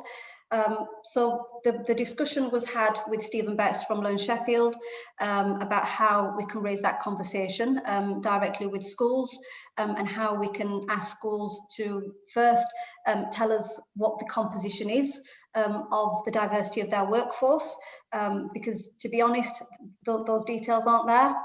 So we wouldn't know specifically how much BME staff schools employ without doing that initial questionnaire. So I'd had the conversation with Stephen from Learn Sheffield, and he said that a questionnaire would go out to schools. I'm not sure if that's been done yet, because that was towards the end of last year, early this year.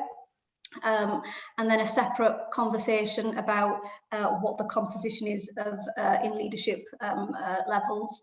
And again, that questionnaire would have come back and brought to us the information that we needed. I think once we've established where the weakness is, I mean, I think it's probably across the board, if I'm being honest, then the specific work and asks that can be made of schools. Now, again, it's an issue that I've raised at different platforms in different arenas, meetings that I've been to. It's always been a case of, you know, what are we doing to diversify, make sure our teaching workforce is reflective of the city we serve, and especially so for senior leadership positions as well. So I think it wouldn't be unfair to say that schools are not aware of the sort of the questions that have been asked. Whether there's a move to change that is yet to be seen. I know that a multi-academy trust in Sheffield has just recruited their first diversity and inclusion officer. That's not a position that's been advertised before. That was Tapton Multi-Academy Trust. So there is some small movement. It's not going at the pace that we want it to go at, but I think there's more work that schools across the city can do, primary and secondary. And I think there does need to be more pressure that's applied to them. And I think, you know, having the outcome of the commission or whatever recommendations come would give that more asserted push to schools to do something about the issue. Okay. Right.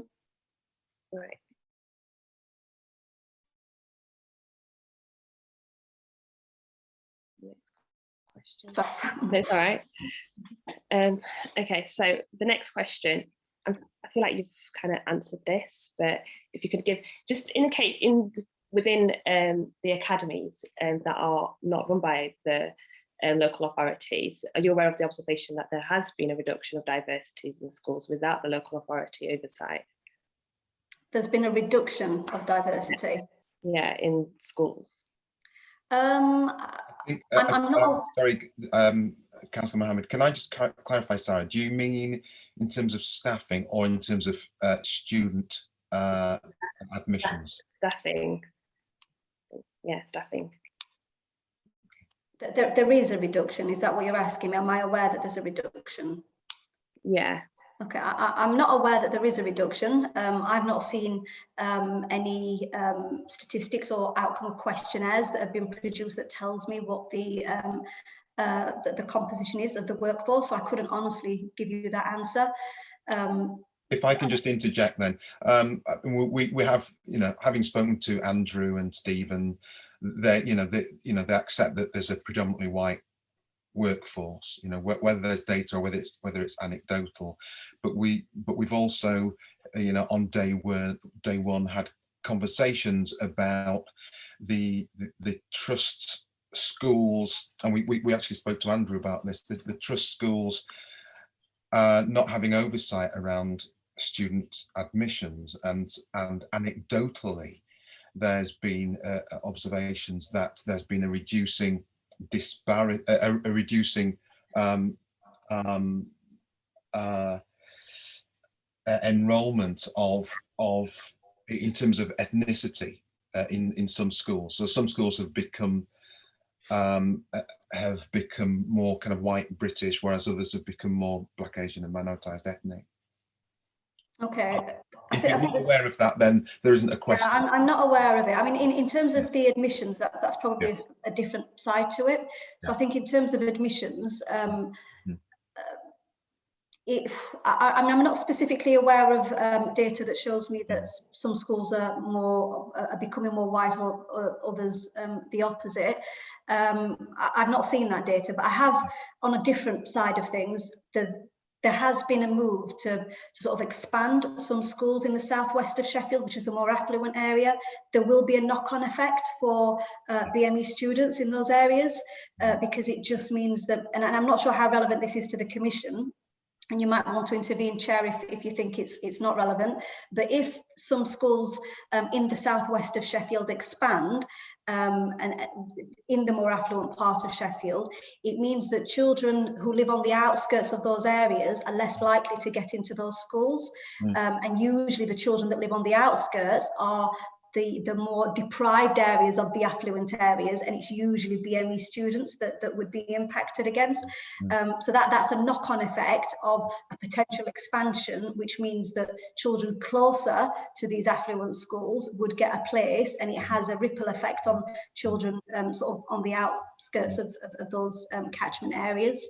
That's a point that was raised earlier by Andrew Jones and Kevin Strawn. So yeah, we'll look into that. Sarah? So in Sheffield, the inclusion strategy for 2020 and 2025, it states inclusion is important to make sure that all young people and their families, regardless of their needs, get the opportunity to access the best life chances. However, it refers to BAME wants and doesn't mention ethnicity, discrimination, race and racism at all. Do you also see this as problematic? Yes, the short answer, it is problematic. The inclusion strategy came as a result of an Ofsted visit to Sheffield. As an Ofsted and CQC visit, a joint visit to the city, because of big problems that Sheffield was having in relation to meeting the needs of children that have special and educational needs. And there were big issues in terms of not meeting the health requirements, huge waiting list, the communication problems with parents. And if you add onto all of this, the problems that all children would face, the additional issue of discrimination and the additional issue of coming from a certain background and having to deal with perhaps being able to navigate a system that's already complex, it is an issue. I think, you know, there was reference once, I think, within the document to certain groups having to deal with the issue in a different way, but I don't think it referenced BME. I think it was more about deprivation. So the inclusion document came out prior to me becoming a cabinet member. It was established, I think, after the inspection, which was around November 2018. I think that's when the inspection was. So it was the year before I came into position. And by the time it had come to me, it was almost a complete document. And there was very little that I could do to sort of influence the outcome of what was produced there. That being said, there's an inclusion board now that have to deal with the inclusion strategy, and those kinds of questions are raised in the board.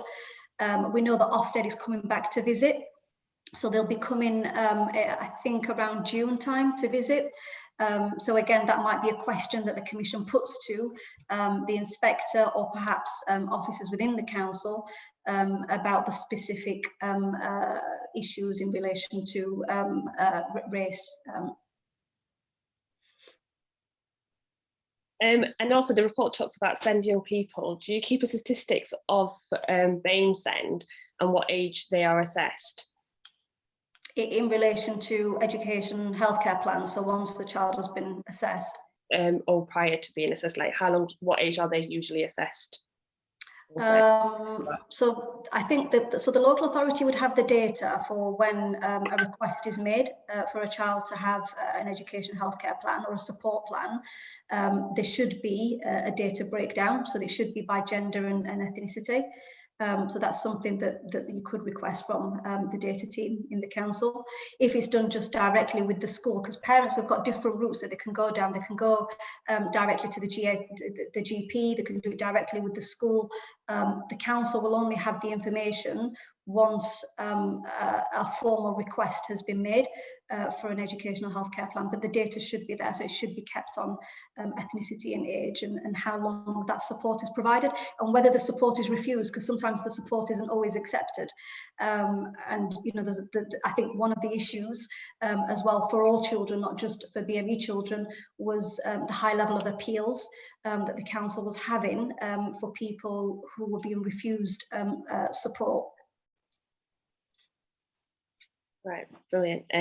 I think that's the end of my questions. So I'll give you back to Professor Kevin. Thank you very much, Sarah. Thank you very much, Councillor Mohammed. I'd like to bring a couple of the other commissioners in, and I wonder if Yen and Rhonda could ask your questions. And if Yen, if you could introduce yourself and before asking your question, and then Rhonda, if you could follow after Yen's. Thank you. Hi, Abtisam. My name is Yen Fengling. I'm an artist and senior lecturer at Sheffield Hallam University. I just wanted to go back to your response regarding the kind of the inclusion strategic document. And I know this is work that was kind of happening after you were sort of in position. So my curiosity was spiked in terms of what do you think this says about, you know, the work around race inequality historically? What hasn't been recognised, do you think? So this is before, not after, but I would say that the issue of race has never really been taken seriously. And it's never been dealt with as a cause in its own right. That the issue of discrimination might be a factor when people are assessed for additional support, or the process might not support individuals that speak English as an additional language. So there's a number of different factors that would be influenced by a person's background. And I don't think in the past that was ever given. Oh, hang on a sec, let me just move. Sorry, it's an automated line. Sorry about that. So I don't think in the past the whole issue was given any sort of priority. Would be the right word. But then I found this to be quite reflective of other areas as well. So I wouldn't say that this is just inclusion. That you know, it's in many areas that have come within my sort of portfolio when I started, and to now as well. I'm not saying that there's anything's miraculously changed. The issue of race and racism and dealing with BME people, the question never seems to be dealt with unless somebody asks that question, and it always raised alarm bells for me, because if I'm not in the room asking the question, or if another BME person is not asking the question, when is it going to ever be addressed? And it is a shame, and it is quite sad that it takes a person of colour to ask those questions, or to put people on the spot to say what's going to be done. But it's reflective of the situation that we're in. And the more BME people we have in workforces, in those meetings, having those discussions, the more likely the issue is not going to be as it currently is, and the more likely that it'll be challenged as well. Thank you. Thank you, Yen. Rhonda, could you introduce yourself before asking your question, please? Sure. Good afternoon and welcome, Abtisam. My name is Rhonda Allen, and I'm a youth prevention worker with the Community Youth Teams Sheffield City Council. My question is, 2 million extra is to be awarded to youth services. How will BAME young people benefit from this when policies and leadership for youth services are white-led?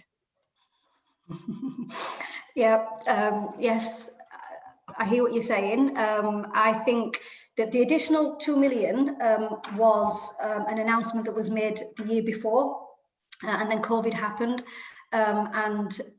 We did have, a recruitment process for a head of youth services, and the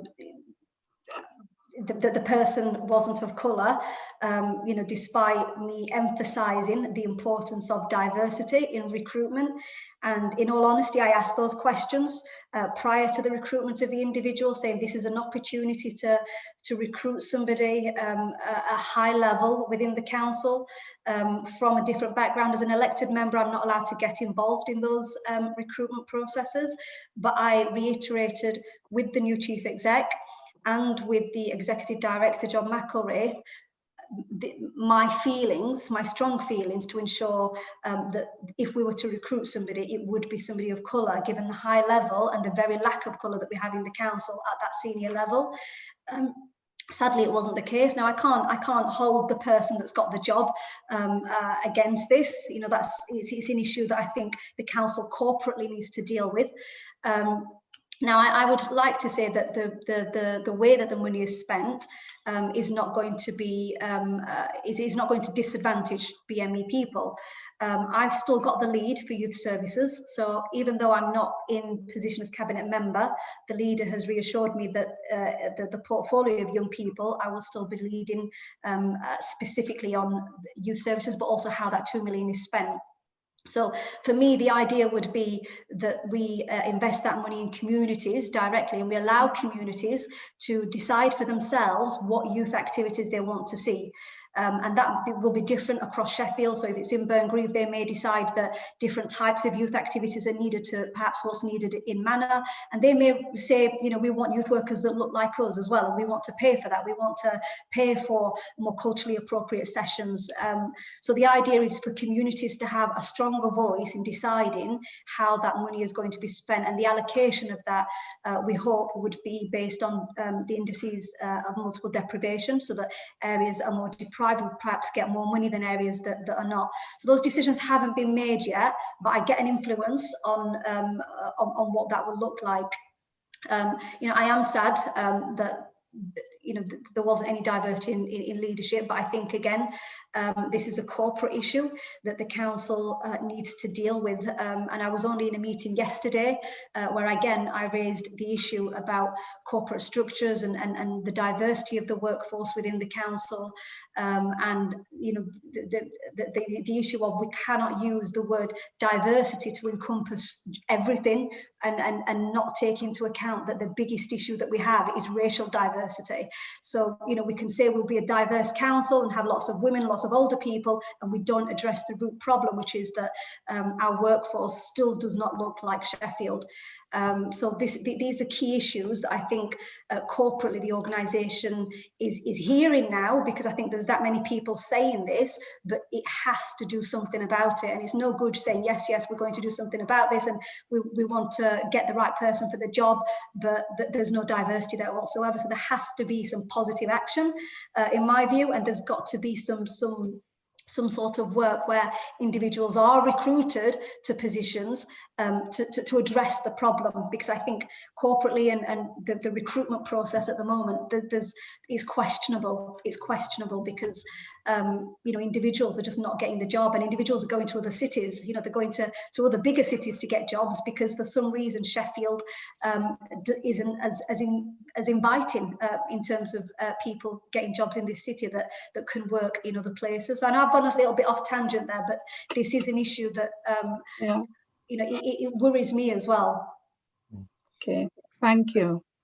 Thank you very much, Rhonda. We have just a couple of minutes, Councillor Mohammed. I have it's a question from a member of the watching public. The first point I can understand. The second part I'm not so sure about. So I'll just go with the first part, and that is it's an observation that you know, given everything we've talked about in terms of, if you can see it, you can be it. There needs to be that racial, you know, there needs to be racial diversity, you know, in terms of representativeness, and you know, the conversations we've had around racial literacy and racial and cultural competence remain valid. There's a colleague watching, a Sheffield resident, I'm guessing, watching, who said that we could learn a lot about diversity, cultural competence, racial literacy, and so on, and positive action, perhaps, if we were to take some lessons from historically black colleges.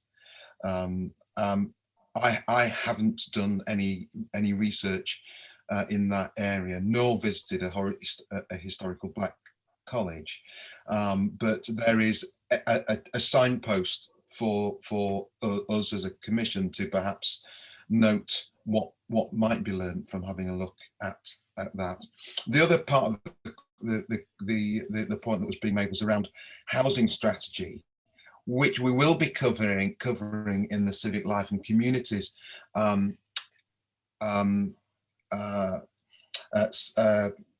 sessions very, very shortly. So I would encourage that member of the audience to come to the civic life and communities hearings, and the dates for those are available on our website.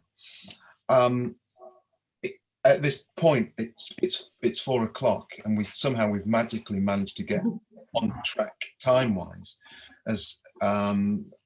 and at this point, Councillor Mohammed, I'd like to thank you for your attendance. We have to wind this session up, unfortunately, and conclude the session and move on. But I know that you've been a